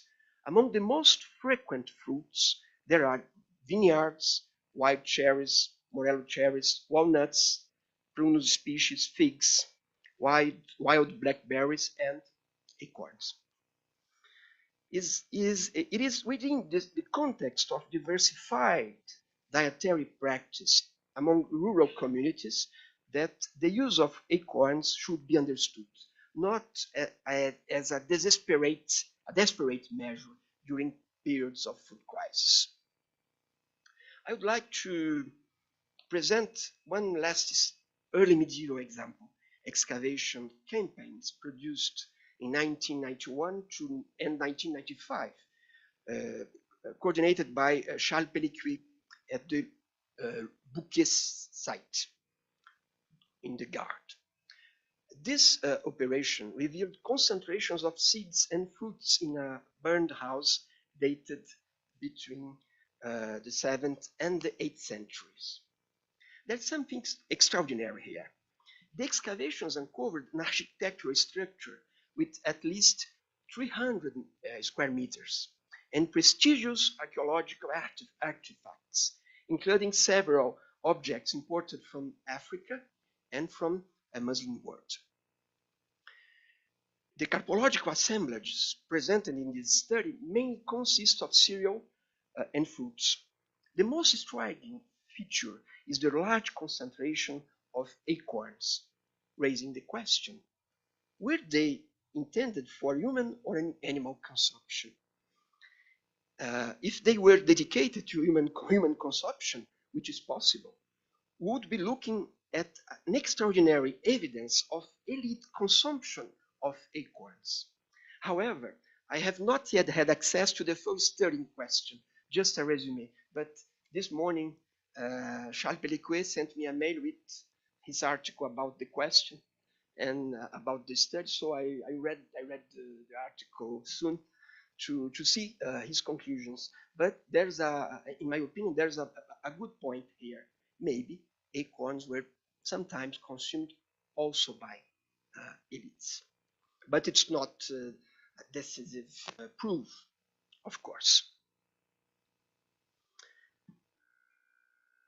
But here we have good proof. It is in late medieval Catalonia that we find the most consistent evidence of the use of acorns for human consumption. Marie-Pierre Rouas and Carole Puig highlights that the account of Boulou, a village in the interior of Catalonia, has the particularity of mentioned acorns in the same way as cereals and legumes. I told to Perry Benito about this evidence, and he spoke to me about the fact that these accounts were very large. So we have here a large amount of products, not only for people consumption. But I'd like to add an important evidence. Joan Maltas y Montoro, in their doctoral thesis, directed by Per Benito Monclús on famine and scarcity in Catalonia during the late Middle Ages, identified mentions in various post-mortem inventories of the region to a kind of bread, mestal. Excuse me, Per, if I don't pronounce correctly the name, but mestal is a bread commonly consumed in the city among the lower classes and generally by inhabitants of rural areas and towns with dynamic markets such as Vic or Castelló d'Empúries. This bread could include, in addition to grasses, legumes, dried nuts, and wild foods such as chestnut and acorn. According to Maltas y Montoro, in the camp of Tarragona area, inventories from Selva del Camp recorded notable quantities of mestal, demonstrating the relevance of this product in the region diet. In the same thesis, and I'd like to say thank you to Per Benito to send me the thesis, Maltas mentions the purchasing food strategies undertaken by 3 municipal councillors of Vic in 1334, which were subject to subsequent investigation. The investigation, dated from 1336, concluded that neither the councillors nor any of their associates misappropriated any resources, and that the management and administration of all actions were completed correctly. Besides this significant acquisition of wheat, the Council of Vico also purchased acorns, almost 30,000 liters of acorns. Regarding the proportions of funds spent on each of the 3 reported food items during the 1334 review, it's interesting that most resources were allocated to wheat, 87% of operations, followed by acorns, 9%. I'd like to conclude this presentation by mentioning a description of the famine in Vic in 1374, recorded by a notary, Johann Torales. In the year 1374, there were very poor harvests in the crown of Aragon and all France and all the islands. In Catalonia, there was a great shortage. In Valencia, even more. So much so that it came to pass by Carnival during the year 1374 that the price of a quarter of wheat rose to 220 solidi and one of barley to 80 solidi. And that's the most important thing. In many places, people ate no more than pine nuts, chestnuts, and acorns.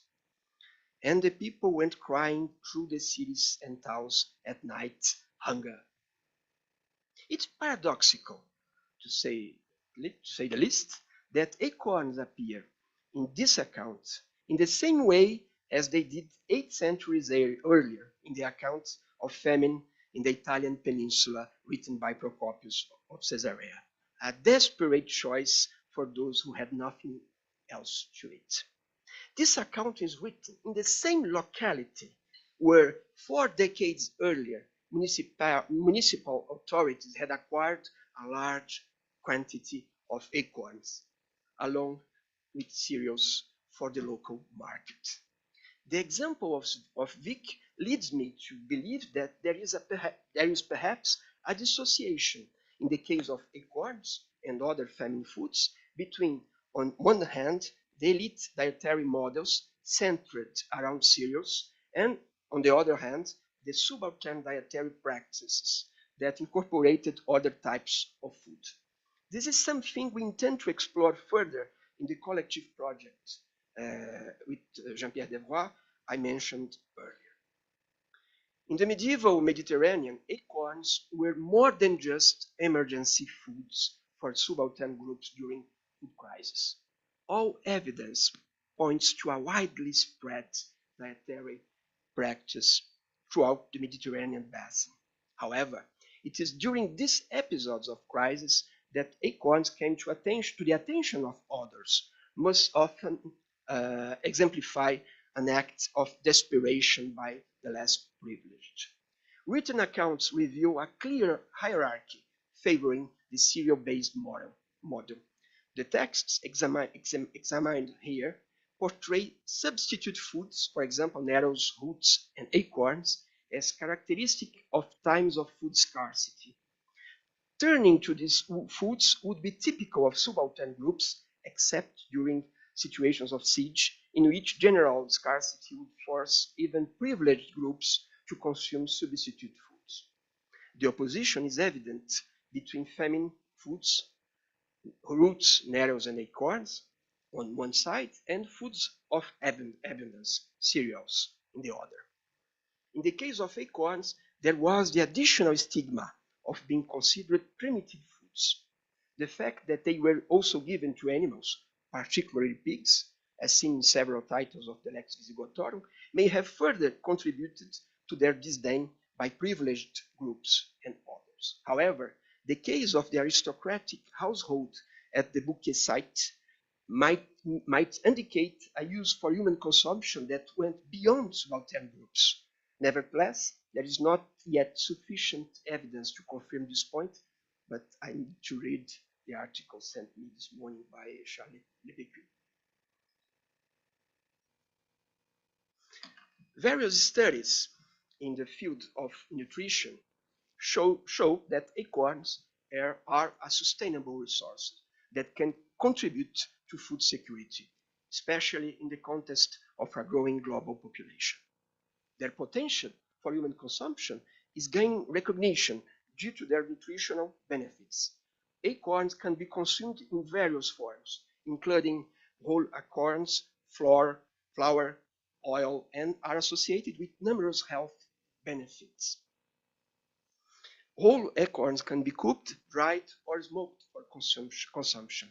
Acorn flour is gluten-free and can be used in bread, cakes, and cookies, enhancing their nutritional properties. And I'd like to thank my colleagues from the nutrition group of the ANCT. Acorns exhibit significant antioxidant activity and potential health benefits, including antimicrobial and anti-inflammatory properties. They are being explored for use in various food products, including yogurts, plant-based beverages, and infusions. Acorns can enhance food security by offering nutritious food options, especially for vulnerable populations.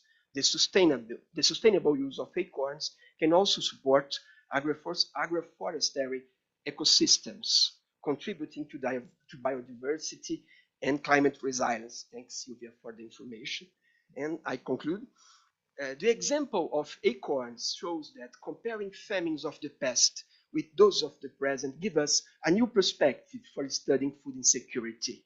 According to FAO, there are approximately 382,000 species of vascular plants, out of which a little over 6,000 have been cultivated for food.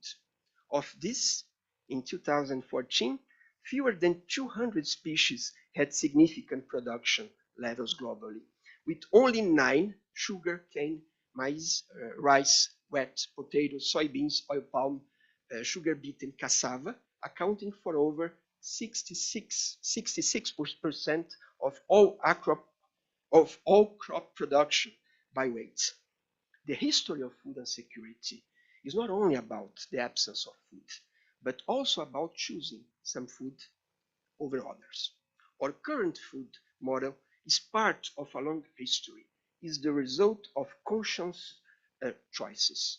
Putting these choices into a historical perspective is a way of understanding the current scenario, but also the possibilities for its transformation. Thank you very much.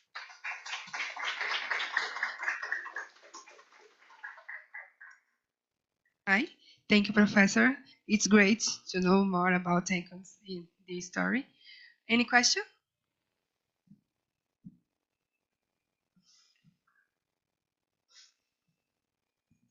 Anyone? No? Oh, yeah. Yes.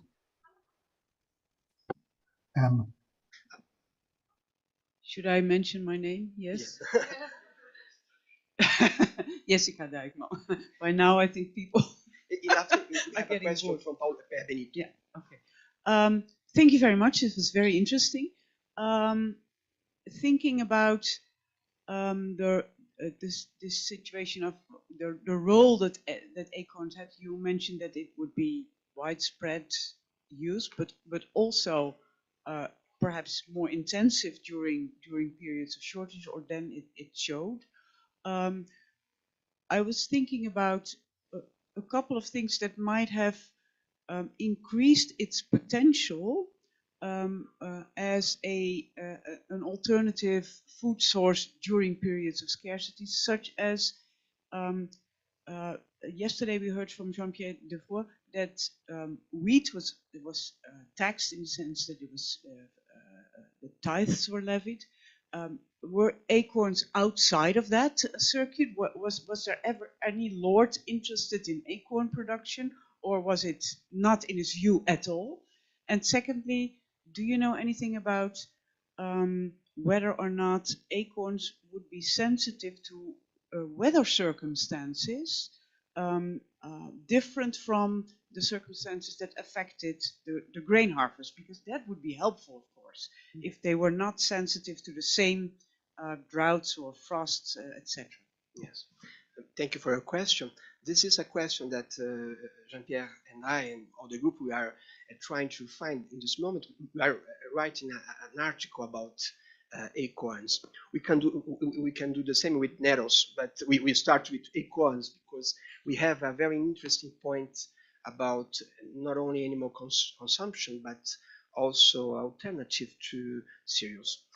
And I didn't mention this, but speaking with Jean-Pierre Devroy, we know it's a historian of aristocracy and the grand domaine, a specialist of the control of the peasant societies and under the control of the aristocracy. So the question of the power of the aristocracy in the choices made by peasants is very important. What's the place of the self-consumption in this? This is a question very important to us, because in the sources it's not clear, but the choice by cereals, it's also a political choice, but a choice by productivity. And not all cereals, some cereals are preferred to other cereals. So there are also a hierarchy within the cereals. And so to us it's interesting to examine also the agriculture question. What's the capacity or the resilience of oaks facing this question, this situation? And apparently we have some insights about the highest resilience of oak trees. Yes, but the question is, the oak trees are not productive each year. That's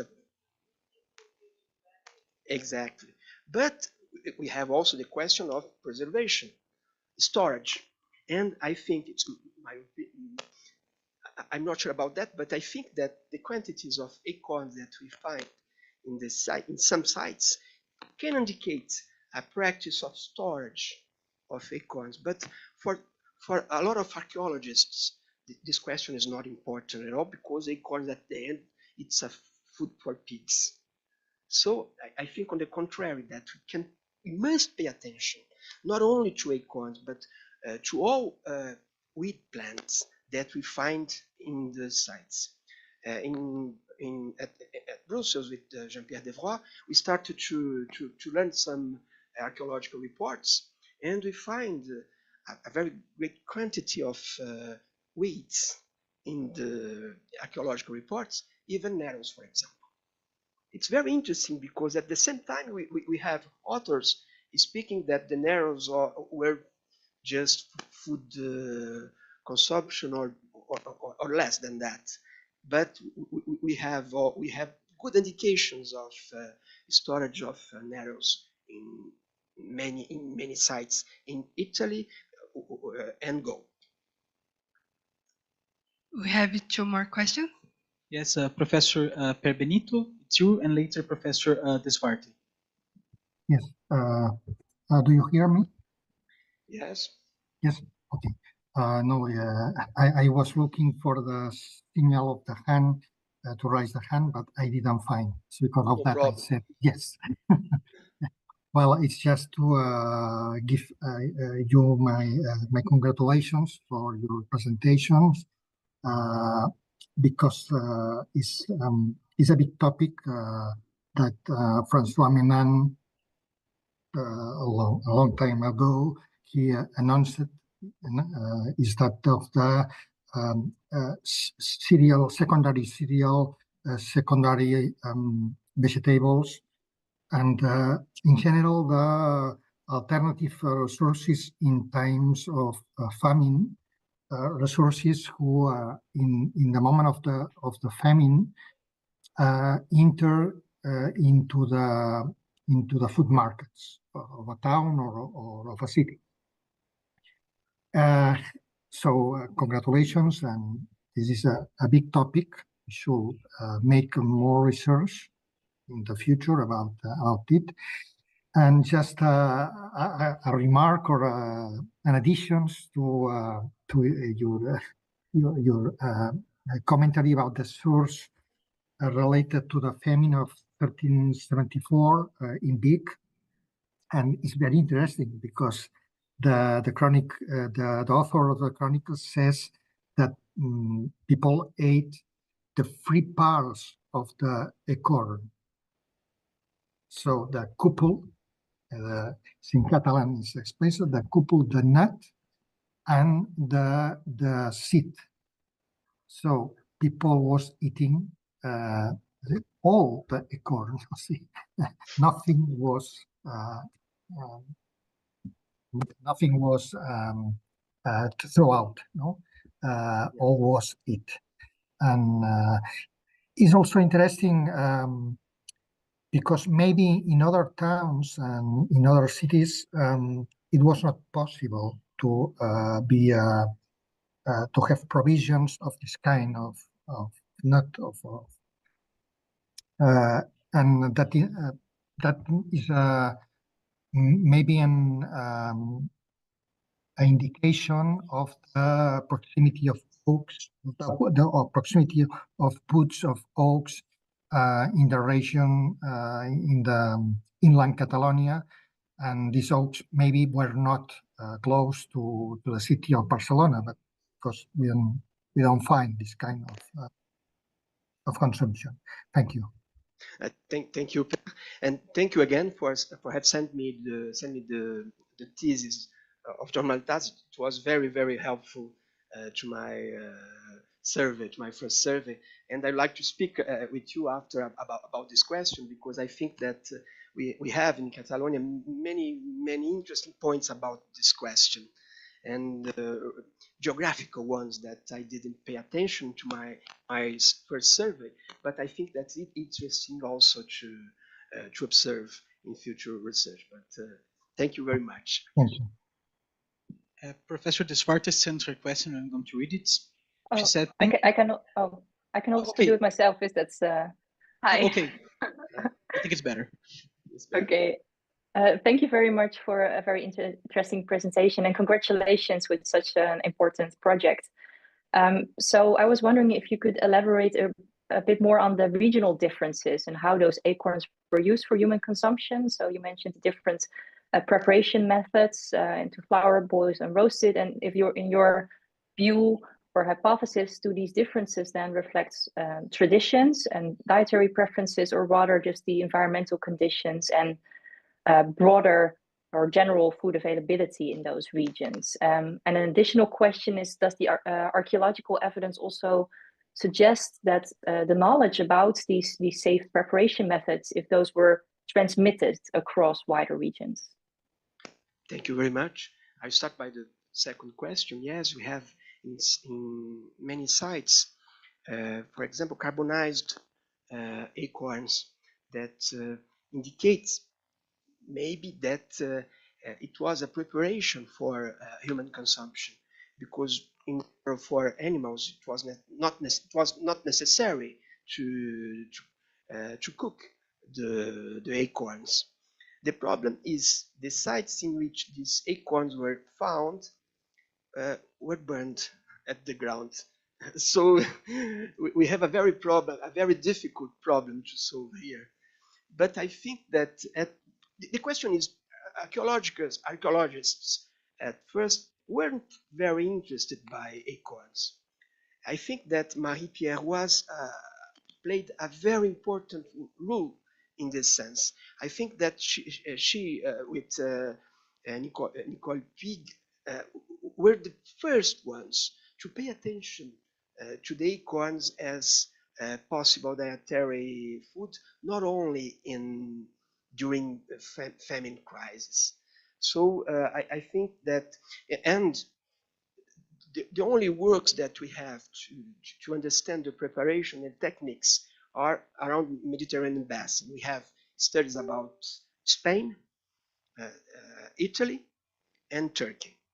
And it's very interesting because in Italy, for example, in Sardinia, acorns were used in the beginning of the 20th century as wedding gifts.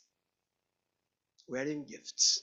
So some anthropologists have shown this point. So it's very interesting because we are in front of something very, very different from the traditional perspective. And finally, in Turkey, acorns lost completely the war against cereals, but not by a choice by peasants, but by a government direction. So the Green Revolution, and it was important to impose this new model.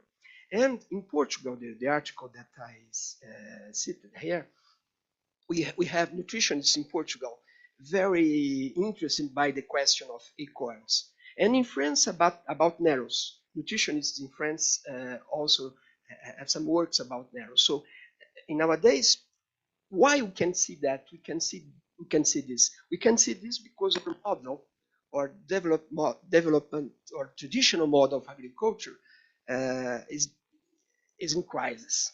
This model, or the crisis of this model, is not only by climate questions or environmental questions, but also by forms of production. The crisis of this model of production and consumption allow us historians to say different things from the past, because we didn't pay attention to the acorns in the past, because people or the authors that we read didn't pay attention either. So I think that there's a lot of things to do with this kind of points. And to complete, I'm very interested, and Jean-Pierre Devroy also is very interested, by a kind of rationality of the peasantry. The decisions of the choices by the peasantry that were completely erased by the elite texts. The last question.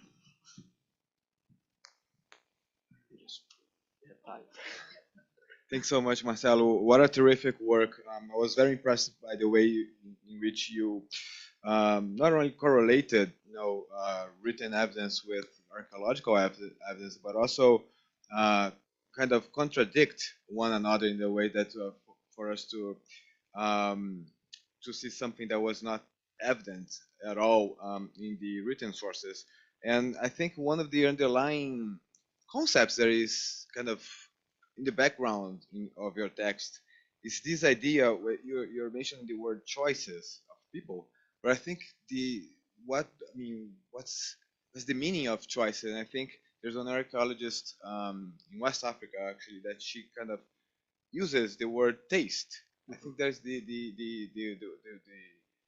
what you are revealing to us. It was kind of there's a kind of taste. Yes. There's people were attaching this meaning to acorn that I think it's precisely very, very, very interesting. So in that regard, I have two kind of questions.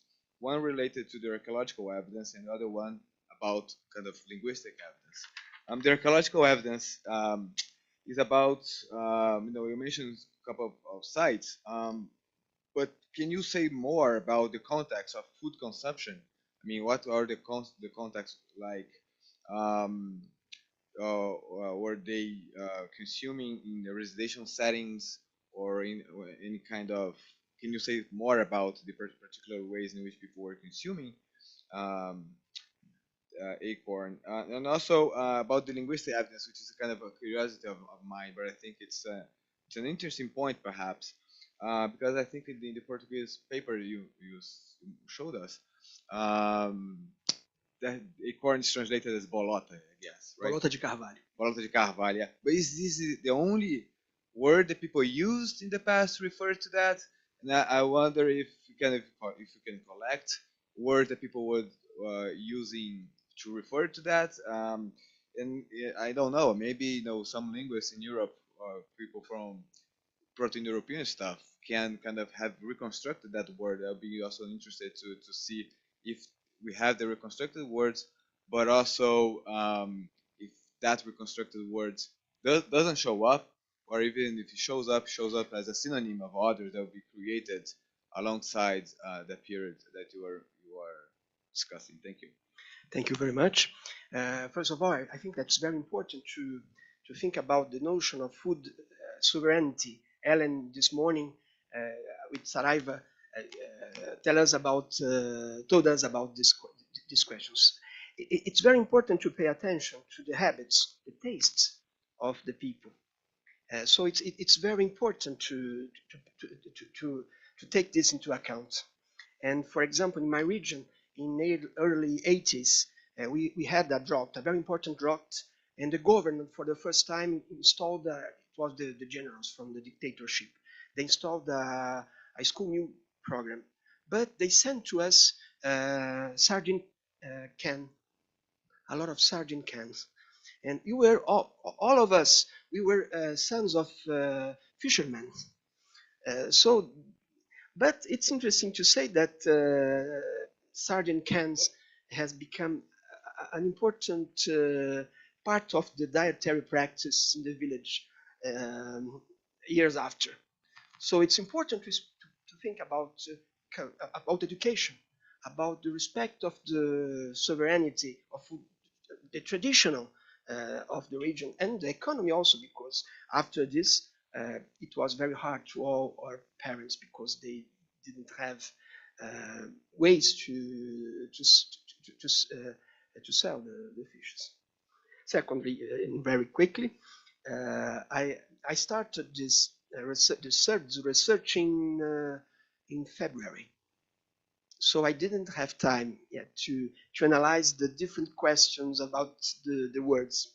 I used the databases of Brepos to try to make a first approach, analyzing. I analyzed here all the citations of Blande, but maybe I have other citations about synonyms that I wasn't able to see.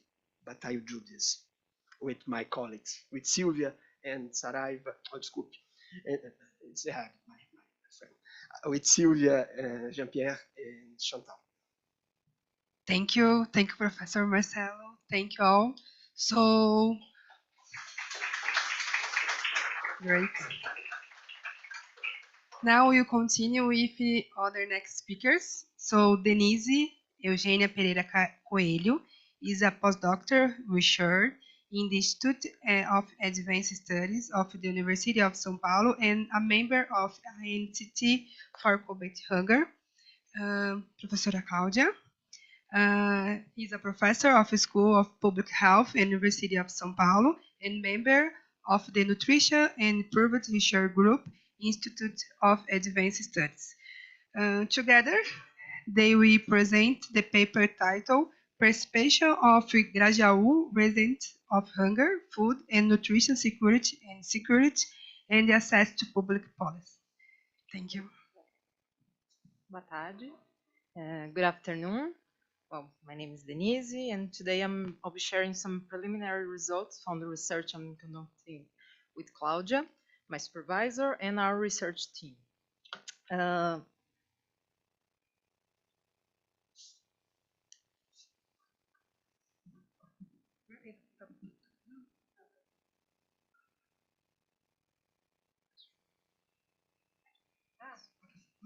Obrigada. Well, I'll start by introducing some key points of our theoretical framework, followed by research objectives, methods, the results we found so far, and some reflections on them. All photos on these presentations were taken by me during the fieldwork in Grajaú, where the research was conducted. So, as a brief introduction to our work in Brazil, as maybe my colleagues have already said that, but the right to food is a fundamental right as established by law and by the federal constitution since 2010. Since the early 20s, since 2000, the fight against hunger and the promotion of food security and nutrition became a priority of the government's political agenda, especially at the federal level. Despite that, and due to many economic and political turnovers, food insecurity situation in Brazil remains a critical public problem. Last National Whole Sample Survey, PNAD Continua, showed that almost 30% of the population experienced some level of food insecurity, and 4% experienced severe food insecurity, as we may see as hunger or severe cases of hunger. In São Paulo, according to our first research about the theme published last year, more than 50% of the population experienced some level of food insecurity. That is to say, they feared hunger or feared that the money wasn't going to be sufficient to the end of the month to purchase food and that. And 12.5% experienced severe food insecurity. So this scenario gains layers of complexity, considering that food insecurity, hunger, and malnutrition coexist with an increase in prevalence of chronic non-communicable disease, in addition to a general worsening of our diets, considering, for example, the high levels of ultra-processed food, sugary beverage consumption, and its links to health outcomes. The relationship between changes in food systems, their impact on food quality, and the changes in the nutrition profile of population is not an exception or some sort of abnormality, but rather the result of the underlying dynamics of hegemonic food systems that incessantly produces malnutrition in its different forms, with serious and permanent environmental impacts, as my colleagues just earlier presented. It is noteworthy that hegemonic food systems impact life globally, but the distribution of risks they produce and their effects is unequal, and that is something very important to our work, accompanying and reinforcing the distribution of wealth, as well as historical dynamics between the North and the Global South. So, food insecurity is a key component in achieving food and sustainable food systems, and food environments play a central role in favoring healthy and sustainable food choices, considering elements that can influence decisions about the way people acquire, prepare, and consume food. So in our research, we assume that analyzing food systems require analyzing our city's dynamics and the life within, which means not only reflecting on issues that affect people in an interconnected way, but also how these issues have been historically shaped. From this perspective, researching and reflecting on urban food environments on urban issues, the right to food and the right to the city becomes inseparable from investigating, between commas, I may cite Joyce Burt, the roots of exclusions, segregation, and fragmentations that characterize social inequalities and territorially define our country and our cities. So, our objective, the main objective of this research is to understand the territorial dynamics of food insecurity in the outskirts of São Paulo based on an analysis of food environments through the perceptions of local residents. Our methods, well, first of all, this research is part of the National Institute of Science and Technology Fight Against Hunger, based at here, at the Institute of Advanced Studies. And our context is Grajaú. So my colleagues just showed a map of São Paulo, show you another one. Grajaú is a district of São Paulo with an estimated population of 385,000 people and a median human development index. And like other neighborhoods in the peripheral regions of the city, Grajaú historically conformed by unplanned urban expansion. And here unplanned does not mean unintentional or without political decisions towards that, but it's as a part of a production of a social spatially segregated city. In these areas, government action has historically been insufficient and public services and policies are scarce, particularly those addressing food security. So here, São Paulo, it shows its submunicipal administrations divisions called subprefeituras, and here in purple, I highlighted the district of Grajaú. This research was conducted in partnership with Instituto Grajaú, a local non-governmental organization which provides education and social support services to the local community, among other activities and workshops. To recruit participants, our inclusion criteria were women with at least one child under the age of 5 who were attending one of the AG services. This project was approved by the ethical committee, and we conducted 12 in-depth interviews and 3 cooking workshops.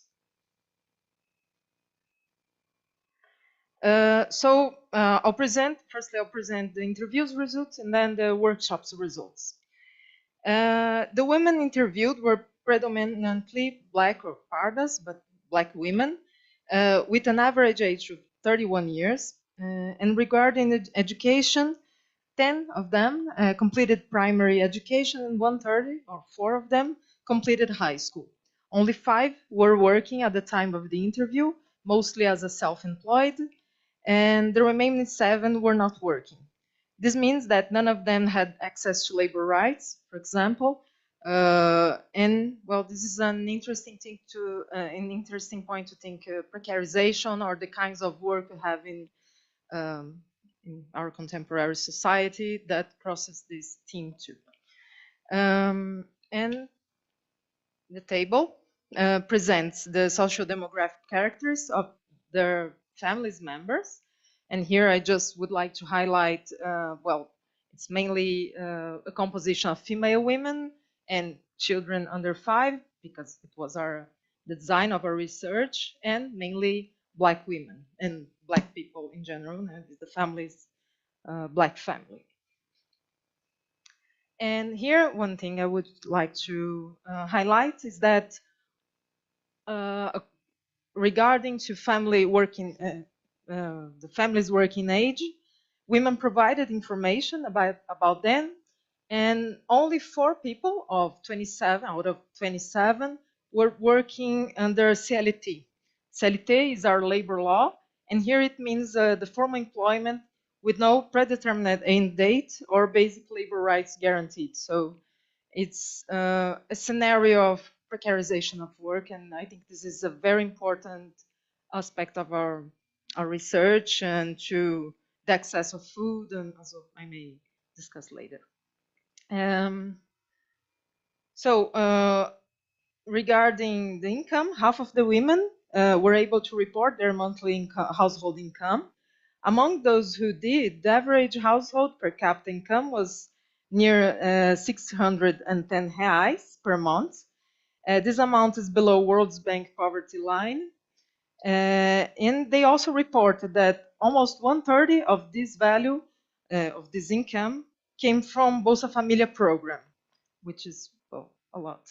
So 11 of the 12 women we interviewed informed that they were beneficiaries of the program Bolsa Família, and the average benefit received was near 760 reais, 66.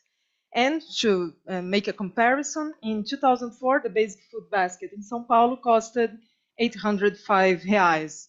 So the Bolsa Família couldn't even afford the basic food basket. 10 families were living in precarious housing conditions, according to the Housing Deficit Index calculated by Fundação João Pinheiro de Minas Gerais, considering 2 of the index components. Index inadequate housing, which means improvised homes, habitação precária, domicílios improvisados, and cohabiting families, so famílias conviventes.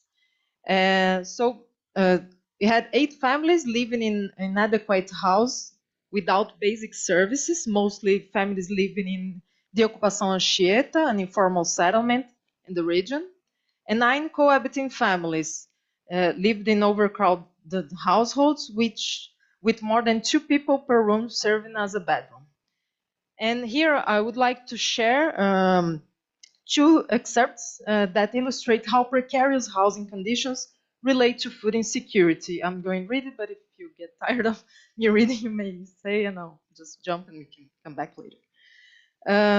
At this time, when we are building our house, we stopped going to the street open market, or feira. We stopped going there because, well, we must give up some things in order to be able to build our house. Thank God we are finishing the construction with help, right? Because people helped us a lot, so it ended up leaving some things in order to be able to prioritize, right? We are tightening the budget. Every weekend we used to go to the street market, but now we can't afford it anymore. And another except, so this planning of being able to freeze or make a little extra food helps not having to cook every day. It was a question about what makes easier to cook every day, or this daily house dynamics, home dynamics. Because like, let's suppose you cook those beans, right? Since we live in a precarious house or barraco, and when it's hot weather, it gets really hot inside the house too. So it ruins the food, or rodents the food. So it's not good to be ruining food, right? So you have to throw it away. And even if you keep it in the fridge, even so, if it's out in the pot, if it's really hot, it ruins. So we can see a little bit how climate conditions can be even worse in the outskirts. And that makes, it's another component of food insecurity we need to consider. Regarding household data, all the families reported having access to drinking water. However, 7 families reported daily cut in the water supply from 8 p.m. to 5 a.m. So there's no water. Of these 7 families, 3 did not have a water tank for storage. 8 families reported not having a water filter or purifier, and among them, 6 said they didn't purchase bottled water either. Given that these 6 families live in precarious housing conditions, it is possible to question whether they have access to safe drinking water. So half of the family may not have access to safe drinking water. And drinking water and access to safe water is also a part of food security. And just to point, 9 families do not have access to sanitation, and 7 families do not have access to the electricity through the municipal power grid. Regarding food services data, food insecurity and nutrition services data, 5 women said that they received donations of basic food basket, but not very frequently. None of them were aware of the following services in the region, because we asked them if they knew if there was any nearby: popular restaurant, municipal markets, or food banks. Only 6, or half of them, knew of a soup kitchen nearby, and I'm going to talk a little bit more about this, but it's a public or a communitary kitchen offering free meals to people in socioeconomically vulnerable situation.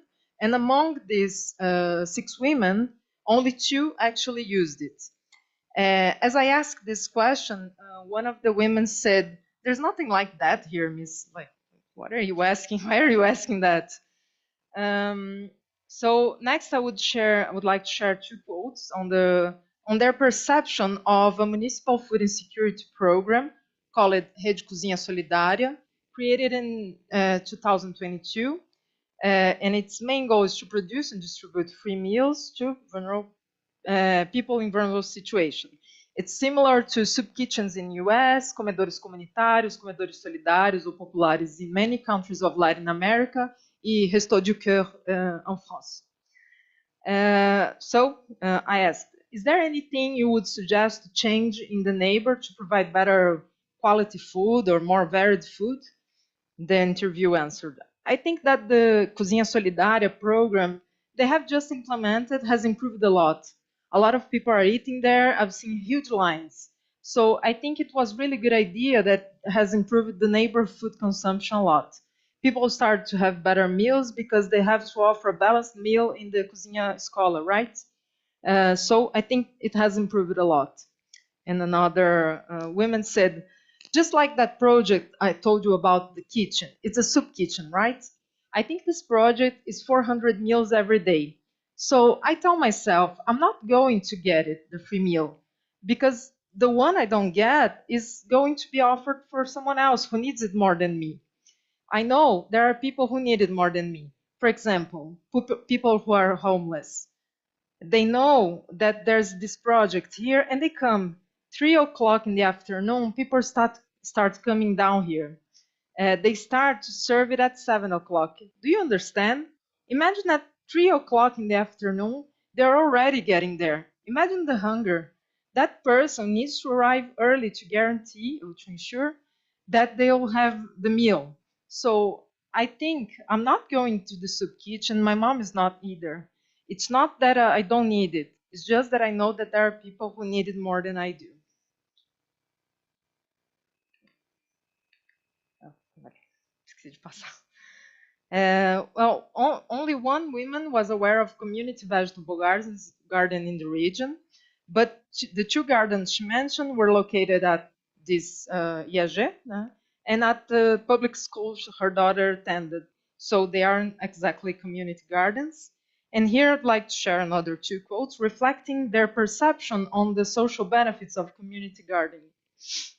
So I asked her, and would you suggest any changes in the neighborhood to provide better, high quality food for you, your family, and your neighbors? Yes, it's just that I see that where I live, there's a lot of empty spaces that could have a good vegetable garden, just as our colleagues presented earlier. And nowadays, it's very difficult to see that, a single plant of anything. I remember when I was younger, there was a lot of vegetable gardens around here. It was very difficult, like for my grandmother and I, to go to the market because there were a lot of crops of fruits, vegetables, like on the street above my grandmother's house. I remember that she and her friends used to grow vegetables. So nowadays, it's very difficult to find a single plant of anything around here. In the past, this habit was more exchange, to give. Nowadays, it's not like that. The BNH, Banco Nacional de Habitação, a former habitation program, is not like that anymore. That's where she lives. And another quote, I say that today we don't have a good diet. Why? Because there's a lack of vegetables. So for me, a good diet needs to have all of that. I think that in our community, I think that there could be a community vegetable garden, which would be really good, really interesting, right? I think that, for example, the leadership of the ocupação, the informal settlement, could look for a space for the garden. Who doesn't like a fresh seasoning, right? Everything fresh is very good, right? Better than processed. Because if you eat something processed, you're asking to get sick. Whether you like it or not, you're going to get sick. And lately, people have been eating a lot of processed or ultra-processed food and don't value fresh foods. I think it's precisely because of the budget, because processed food are cheaper than fresh foods. Even at the street markets, there are those fruits that are more natural, right? And there are those that have some pesticides. And these ones are cheaper. And right, I believe that is why people prefer processed food, because of the price. So, okay. 5 women reported they do some vegetable gardening at home, and only 6 women, or half of them, reported buying food at local street markets, nas feiras, feira livre, né? Among those who didn't, reasons included high prices or inconvenient opening hours. And there is a last quote related to that. I think I'm going to jump. Sim? Vou pôr.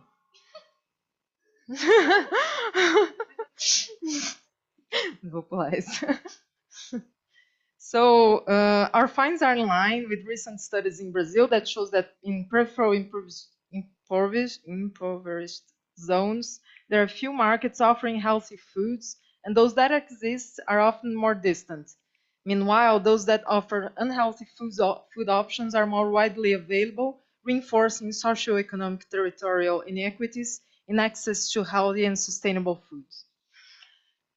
So regarding food insecurity data, our EBIA, that is the perception inquiry about food insecurity, shows that 75% of the families experience some level of food insecurity, which is a lot.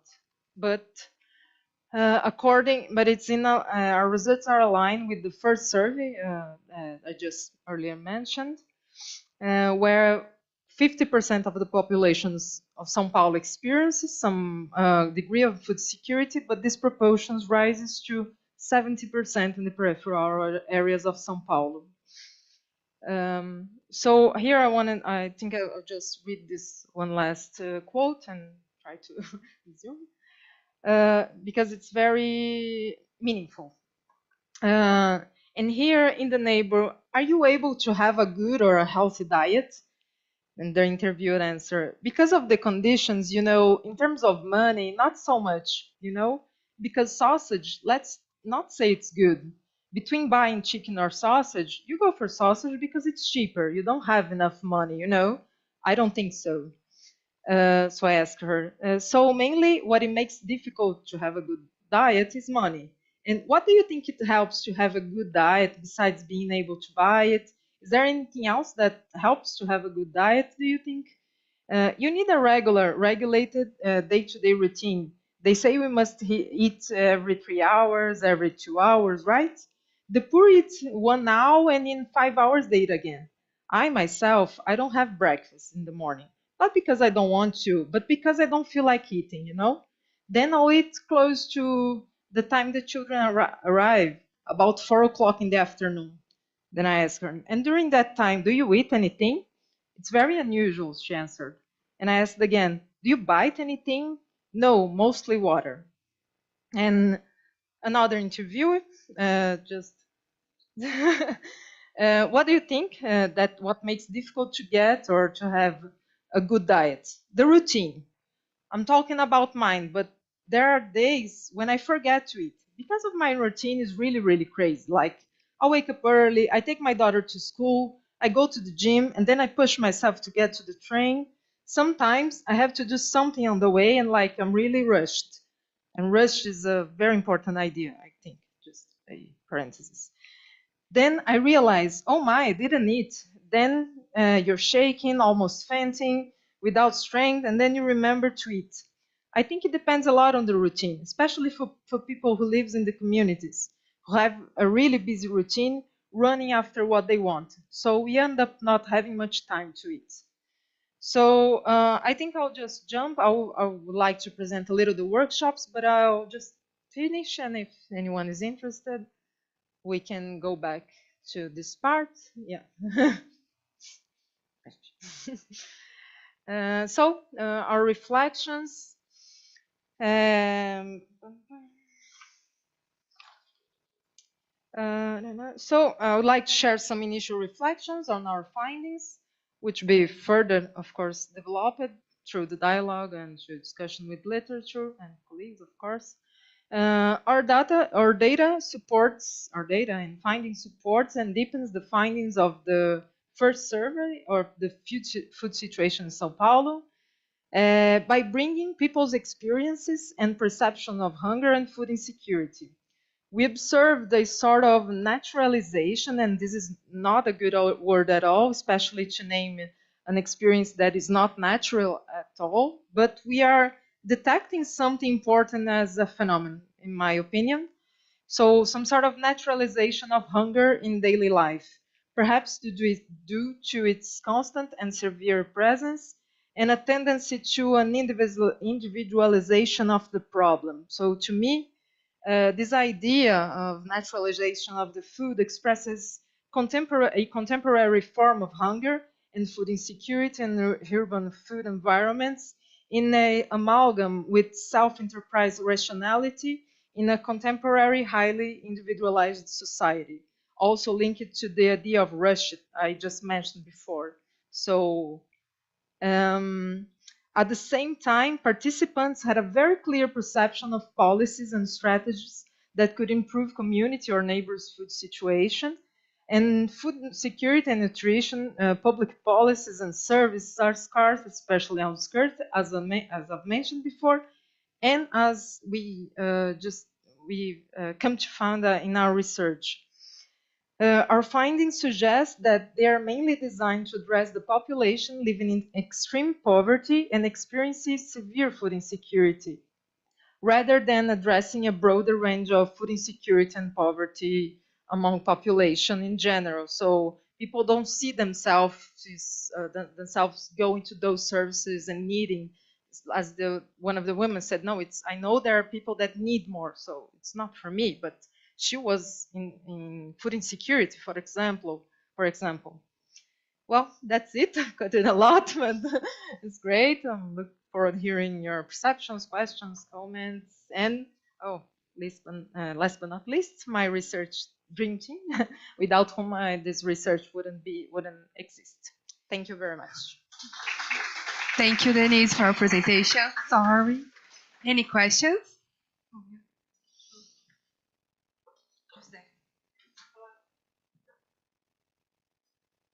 Thank you.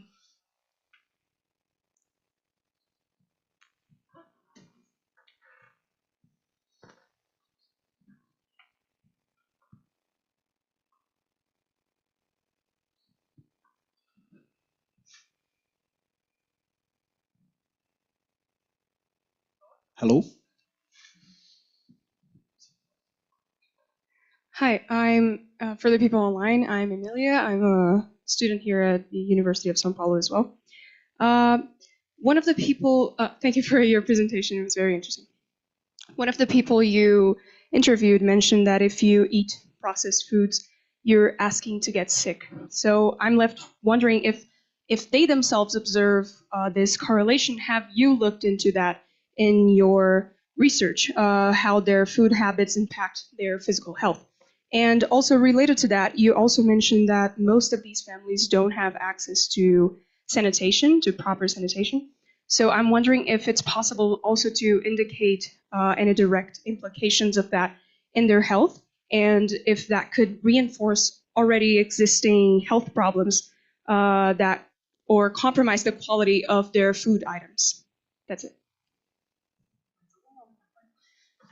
Thank you for your question, Emilia. No, we didn't make that kind of research because it's actually very hard to causally connect one food habit, because there are many nutrients and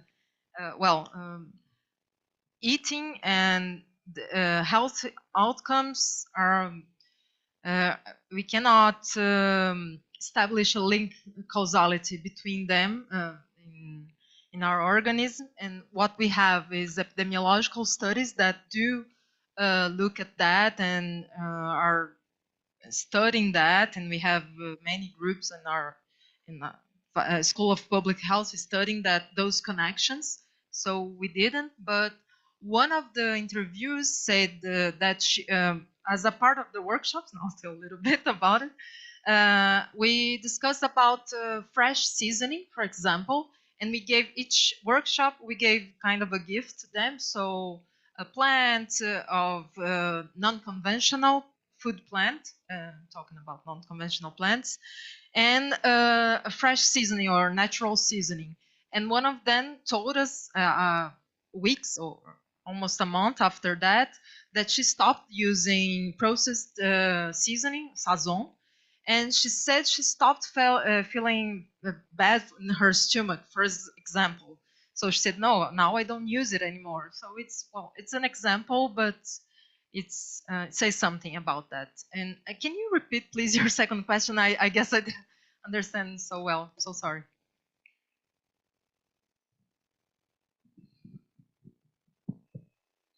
Yes, you also mentioned that most of these families don't have access to proper sanitation.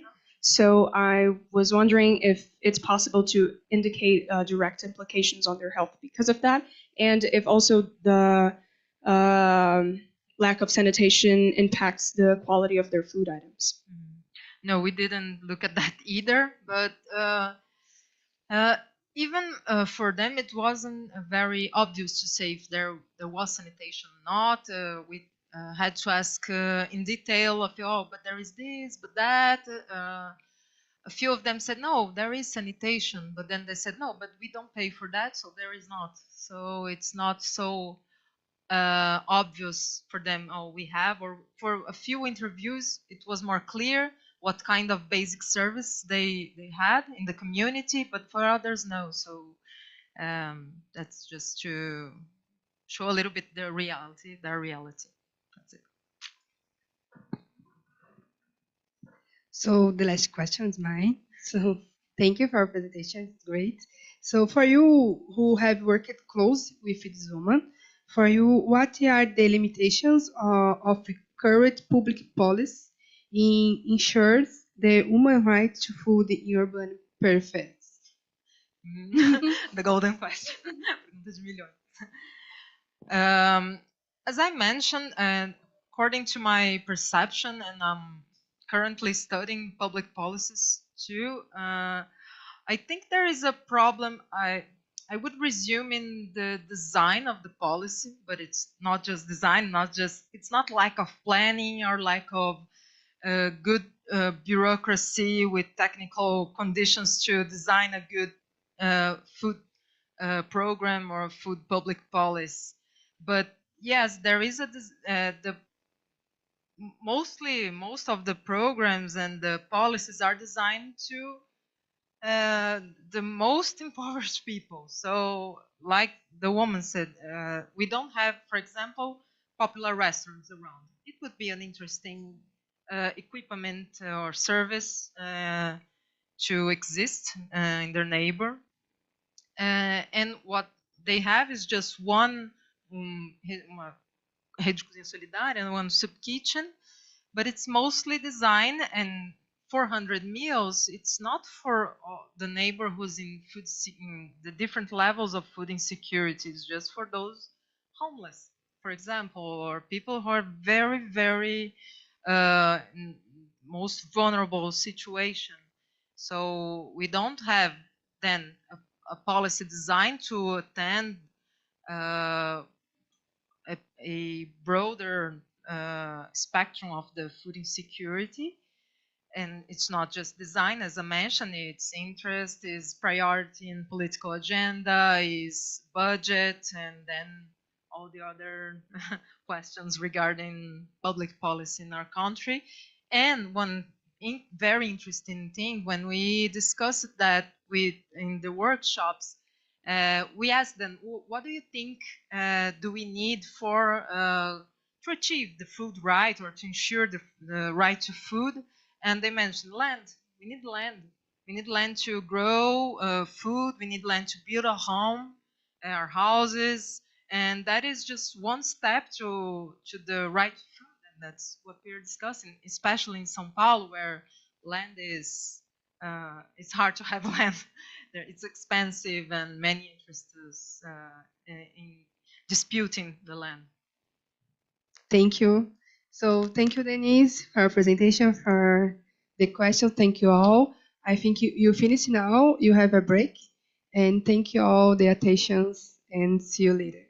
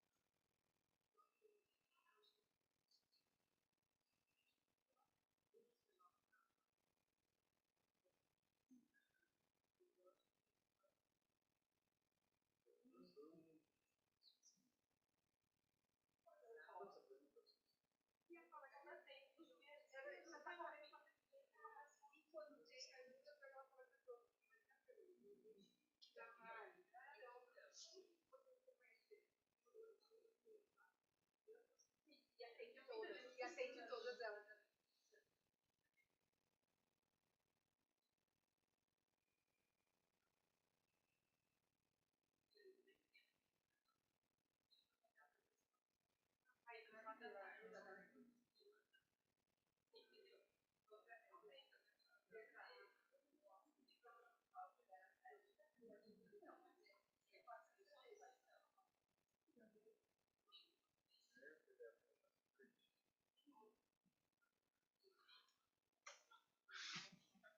Assim, ó, sabe mexer no. Nunca vi servidão. Então, se me der um probleminha aqui. Vamos ver se. Ah, nesse aqui não funciona. É, só um toque. Se você segurar muito tempo, aí ele faz isso. É só toque então.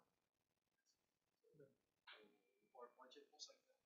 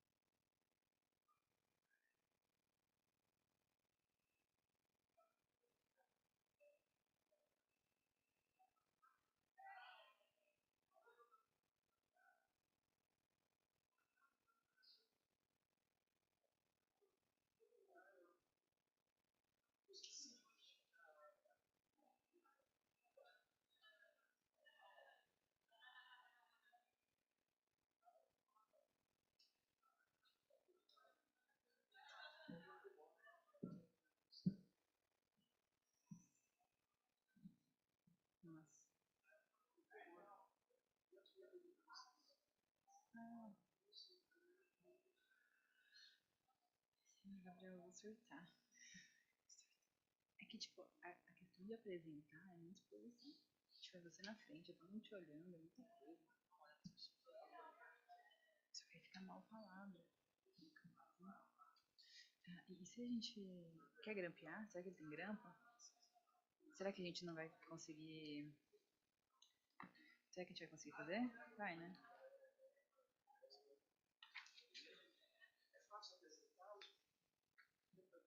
Não tem nada.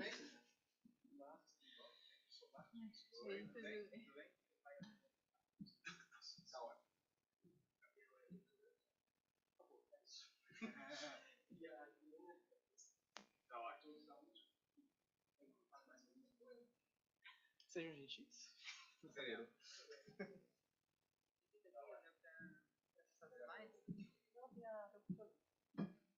Ah, legal.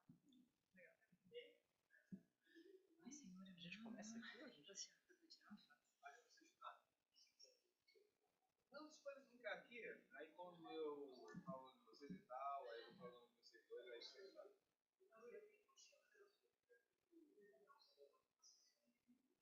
Aqui não, esse aqui, ó.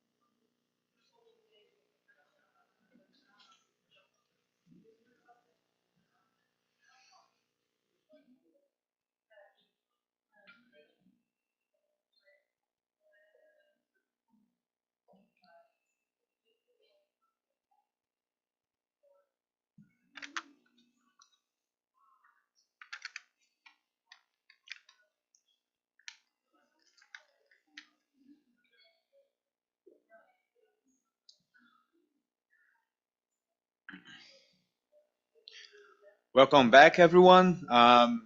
So we will be back here for the next two speakers. First of all, we're gonna be hearing about the topic called "What can archaeology tell us about the food and health situation of the early medieval population of Burgundy?" And for this presentation, I'll be welcome and honored to receive my colleagues here. The first one is Milena Fabotti. She's a master's student at the University of São Paulo, and Gabriel Cordeiro, who is also a PhD candidate in social history at the University of São Paulo. And both of them are members of this thematic project, A Connected History of the Middle Ages. So thank you both. You guys can come to this stage.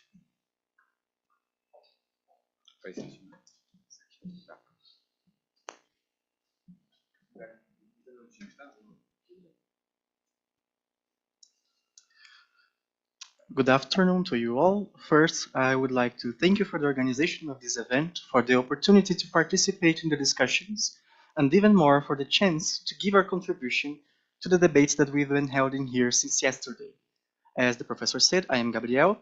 I am from this university, and this is Milena, my colleague, also from the Department of History. And today we're going to present our communication, What Can Archaeology Tell Us About the Food and Health Situation in the Early Medieval Populations of Burgundy?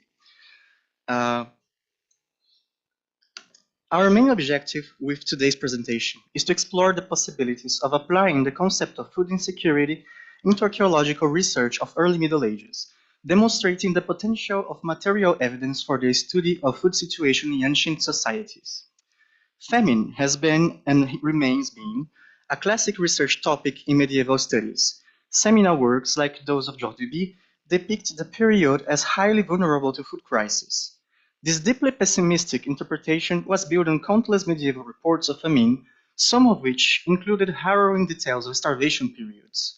The hypothesis supporting this view pointed to, in first place, a perceived regression in agricultural techniques compared to the antiquity period, leading to a sharp decline in farming productivity. In the second place, paleoclimatic research since the 1980s reveal a drastic shift in the northern hemisphere weather systems, including global cooling trends with potential catastrophic impacts for crops. Although this interpretation was heavily grounded in contemporary written documents, decades of research have tempered this negative view of the period with reservations and nuances concerning the technical development, for example, such as the emphasis in the implementing of new technologies such as crop rotation systems or the Carolingian water mills. Also, in the societal resilience in face of extreme climatic events, demonstrated, for example, by the adoption of new and more resistant crop varieties, resistance to ongoing climate changes, and the actual scope and impact of these events, which were often described very briefly or employed with biblical rhetorical models, complicating the assessment of their true scale. This interpretation was developed using the same documents that previously structured a catastrophic view of the periods of food situation. However, it's also benefited from the flourishing medieval archaeology in France and Germany, which gained momentum as urban expansion from the 1980s onward led to the discovery of extensive rural settlements. Nevertheless, although pessimism has been, if not entirely abandoned, seriously mitigated, famine is still considered an almost constant reality for the period. According to the recurrence of famine events in written sources, the most harsh period in Western Europe when it comes to famine was the 9th century. The interval between the 8th century, which concentrates nearly all famine references for that century, and the 9th century witnesses a vertiginous surge in the number of famine reports. A significant portion of these documents are utterly concise, often reduced to a single phrase, fames magna, great famine. However, selected accounts provide granular details, like the description of famine's progression, hypotheses about their causes, or the mention of affected regions, ranging from precise to cities, or cosmically vague declarations about the whole world being engulfed by famine. Annual tracking of references across the 8th to 10th centuries reveals two catastrophic peaks.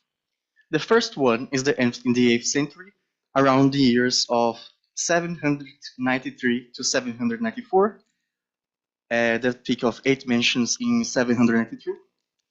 And the second one is in the second half of the 9th century, between the years of 868 to 869.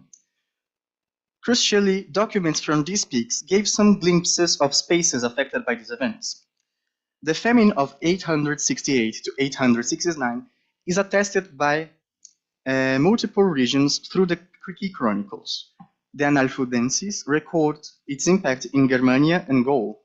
The Annals of Sancta Columba Senonensis specifies the Frankish kingdom, more precisely Aquitania and Burgundia. The document also describes survival cannibalism case in Pont-sur-Yonne, which is located in Burgundy.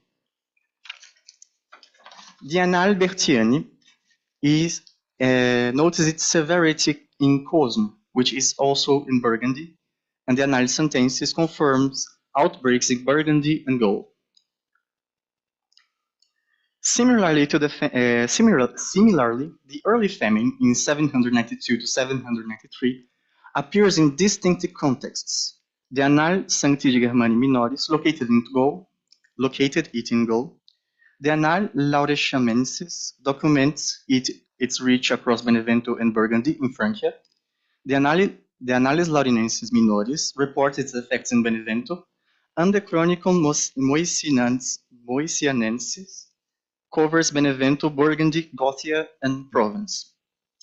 Notably, Burgundy appears in both these crises.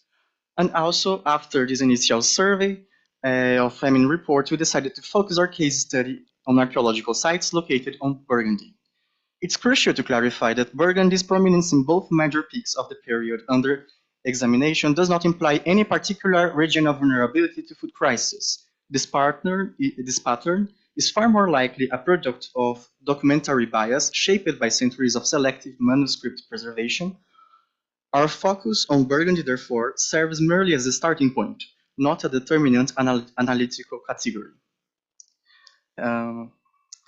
If in history the debate on famine has followed these established paths, in archaeology we face a challenge of how to work with the absence of evidence. Food crisis and famine itself are, in their defining essence, characterized by the lack or deprivation of food, whether due to environmental, social, or political factors. And here lies the crux of the problem. Archaeology traditionally works with what is present, materialized, not with what's missing. The path of archaeological materials to the moment of recovery in excavation is a winding one, and much evidence is lost due to conservation conditions, subsequent interventions on the site, biodisturbance, and even methods available in the archaeological work. The result is that we have a small window on what was once the material reality of past societies, and a window that is, in turn, marked by a series of biases governed by the choices of the societies that generated those remains, the conservation of the site, the material, and the process employed in the moment of recovery. Traces of however, this does not mean that archaeology is incapable of contributing to the study of famine. Traces of direct consumption, such as the analysis of coprolites, osteology, and the study of burial and funerary practices, are able to offer us insights on the nutritional status and health of past populations. Markers such as specific bone pathologies, for example, the criborbitalia linked to anemia, evidences of chronic malnutrition, dwarfism, and sign of physical stress on the bones and teeth become silent witnesses. However, as Milena will discuss shortly, these signs are ambiguous and require great care when analyzing them. Considering this, we might ask ourselves if it's even possible to identify a famine using material resources alone. The answer we are proposing here is yes. But it is necessary to look for an integrated set of indicators, like a jigsaw puzzle where each pieces provide a clue but never the complete picture. We know a series of biological and social reactions that can be investigated through archaeology, like the markers of malnutrition and undernourishment, such as those mentioned already, stunted growth in infant skeletal remains, outbreaks of infectious disease as weakened bodies are less resilient, drastic changes in food consumed, inferred by zooarchaeology and archaeobotany, changes on funerary rites, such as multiple burials and less elaborated rituals, and demographic impacts, like infant mortality. Crucially, famine also corrodes the social fabric. The breakdown of norms profoundly affects the human behavior. Hygiene can deteriorate, food preparation can become precarious or disparate, leading to the consumption of unusual or toxic items, and there is often a measurable increase in the interpersonal violence, suicide, and abandonment acts in search of survival. In today's context, famine is monitored and understood on the scale of food security. If we understand famine itself as a critical moment, the concept of food security goes much further. It encompasses not only the food deprivation, but also nutritional value of that food, the right to access it, production chains, distribution, food preference of a group, etc. Considering the central challenge of archaeology by dealing with materiality in the face of the absence of evidence, adopting this conceptual lens of food security provides a powerful key. It allows us to investigate not only the acute famine, which is difficult to capture most of the time, but also other more tangible aspects to our sources, such as issues related to production, storage, and distribution. It's precisely within this theoretical and methodological framework that we present a specific case study.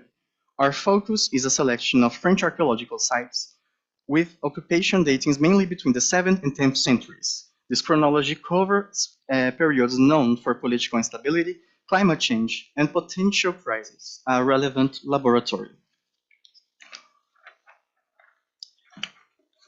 All the sites analyzed here were preventive operations. This mode of excavation brings with it particularities and some limitations for our analysis, which we need to recognize right away. Preventive archaeology is concerned with detecting, recording, and scientifically studying archaeological remains whose existence is under imminent threat of an irreversible destruction by land development works. These works include major earthworks, the construction of roads, railroads, industrial zones, and public or private property developments.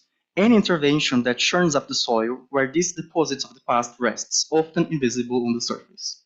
Preventive archaeology works are carried under specific and often challenging conditions, like tight deadlines dictated by the work schedule, often limited financial and human resources, and focus on savage documentation in face of the threat.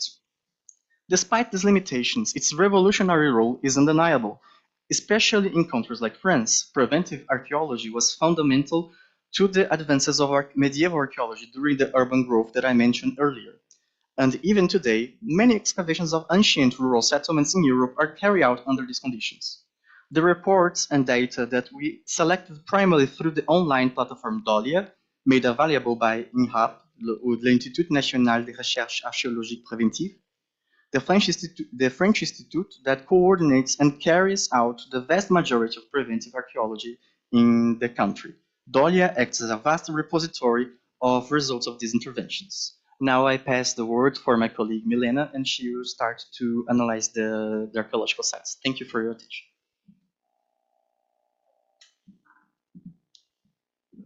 Well, studying famine during the Middle Ages engenders the problematic of archaeological identification of food crisis, like it has been stated priorly. On the other hand, departing from a different concept, that is food insecurity, allows a lot of new information to be deduced about rural populations and their food situation that weren't able to be analyzed when we focused on crisis and famine approaches.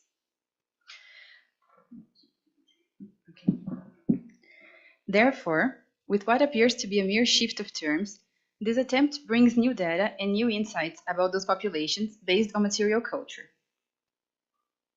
Just a second. For analyzing the food situation of medieval population, we will investigate a series of data that, when combined, provides a great insight into social dynamics of food production, consumption, and access. They are zooarchaeology, carpology, data about food storage structures, and osteology. Throughout this presentation, we will bring some archaeological data from excavation reports to better analyze and illustrate such aspects. Those data will be extracted from various sites, mostly from the Burgundy region, but eventually some exceptions will be made in order to include extra examples. So let us begin with zooarchaeology. We must consider the importance of livestock for everyday life in rural settlements, once animals had multiple uses, as primary and secondary sources of food, changing coin, artisanal purposes, driving force, and so on. We are aware that the zooarchaeological data only provide indirect evidence for consumption, but it is possible to draw interesting conclusions from even the smallest of bone assemblages. Moreover, like it has already been said by Gabriel, we cannot afford to dispose of archaeological data, even more once they are so scarce. We just need to deal with them with extra care. A good example of that are livestock that were not encountered on a daily basis, like sturgeons and some wild animals. They are worth to be studied because they carry as much social significance than those animals encountered on a daily basis, like the domestic triad. One example of a site with the predominance of the domestic triad is Le Brasseau, where bovine, swine, and caprines dominate the corpus. Usually, the abundance of bovine remains in assemblages appears to be a social marker of rural environments and peasant societies. In the sites, we have traces for local consumption, once some of the bones of the sample are marked by butchery and burn marks that suggest carcass processing techniques. This example represents a sheep's right scapula and humerus with traces of exposure to high heat. According to the report, this suggests its culinary preparation. The same thing happens in the site 2 Rue Jean-Marie Guyot, where the presence of butchery marks suggests the food destination to consumption, like this ox radius with signs of deflation. However, this local consumption does not necessarily indicate peasant consumption, once it could be destined to local elites. The site Parking des Jacobins is a good example of high-status food consumption habits, where it is possible to find different animal remains, like traces of oysters and wild animals, such as deer. Usually the presence of deer bones indicates hunting activities, which is reserved for dominant classes, and oysters were also a luxury food, once it engendered complex dynamics of obtaining and transporting easily perishable food, even more due to the distance between the sea and the site, something only affordable for social elites. Besides that, as we can see in those tables, we have a high frequency of pork meat, which is another indicator of high-status settlements. Pig was an animal that did not have as many byproducts as the others. They could only offer leather and bones, so its high presence can indicate its farming activity mainly for feeding purposes. And elites were the ones that could afford such an onerous undertaking. Besides that, meat consumption by the peasantry was rare, and it also comprehended some other factors, like the animal's age of slaughter. Once again, in the site 2 Rue Jean-Marie Guyot, the slaughter ages of livestock allows us to consider the economic objectives of farming. Animals killed before or at the time of their best meat yield are raised for butchery, while those kept alive longer provide byproducts. Other than that, at an early age, the animal's meat would be better and tender, whereas old animals, or even worse, draft animals, provide harsh meat. However, peasants could not afford to slaughter the animals very early on, once they relied on all its byproducts, like milk, strength, wool, etc. So they would only slaughter it after they had already obtained the maximum use of the animal. According to the report of the site Rue du Port, age at death is a valuable tool for determining the life production of animals and the quality of meat consumed. Therefore, knowing the animal's age at the time of death is another valuable instrument for analyzing unequal food situations, once being able to choose when to slaughter an animal according to the tenderness of its meat is something only elites could afford. In short, they had the luxury of eating tender meat of young animals, whereas peasant populations hardly ate animal meat at all. And when they did, they most often did because such animals had died of an old age and would not be wasted. This is a good example of differentiated feeding among different social statuses, and it attests food as a social marker, which was by no means universal and equalitarian among medieval society. Studying animal remains in conjunction with other sciences contributes even more to the understanding of how, and importantly why, social differentiation was maintained through consumption practices. And here we tackle carpology. Cereal farming was the most practiced activity in most rural settlements. Carpology helps us understand not only the food use of grains and macrorests in general, but also its other utilities. We are aware that quantifying archaeobotanical remains is almost impossible, but some information can be extracted from carpological studies. It is possible to make qualitative analysis and raise hypotheses from the grains found. Some of the main species that are present on early Middle Ages sites are millet, oats, barley, and rye, and also wheat. Yes. They can be seen in the site Rue du Port, as many others. According to the report of the site Le Chemin Zérin, there is a clear diversification and improvement in diet with the increase of legumes and fruits. Therefore, we can assume the more diverse the rural production gets, the better the food situation of individuals could also be. Greater food variety is a good indicator of multiple crops and diverse food systems. But we have to remember that presence is not the same thing as equal distribution among the settlement and its population. To analyze food insecurity, we must not think about the mere presence of different genres, but in the access different populations had to them. According to carpology, it is also possible to determine the main and the secondary functions of each grain, legume, such as lentils and peas, or wheat plant. For instance, wheat is used for bread making, as well as spelt. On the other hand, we are also able to identify different species, such as millets, that had a fast development, and therefore were used as emergency crops. This indicates a good know-how of production, and ways to mitigate times of stress and poor harvests. Another element that indicates that production and consumption logic is barley, that was hardly made into bread except when mixed with other wheat flours. This attests to different kinds of bread made from different quality of flour. The purer they were, the better the quality. Therefore, the presence of mixed flour breads could indicate an alternative if a food system failed. Another example of traces of food insecurity is what we call famine foods, that Professor Marcelo Cândido just said, that can also be studied through carpology. One example of that happens in the site Rue du Port, with the vetch, which is toxic and has a bitter taste. To be eaten, they require specific techniques like pre-soaking and boiling to eliminate the toxins.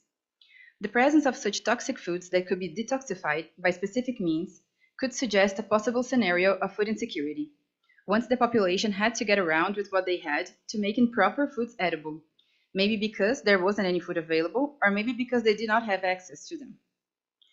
For this reason, we cannot think about the mere existence or absence of foodstuffs, but about social differences in access to food. And this can also be illustrated to storage structures. Information about their presence, dimensions, location, ownership gives us real insights about everyday life. Here, we deal with silos and granaries. The main difference between those two structures is basically its duration of storage and its purpose. Whereas granaries were more accessible structures, silos were hermetic constructions that could only be used once, because once they were open, they collapsed. Consequently, those two different forms of storage systems suggest different aspects, and comprehends bigger dynamics, such as to who those stocks belonged to, what they stored, when they were opened, their destination, and so forth. But for analyzing food situation of medieval populations, it is important to understand that storage structures of big dimensions, such as high-volume silos or even an area dedicated to a battery of silos, presuppose controlled facilities and an organized production and management.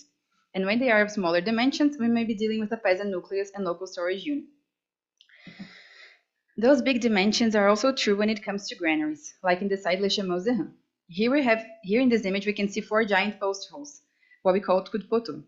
In a given moment during the history of occupation of the site, there is an abandonment of small dispersed silos and the construction of granaries of huge dimensions.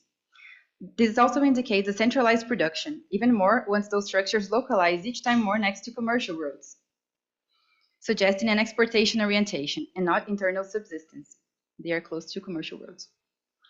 The important aspect to understand with storage structures is that its increase in quantity or dimension does not necessarily mean greater production, but greater centralization of stocks that were not necessarily redistributed among the settlement's population. If this phenomenon can lead to a hypothesis of higher control of foodstuffs by elites, it is also an important aspect to comprehend social differences in what concerns access to food.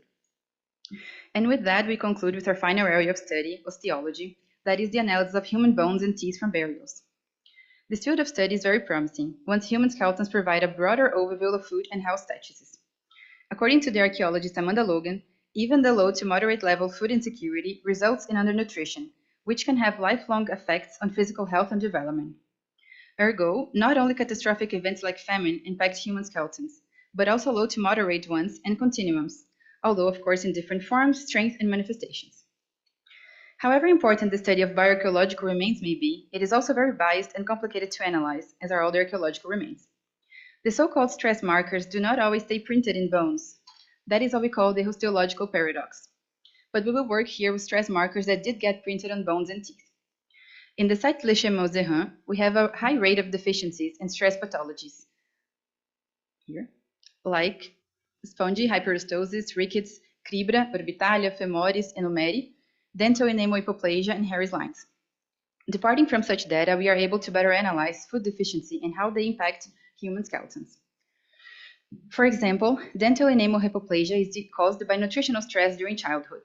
We also have rickets, which is also a systemic disease of childhood related to a lack of vitamin D to a dietary deficit. Scurvy is also noted in most settlements and is due to a vitamin C deficiency. In what concerns oral health, we know for a fact that the vast majority, if not all of the medieval population had poor oral hygiene, such as caries, tartar, and abscess from a very young age, which comes partly from a significant food deficiency background. Besides that, they can indicate different food habits. Caries were more likely developed in diets based in plants, and tartar more likely in diets rich in animal protein. Sometimes we also find an accumulation of bones and teeth pathologies in the same individual. And hypothesis for that is that usually poor food situations lead to a poor health one, even more when the scenario is added to poor sanitary and epidemiological conditions. Now I will explore briefly how differences in diet and eating habits among the community can be expressed in skeletons. The aforementioned examples are usually related to peasant populations, individuals who suffered from a dietary or nutritional deficit while growing up, in what we can assume to be a long continuum of food stress during their childhood and adult life. Now we will explore how different consumption habits impact social elites. If the peasantry is impacted by pathologies of deficiency, elites can be impacted by pathologies of excess. So differences in access to food can indicate different food situations among individuals. I'm almost done. We have an example of the grave of the burial, 1866, of the site Le Chemin-Zérin, that brings us an example of a mature adult presenting gout and hyperostosis, which normally affect individuals that had more access to animal meat. Therefore, hyperostosis is characterized by aging and obesity, suggesting that the individual, unlike the usual medieval population, must have aged and gained overweight, inferring it might be someone from some sort of social elite. According to the archaeological report, its frequency is a criterion of a certain standard of living in ancient times. Okay, now heading to our conclusion. Okay, here's the burial that has gout and hyperostosis. Through our presentation, we aim to broadly apply the contemporary concept of food insecurity over the study of medieval society, seeing when and how it could be helpful, making the analysis more prolific and fruitful. Using this concept to analyze the food and health situations of those populations is useful once it brings a whole new theoretical and methodological approach to the problem. It allows us to think in terms of social differences, and therefore differences in access to foodstuffs, rather than the idea of a lack of food or production failures. It opens up the possibility of research beyond the crisis scenario, getting around problems that come up with the utilization of famine, that is challenging to access from material sources, like Gabriel said. To conclude, we would like to resume and highlight two specific points of our presentation. Food insecurity in medieval times was not necessarily related to a lack of food, but rather to different rights of access to foodstuffs among medieval social statuses. Even though archaeological sites could have been contemporary, they could be dramatically opposed in terms of food security, a little bit like the famines we face today. And no single data set that was presented here alone sustains itself. They have to be considered together as a whole, once they are ambiguous and susceptible to the conservation of the site. Therefore, it is necessary to gather as much evidence as possible that points in the same direction and analyze them all together.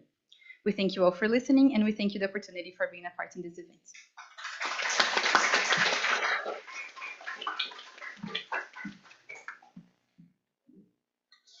Oh, thank you so much, Milena and Gabriel, for this wonderful paper, and that was just delivered in time. So thank you so much. That saves us time for us to ask questions for them.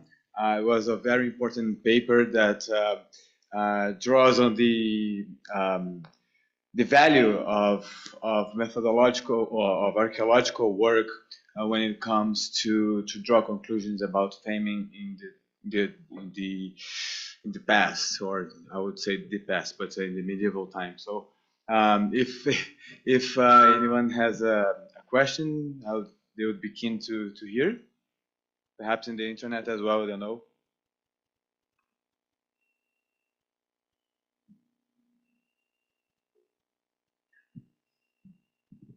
Hi, I'm Klaus for the online people.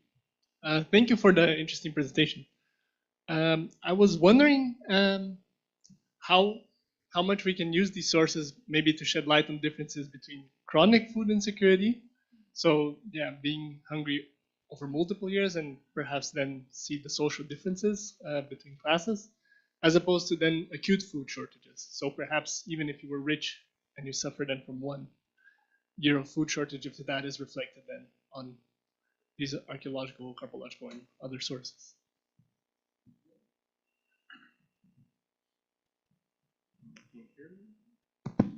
Oh, okay, this one. Thank you for your question. The thing is that most of the time, the peasantry will be in a very complicated position when it comes to access of food. In some way, they are always deprived of the adequate nutrition. So, according with archaeological resources, if we look at this kind of data, we will see what looks like a permanent presence of deprivation. So it's a chronic case of food shortage. In cases of acute crisis of food shortage, the thing is that we probably would find more evidences related about impacts in, sorry, the word fled, demography. We could see more impact in the demography if we are looking directly into a case of acute famine.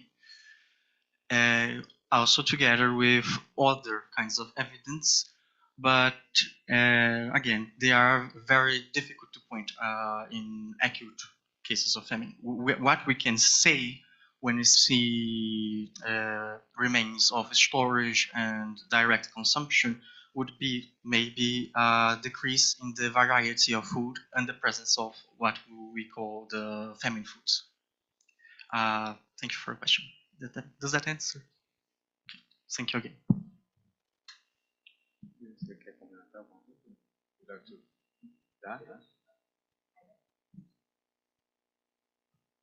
I don't know if this will answer your question or not, but we also have to know about the osteological paradox. So maybe if the famine was too strong, an acute case of famine, people would have died too fast for the records to be impressed in bones. So that's why you call the osteological paradox, because finding a skeleton that doesn't have any marks doesn't necessarily mean that he was healthy. Maybe that he was too sick that he died too fast. Thank you. So, thank you. Is there other questions, or I do have one follow-up question, if I may, which is about the sources and the correlation with sources, because you draw from the archaeological record, and if are you guys thinking on correlating that with other written sources or even with the paleoclimatological sources? One of the issues is that chronology, of course, matters, and the scales of each one of those sources matters, and so how do we can align them, all of them together, to make an historical argument? So I don't know if you have guys thought about that before, and if so, how you guys are thinking on this issue. There is a thing about the chronology. In fact, when we're working with archaeological context and historical context with the documents, the thing is that archaeological evidence has another scale of chronology. We cannot, most of time, have too precise datation for the evidence that we recover. If we are using chemical datation, they have a margin of error that is, I think, 50 years for plus or for less. We're doing it with typological analysis of ceramic. We have another range of error. And when we are working with written sources, we are working with a very precise datation, with very precise years, sometimes days precise. So it's difficult to try to make those two roles of evidence work together. I would say it's possible, but we need to be very aware that we cannot force events that we read in written sources. For more that we think that they are being represented in archaeological evidence inside the written sources. We can see things that look alike, but we cannot say they are the same way. The same thing happens when we speak about the paleoclimatic evidence. That is another range of chronology that they work. Sometimes we have evidence that are speaking about the trends of climate for centuries. There is the question about how big is the area that this paleoclimatic data is speaking about, and the fact that it is not so easy to find paleoclimatic data to everywhere you want. So sometimes you have the difficulty to find this paleoclimatic data for the area you are trying to study, in fact. But even it is very difficult, I like very much the idea. I would like to try it in the future, but in the moment, that's what I can point out about it. Thank you for your question, Professor. Thank you. Well, we have time for one more question.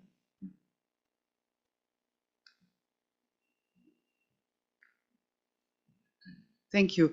First of all, thank you for your explanation just now, because I think you're very right that it's very difficult to actually pinpoint a specific event in this long-scale data. But I had a much more practical issue to bring up. You mentioned somewhere in the presentation oysters. We now know them as a luxury kind of food. That's very true. And I'm perfectly willing to believe that they were also a luxury food in certain places and Burgundy is a long way from the coast, of course. So there they would have been a luxury food perhaps. But for people who lived near the coast, they might have been a very easily accessible kind of food resource together with all kinds of other sea fish or shellfish or mussels, for instance. So it would also very much depend on exactly where you are if something is a luxury food or not. I see you nodding, so it's perhaps not a question but a comment. But this is something that you no doubt also take into account. Yes, just really fast, just to comment on it. Yes, I studied a site. If I'm not mistaken, the name was La Caloterie. He was really close to the sea, and in the archaeological report, it said that it was a luxury item. It was an ordinary daily basis item. So you're completely right. All right. Well, thank you so much for both of our speakers and for the audience for the questions. Let's give them a round of applause. I will now turn the microphone for Marcelo Cândido for him to introduce the next speaker.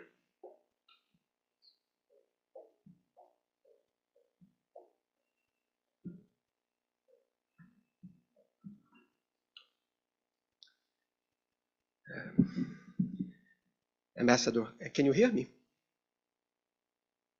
Yes, I can hear you well. Thank you very much.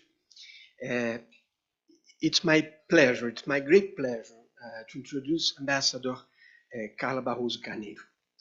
The ambassador is permanent representative of Brazil to Food and Agriculture Organization, International Fund for Agricultural Development, and World Food Program in Rome.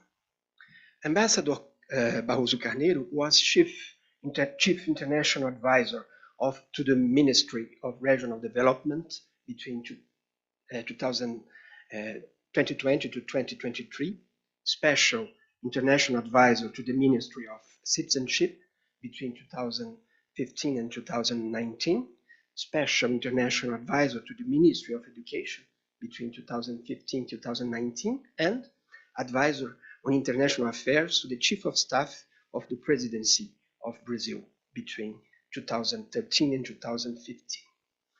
The researchers working at INCT Combate a Fome have a lot to thank the ambassador. Her support has been fundamental in establishing dialogue with FAO. In addition, the ambassador has periodically brought together Brazilian researchers from different specialties, different universities and research centers to hear our opinions on the documents published by FAO.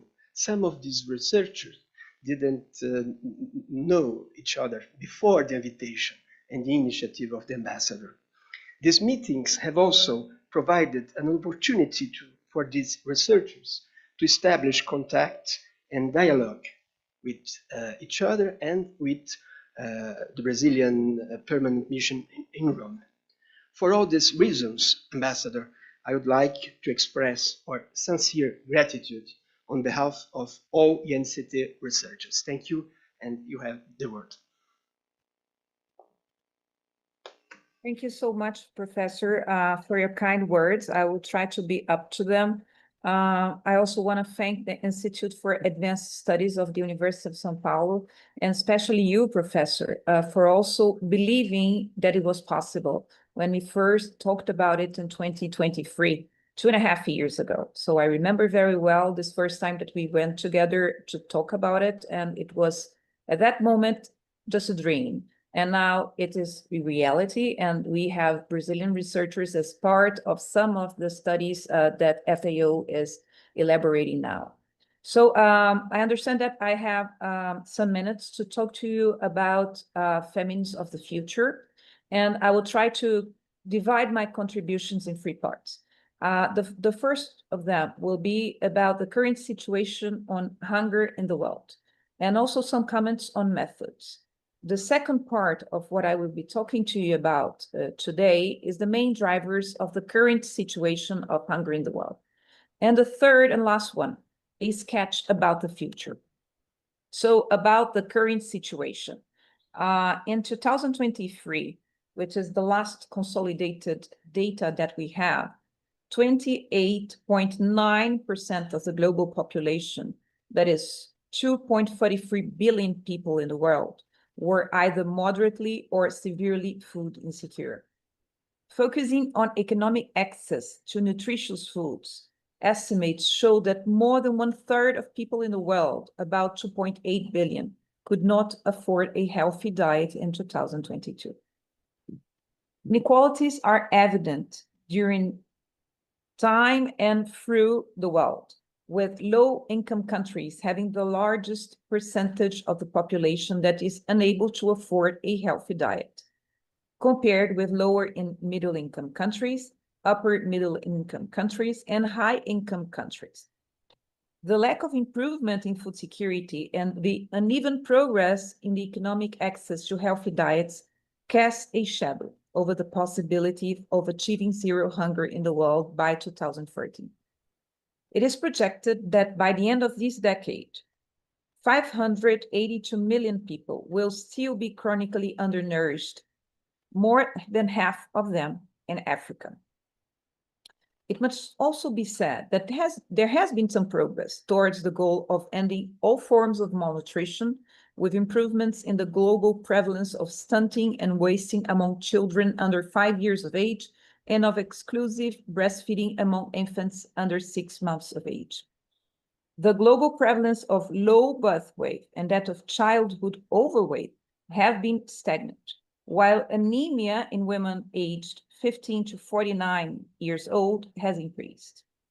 Improvements in stunting, wasting, and exclusive breastfeeding lay the groundwork for children to achieve their full potential for growth and development. But there are also rising rates of obesity, exacerbating the double burden of malnutrition. Double duty actions are needed which simultaneously tackle undernutrition, micronutrient deficiencies, overweight, and obesity by leveraging the common drivers shared by all forms of malnutrition. But I also believe it's important to stop a little bit and try and give more clarity in the concepts I'm using. There are different ways of measuring hunger, famine, malnutrition, obesity, starvation, and I just heard this last expose by two brilliant students who I take the opportunity to congratulate on your work.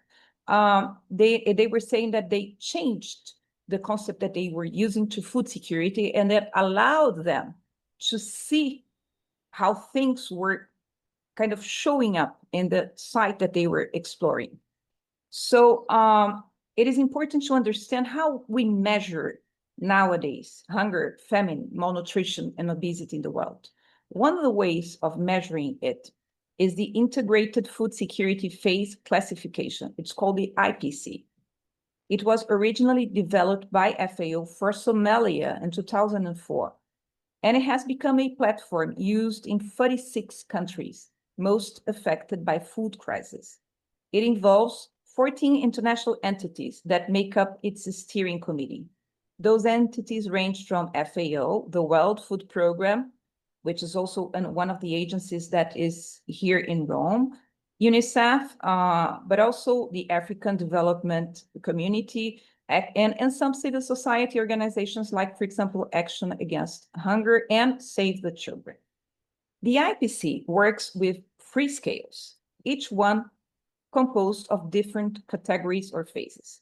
The first of them is acute food insecurity. Acute food insecurity has 5 levels.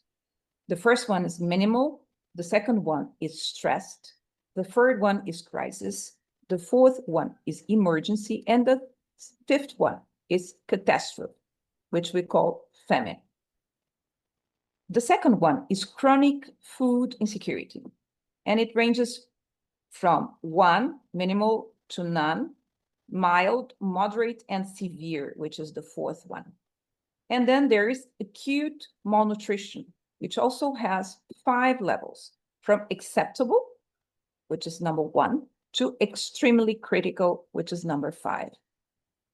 The IPC manual itself acknowledges that, as it does not collect primary data, the platform's results depend on the quality of information available in each context. So as I was saying, I was listening to the researchers that talked before me, and they were also saying of the difficulty of collecting data in our archaeological site.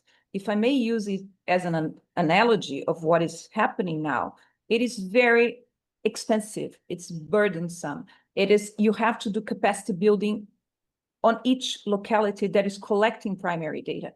So it's also very difficult nowadays to have data that is harmonized, coherent, and that can be consolidated into one specific report. So we still have some difficulties, even if we're on the 21st century, that very much bring me back to Burgundy in medieval times. So to address the situation, the manual proposes a classification of the reliability of the data used. The second report I want to talk to you about now is the Global Report on Food Crisis. It is a document produced by the Food Security Information Network, and it's also important to take a look at who is funding it. It's usually the European Union, and it used to be USAID. We still have to know what will happen from now on. And it results from a collaboration between 16 entities, from FAO, the World Food Programme, UNICEF, the International Organization for Migration. The number of countries that enters these specific reports is smaller than the other one. So the inclusion of a country in the annual report is associated with requests for external food assistance or the existence of food crisis, according to an assessment that by the FAO's Global Information and Early Warning System on Food and Agriculture, which is in itself another report. It has been produced since 2017, so it's more recent, but it still uses data from the IPC and another platform that is called the Cadre Harmonisé. It uses the same classification as the IPC, but it collects data in another methodology. So those are some of the main reports that nowadays consolidate the numbers that are collected locally all over the world, or they are estimated when the data is not available, because it is very common that it is not available. But I also want to take a look at another thing. As we have been seeing these 2 days, hunger is a historical phenomenon, but it has been different from country to country. And this has a expression in language itself. So I just wanted to call to attention the fact that in Portuguese, you only have one word to refer to it, which is fome. But in English, you have starvation, which is related to an individual. You have famine, which might be called collective starvation, and you have hunger.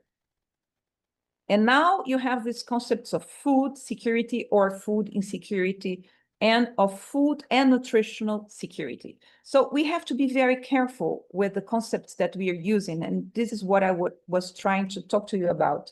When I'm talking about numbers, we still have much to rely on estimates, because we don't have all the data.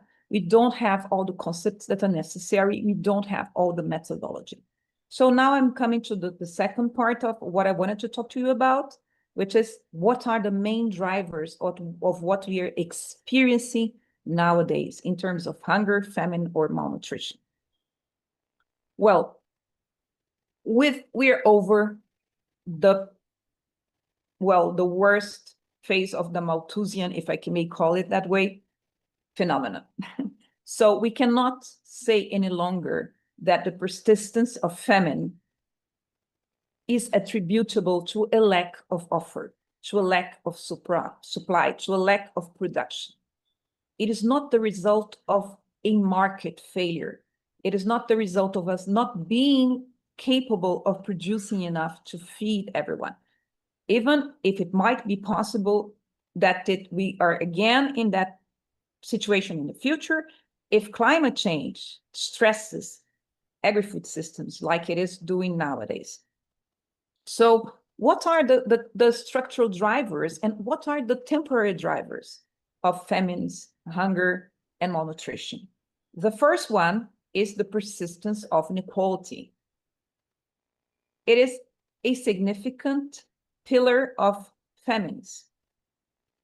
And I think I could a little bit see something about it when we're talking about oysters and how it is socially driven, the types of food that you can have access to or not. So it is something that you also have been talking about. So I think we're kind of very much aligned in that.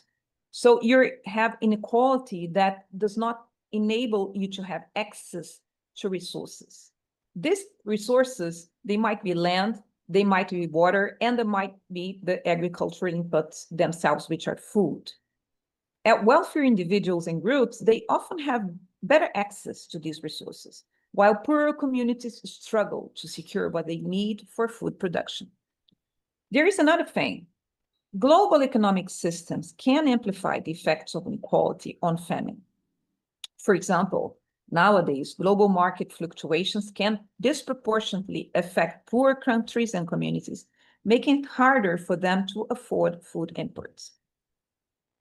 So this is one of the most prevalent and most quoted structural drivers of famine, hunger, malnutrition nowadays, inequality. The second one is climate change. Increasingly severe weather events, such as droughts and floods, are disrupting food production and water supplies. This has been leading to crop failures and reduced agricultural crops, which has been exacerbating food shortages. There is also change in precipitation patterns that have been affecting water availability for irrigation. Reduced water supply has been limiting crop growth and has reduced agricultural productivity in many countries, especially in Africa. There is also pest and disease pressure. Water temperatures and changing weather patterns can increase the prevalence of pests and diseases that affect crops and livestock. These can lead to higher losses and increased costs for pest management. And there is another thing that we have been witnessing in Brazil, which is fire. Nowadays, deforestation's main driver is not agriculture, it is fire. And because forests are increasingly facing droughts, local fires have been spreading and becoming regional fires. So this is the second of the changes and the drivers of hunger, famine, and malnutrition in the world nowadays. So the first one is inequality. The second is climate change. The third is conflict. Armed conflicts have been displacing populations, disrupting food distribution networks, and destroying agricultural infrastructure. It makes it difficult for affected communities, of course, to access food and resources. So this is the second part of what I wanted to talk to you about, which is what are the main drivers of the situation in terms of food security in the world nowadays. But what are the ways ahead? What might be the future from now on? How can we address that? What have we learned from history, from what you have been researching? What can we do? Well, from our point of view, from the point of view of diplomats, we try to work on international initiatives that might help fighting hunger. So one of them is the Global Alliance that was launched last year by the Brazilian government during the G20 initiative. It now has 100 countries and multilateral development banks, research institutions. It has banks that are not multilateral, that are private banks, and it has been learning from the difficulties and in getting to consensus in some multilateral dimensions. And from that, it has been building a soft governance. It has been working on multi-stakeholder initiatives. But what it has been trying to do that I think is most interesting is that it has shifted from working in pilot projects and specific and reduced projects in terms of impact to public policies. So there is already experience in the world in terms of what public policies are more successful to fight hunger and famines. And we can spread that knowledge to the countries that want to do it. And by that, we can address a country as a whole and not just a region of the country, which is usually the case when you're talking about a pilot project. And you also can work in long-term projects, which is very important because if you're looking at a phenomenon that is coming from inequalities, it is a structural root that has to be addressed by a public policy.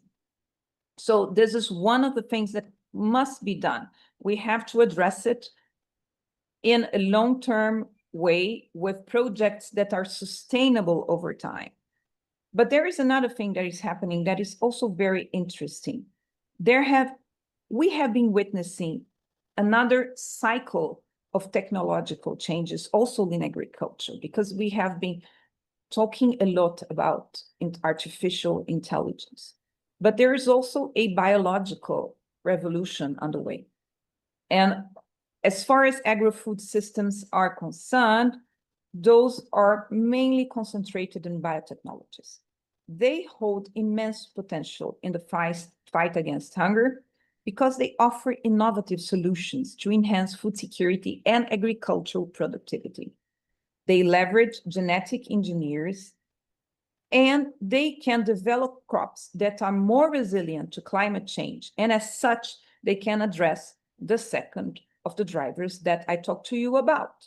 So they can be resistant to pests, they can be resistant to diseases, they can be resistant to temperature changes. Those are the famously known genetically modified organisms, and they can bring us higher outputs with fewer inputs, ensuring that even in adverse conditions, food production remains stable and can even grow using less resources. Additionally, another thing that has been happening is that biotechnologies have been helping us in improving the nutritional content of staple foods, addressing malnutrition by fortifying foods with essential vitamins and minerals.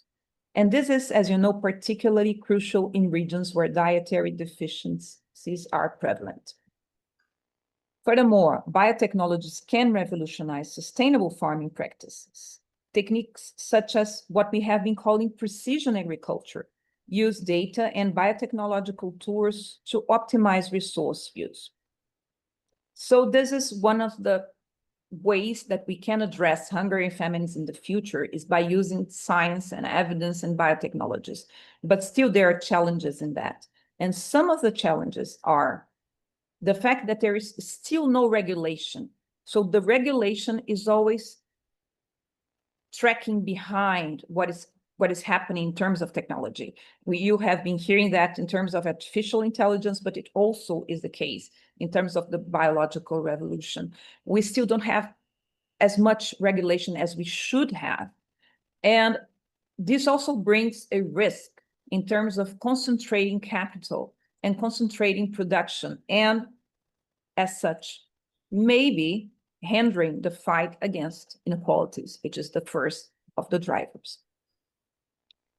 And another thing that we must be looking at is how to make food more accessible and affordable. Because, and then we're talking about basically malnutrition. What we're seeing is that foods that are healthier tend to be more expensive.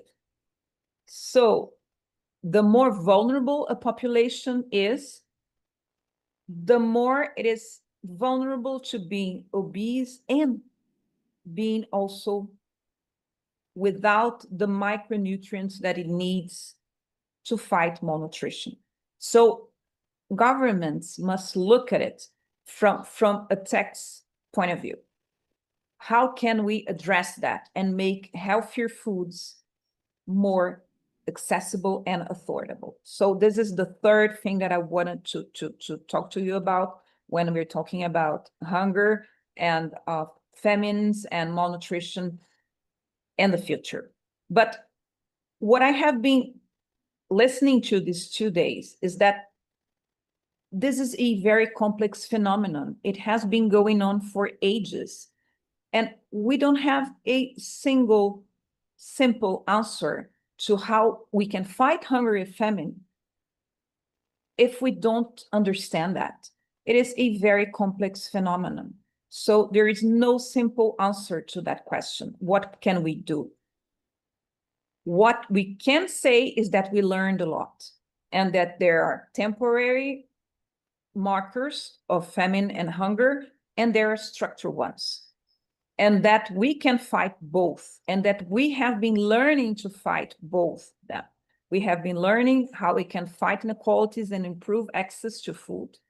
And we also have been learning how we can try and prevent those temporary conditions that also affect food security. So since I'm talking to historians, I must say that we are very much dependent on you. We are very much dependent on the knowledge that you bring, so that we can learn from the past and in the future address the situation and leave less people hungry in the world. So that's what I wanted to talk to you about. Thank you so much for the opportunity.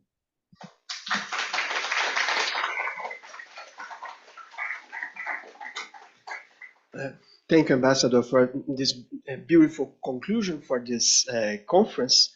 And I'd like to say thank you again, because it's late in Rome now, 10 p.m. It's late and hot, very hot. I have been hearing that it's cold over there. Is it yes, true? Europeans are complaining about the cold here since yesterday. It's Here horrible. It's very hot. We're almost 40 degrees, so. But thank you very much. It was an amazing conclusion to our conference. I'd like to invite here my colleague Saraiva just to say a few words. If you can stay with us just a few minutes in order to hear these words, I'll be very fast in my words, and after I will give the stage to my colleague and friend, Saraiva. So I think that the conference of the ambassador was a very good conclusion, as I said.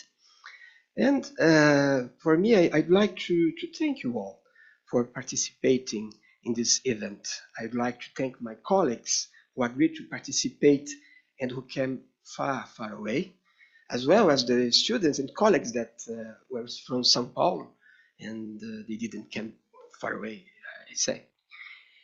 I'd like to give special thanks to Sergio and through him to the entire IEA team, Edilma, Rodrigo e Dona Raimunda, que cuidou do café. Muito obrigado a vocês.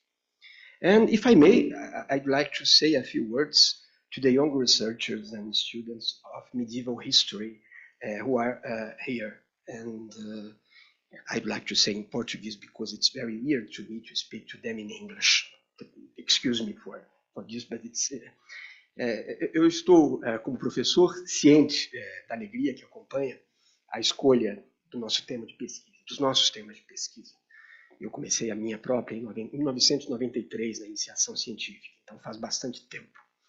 Também estou ciente da contribuição que cada um de vocês pode dar no campo dos estudos de história medieval. Eu saio daqui feliz pelo que eu ouvi, não só das apresentações, mas das discussões também. E posso dizer que, como orientador, sem cair, e como professor desta universidade, sem cair no pecado do orgulho, estou muito feliz e acho que posso me sentir muito feliz pelo que eu vi, pelo que eu ouvi aqui nos últimos dias. No entanto, eu queria dizer algumas coisas que são coisas talvez de um velho rabugento. Não permitam que o caminho da especialização seja uma espécie de túnel no qual vocês vão se enfiar e se perder ao longo do tempo. Este evento, ele pretendeu colocar em diálogo pesquisadores que a princípio não dialogam. Ele foi também pensado para que vocês, jovens, tenham clareza quanto às enormes possibilidades de diálogo e de interlocução que o caminho da pesquisa oferece. Através deste evento, espero que vocês enxerguem os caminhos de pesquisa que serão os de vocês nos próximos anos, que não precisam ser exatamente estes.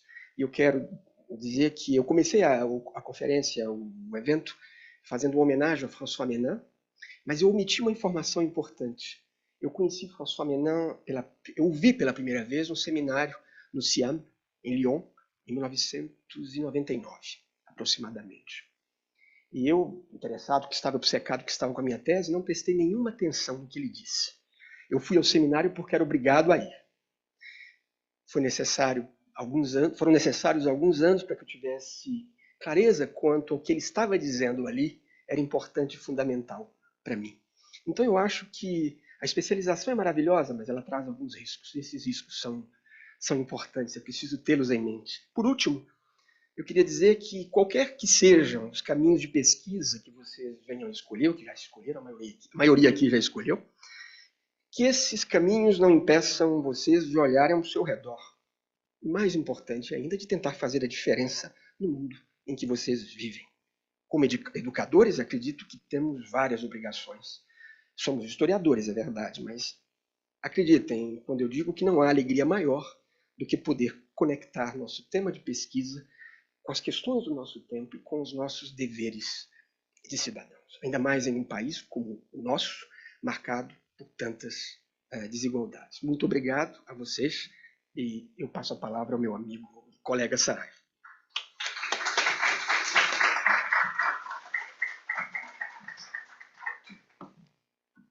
Great words, my friend. Sorry. Ambassador Carlos, it's a pleasure to be here with you and to reconnect. It was a pleasure meeting you back in Rome last year, right? Last year. Time passes so fast. And also very glad to hear what you said. I'm so proud of having you as our representative there, and I'm being very sincere because a very powerful and clever message connecting so many important things and diverse things. So really, my sincere thanks and congratulations for what you just brought. And Marcelo gave me this tough task of trying to maybe close this meeting. And I'd like to repeat some of the things that have been said here that Ambassador Carla mentioned and Marcelo, and some of the things that I've seen here. At the first glance, we may think that connecting history with AI, with famine, with the nutrition, as we connected a few years ago, they seem like disconnected things because in academia we tend and we're pushed to work in silos, right? But in fact, what happens is that we're all connected. We're all part of this humankind that is living together, is impacting the planet together.